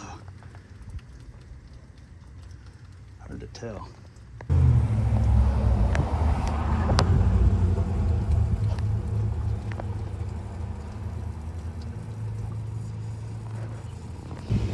Well, I topped it off and went to O'Reilly, and it hasn't leaked since, but probably need to address it. It's not leaking.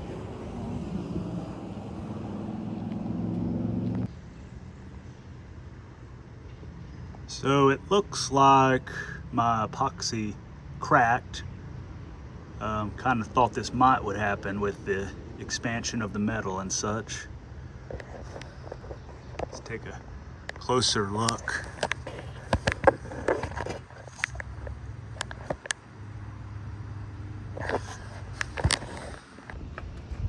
So it's ironic that stopping at the Hemmings Motor News place is when I found out that my radiator was going to fail. Went to the O'Reilly here and never seen the paper O'Reilly bag. Anyways, I got all kinds of stuff in here. Got torch, solder, some more water weld, blah, blah, blah. So got a wire brush, some sandpaper, things like that. Let's see if I can attempt to solder this thing. We'll see. Kind of hard to get to, but maybe I can. Didn't bore y'all with removing the condenser and such again. I went ahead, chiseled out the epoxy that I had on the tank. And I'm going to need to clean this up really good, and we'll try to solder it. Currently letting some of the water out so it can be nice and dry where I need to put my solder in.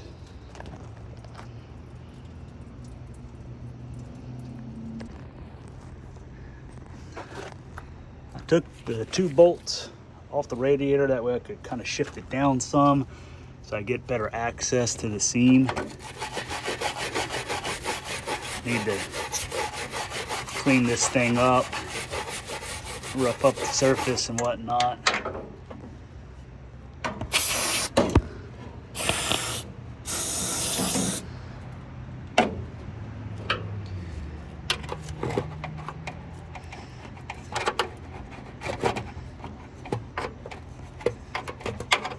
Get any of the epoxy out of the way.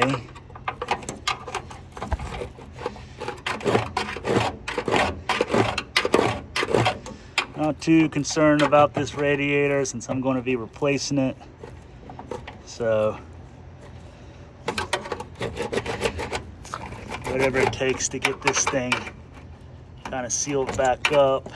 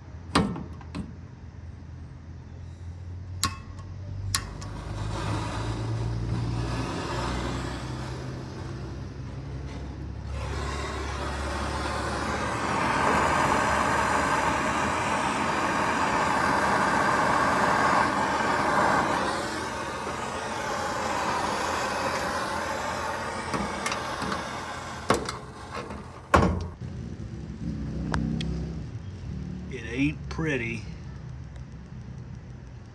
but it looks like it's working.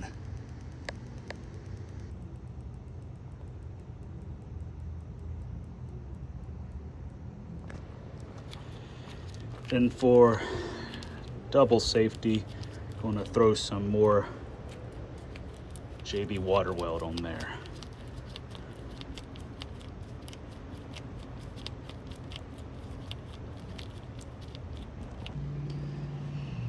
All right, got the condenser and everything buttoned back up.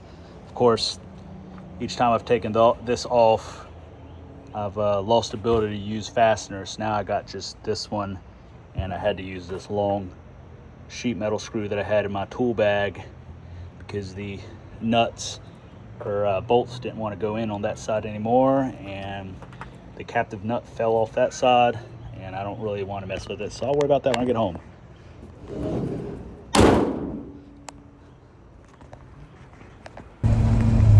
Back on the road, just grabbed some Burger King because don't have really much time to find cool stuff because we're delayed because of the second radiator repair. I just got all this stuff at the O'Reilly, did the repair, and we'll see how this goes.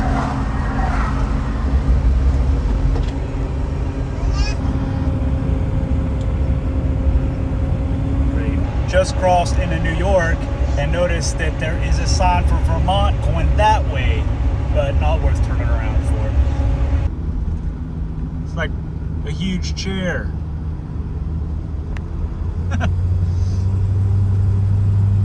Custom woodcraft.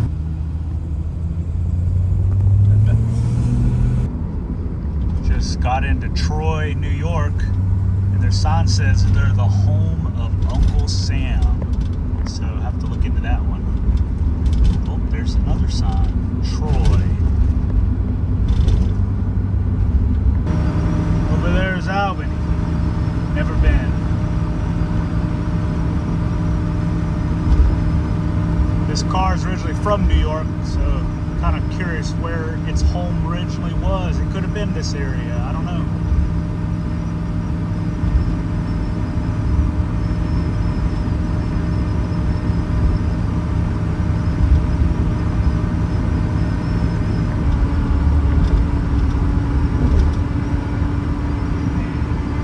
That's a cool building.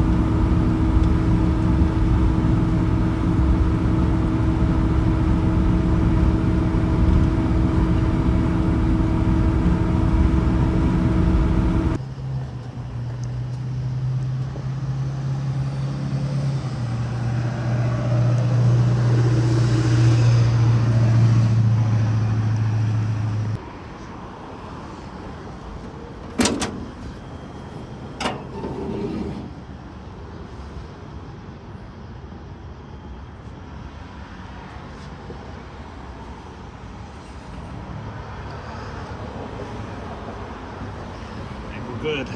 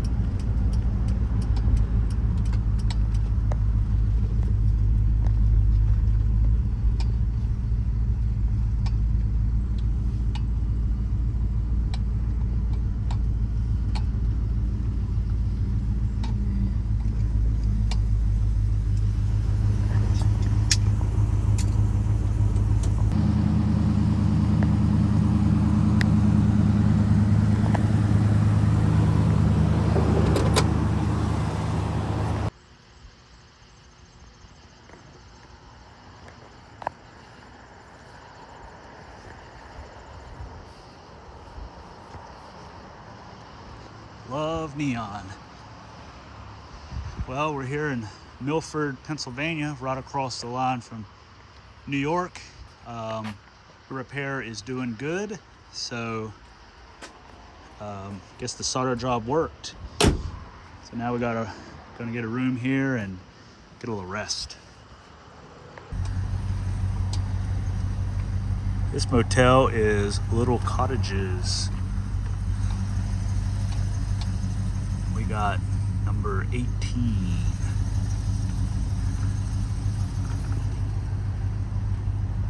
This is fun. I like this already.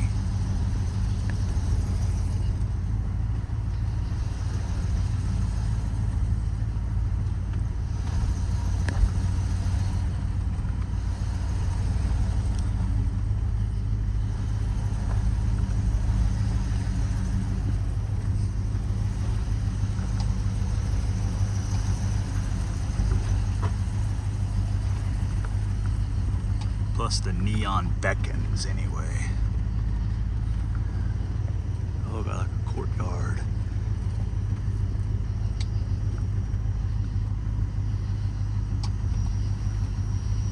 Oh, the neon.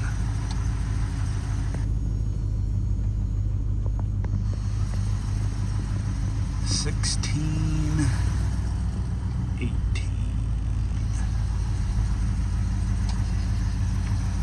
Oh, guess we get to share parking. Okie doke. Oh. Well, I guess that's nice. Yeah. No worries.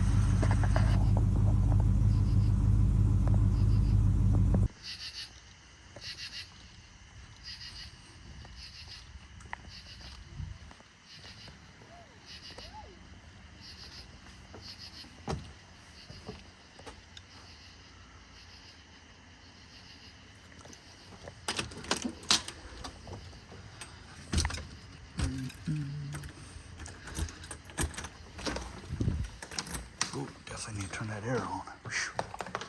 Oh, got a porch light. Okay, well, guess I need to turn a lamp on or something. Oh, okay.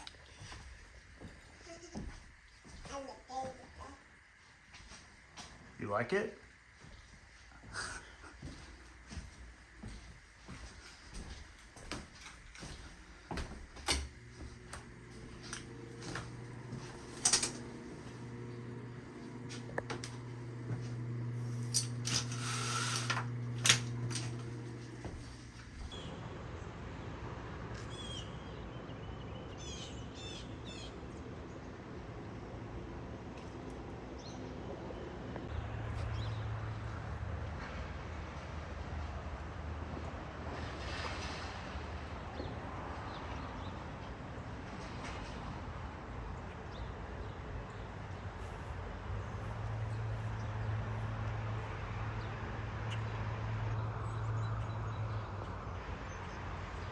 Maybe that's where you parked originally.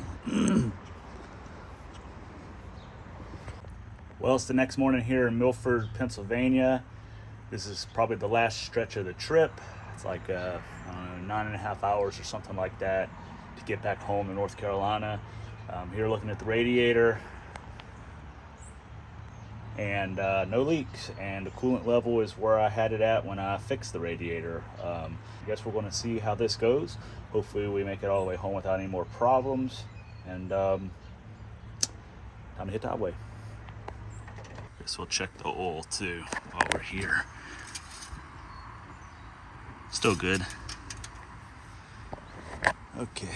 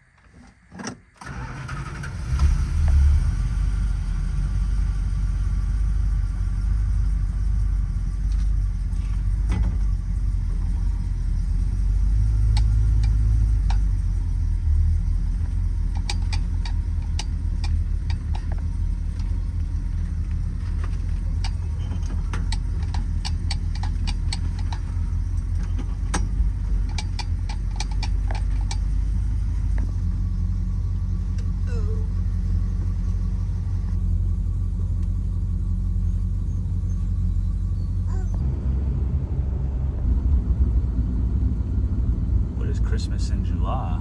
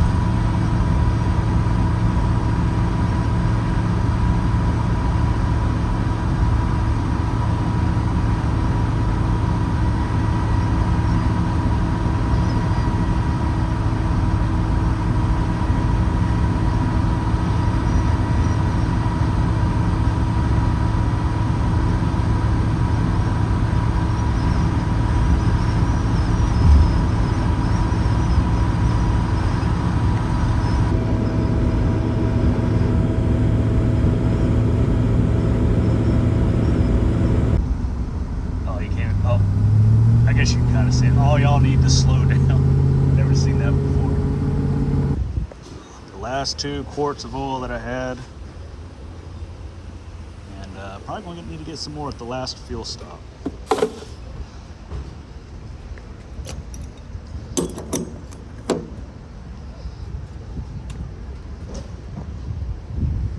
Let's see how this radiator is doing.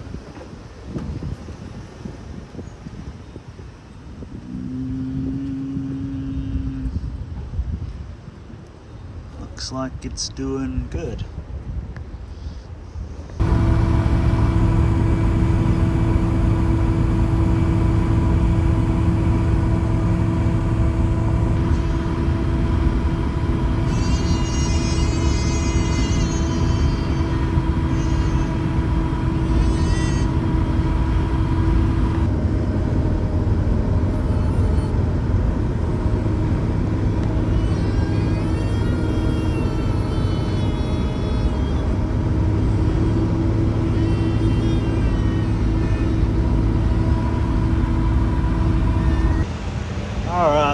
Right about to cross into North Carolina.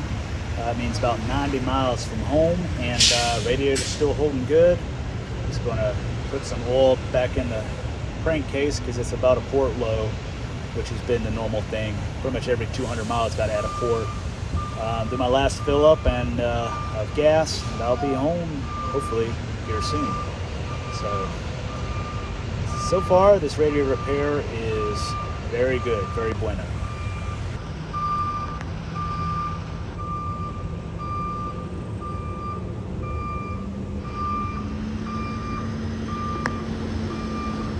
no leaks. But man, my engine and everything on this car is just filthy. I'll have to do a major cleaning once home.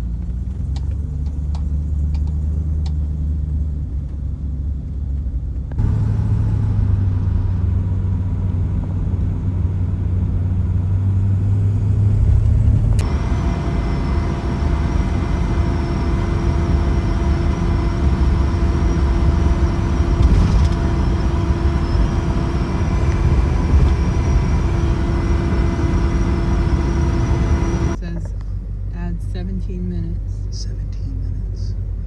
17 minutes, great. Well, we're parked on the interstate.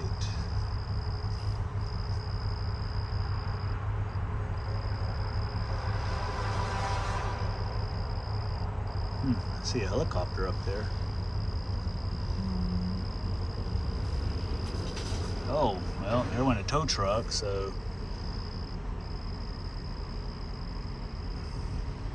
guessing we must have a blocked road. I did see a bunch of 18-wheelers off the road up there. I don't know if they like couldn't stop in time and just drove off.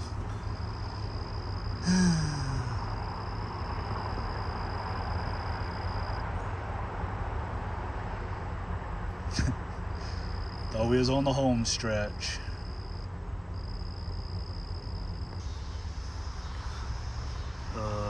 Wait, what are they doing?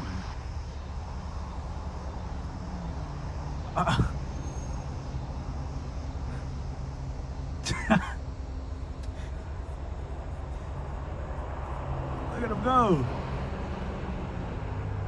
I hope they don't get stuck. Usually that's pretty muddy and stuff in the... You're also not supposed to do that, so... I wonder if I'll see them go that way.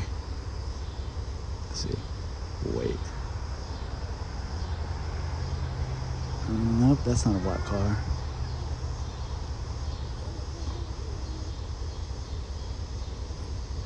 They probably got down there on the ditch on the other side of the road and got stuck. Oh, nope, no, I think that's them. They made it. Second guy risking it for the biscuit over there. He's going the other way.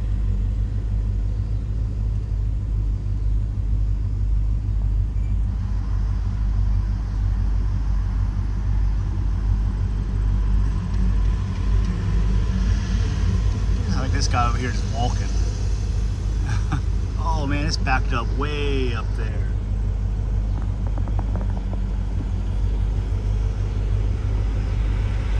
Yep. Oh man, everybody's got that idea, but I don't know where would we even go. Oh man, everybody's turning around. I see a bunch of people. Everybody's doing it.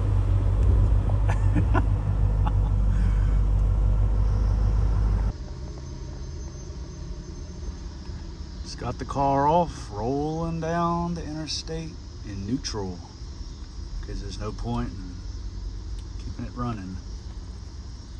A lot of people are just driving off, turning around. People probably think I got a really quiet electric vehicle.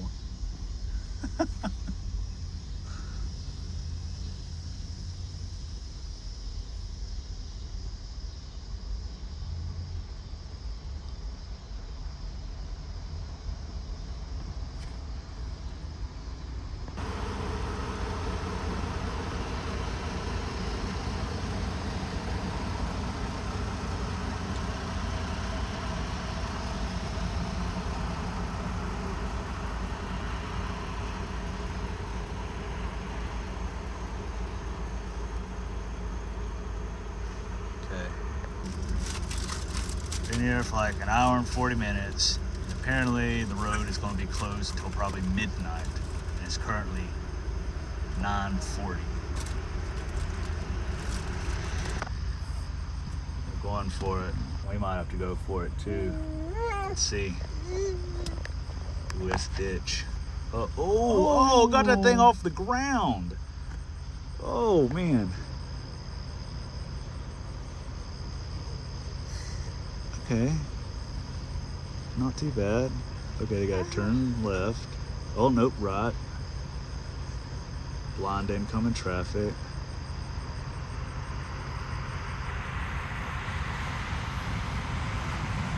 Man, they're going way down.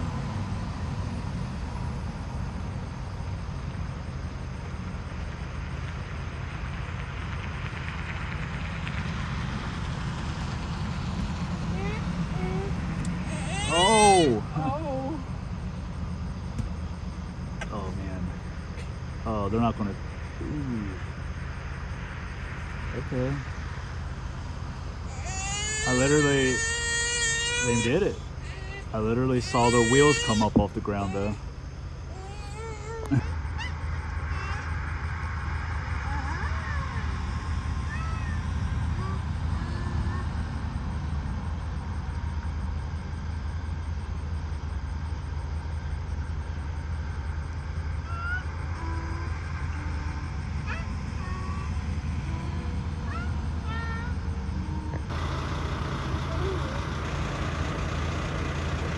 Still here.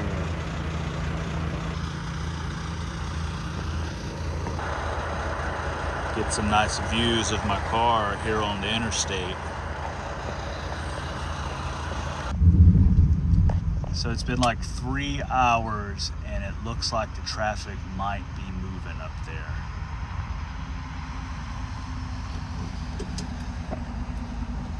At least I hope.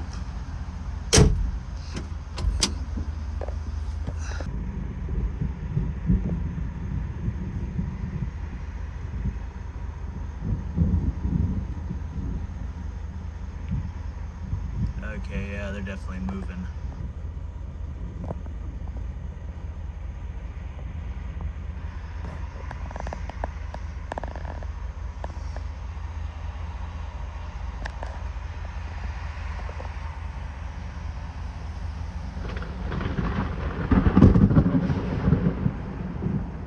So ominous.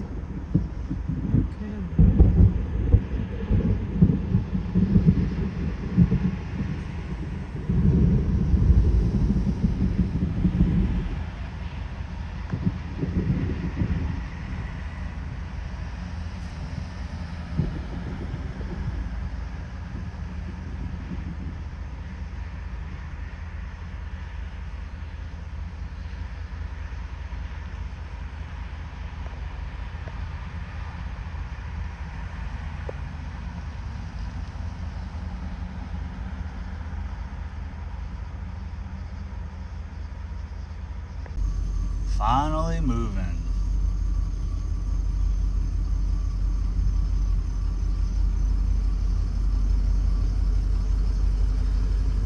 This is the second time I've been spending quality time on the interstate in this summer. It wasn't that long. A couple weeks ago I was sitting on the interstate.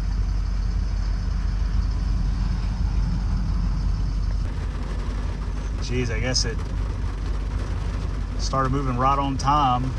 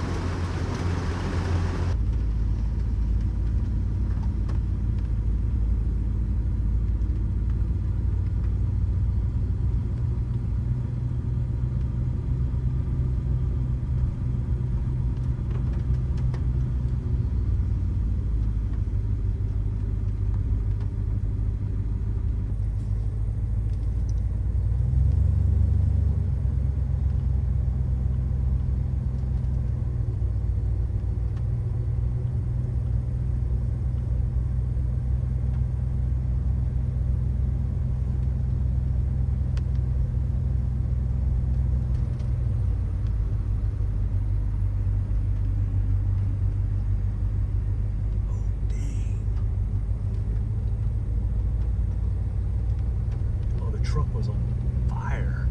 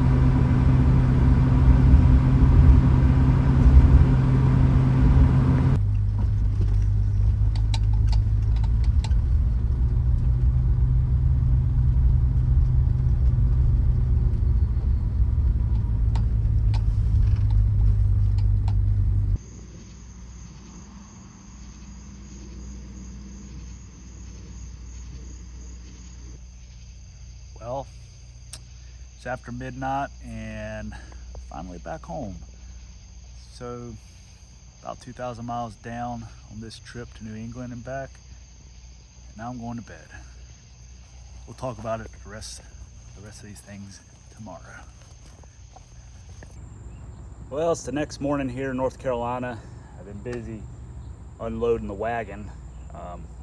Always gather more stuff, collect some things when you're out on a trip, so had this thing quite packed full. Well, I hope you enjoyed the New England road trip in the 66 Chrysler Town and Country. If you did enjoy this video, give it a thumbs up. Share the video if you know anyone that would like this kind of thing, whether it's the old cars, the scenery, the roadside attractions. Share it with them. They may enjoy it. And that's kind of the point. I'm just trying to get, you know, this stuff out there, stuff that people may not have seen, and also proving that you can drive your classic car long distances. People seem to be afraid of driving their old cars any distance, but like I said before to other people and in other videos, think about it this way. How far have you driven your classic car just around town? You know, that's kind of when I came to the realization, you know, years ago, that you can do it. Because I'm like, oh, I've driven my car like whatever 20,000 miles just around town and on short trips. Why couldn't a car make 3,000 miles? If I haven't had any trouble in 20, I should be good. That was my rationale, and that's kind of what I've always stuck to, so keep that in mind. This trip I did take with my family. I was by myself from California to home, and then this New England trip I had my wife and kid with me. And so you might hear the occasional screaming or crying and stuff. So hopefully I didn't disrupt your viewing experience too much. But with that, I will say that you can take your family with you on these trips. It doesn't have to be just a bunch of guys or you by yourself. You can take your family, your friends, whatever, anybody wants to go. You can put seatbelts in these cars, put car seats in them, things like that. So I'll also say that in terms of driving with other people, your family, kids, whatever it may be, you can take breaks of you know, pretty much anywhere. About every town has a park, playgrounds where they have swings. There's benches to sit on. There's stuff to look at, interesting things, historical things. At one point we were looking at ducks just because, well, just something to do if you're taking a short break to kind of break up the trip. You don't have to just drive. You can't stop at the not so much the big things. You can stop at the small things, the little parks. There's a lot of parks. Just get on the map and type in park and you'll see there are tons everywhere. So check them out. Good place to stop, eat, take a break, whatever. So keep that in mind.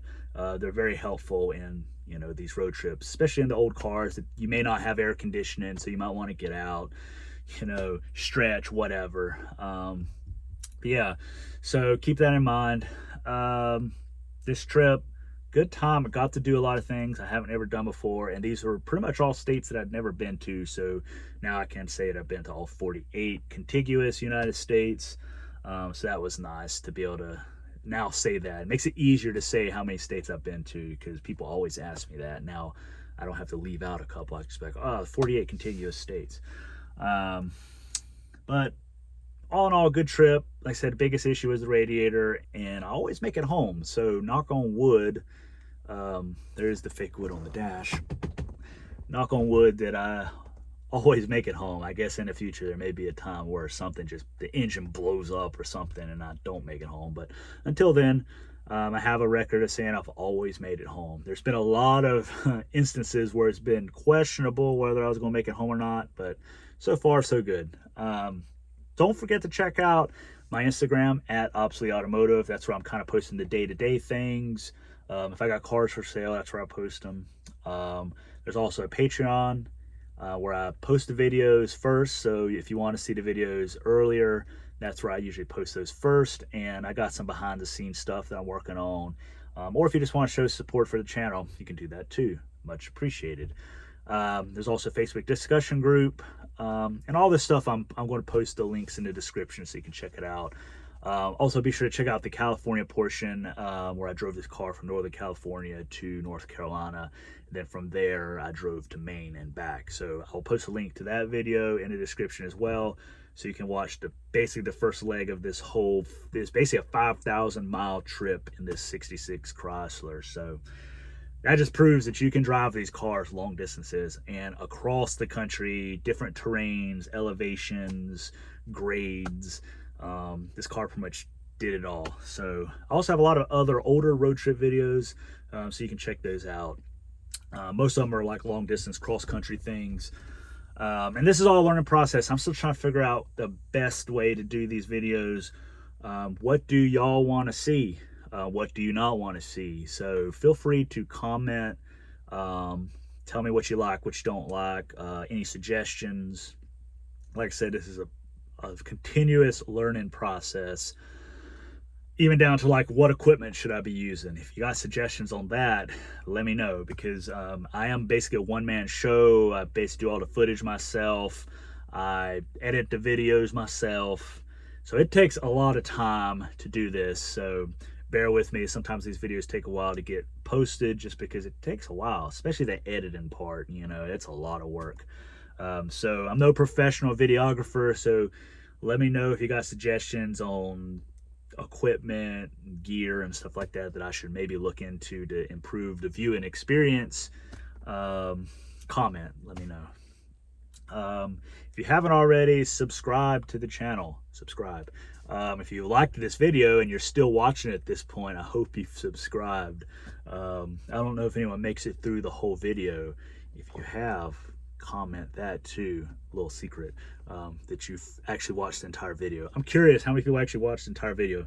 Kind of tells me, I get like analytics, but do people actually watch the entire video all the way through? Like, do y'all watch it in pieces? Do you sit down and watch a 5-hour video in one go? I'm kind of curious, like, how do y'all actually watch the videos? Do you prefer these really long videos?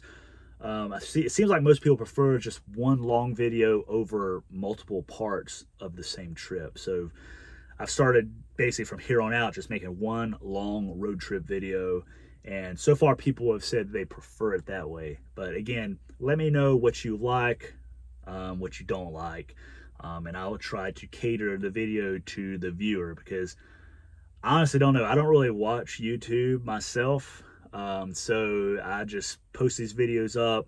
I don't really have anything to go off of. I'm just kind of posting them as I thought that they would be good, but let me know. So comment. I'm open for suggestions or criticisms. But yeah, this was a good trip. I hope you enjoyed it. There's plenty more coming. So I got a trip to Montana coming up, where I'm going to be driving a car back. If you follow me on Instagram, you probably know what car this is. And then again, back in my way out west, when I got this car in California, there was a car that I ended up buying later on.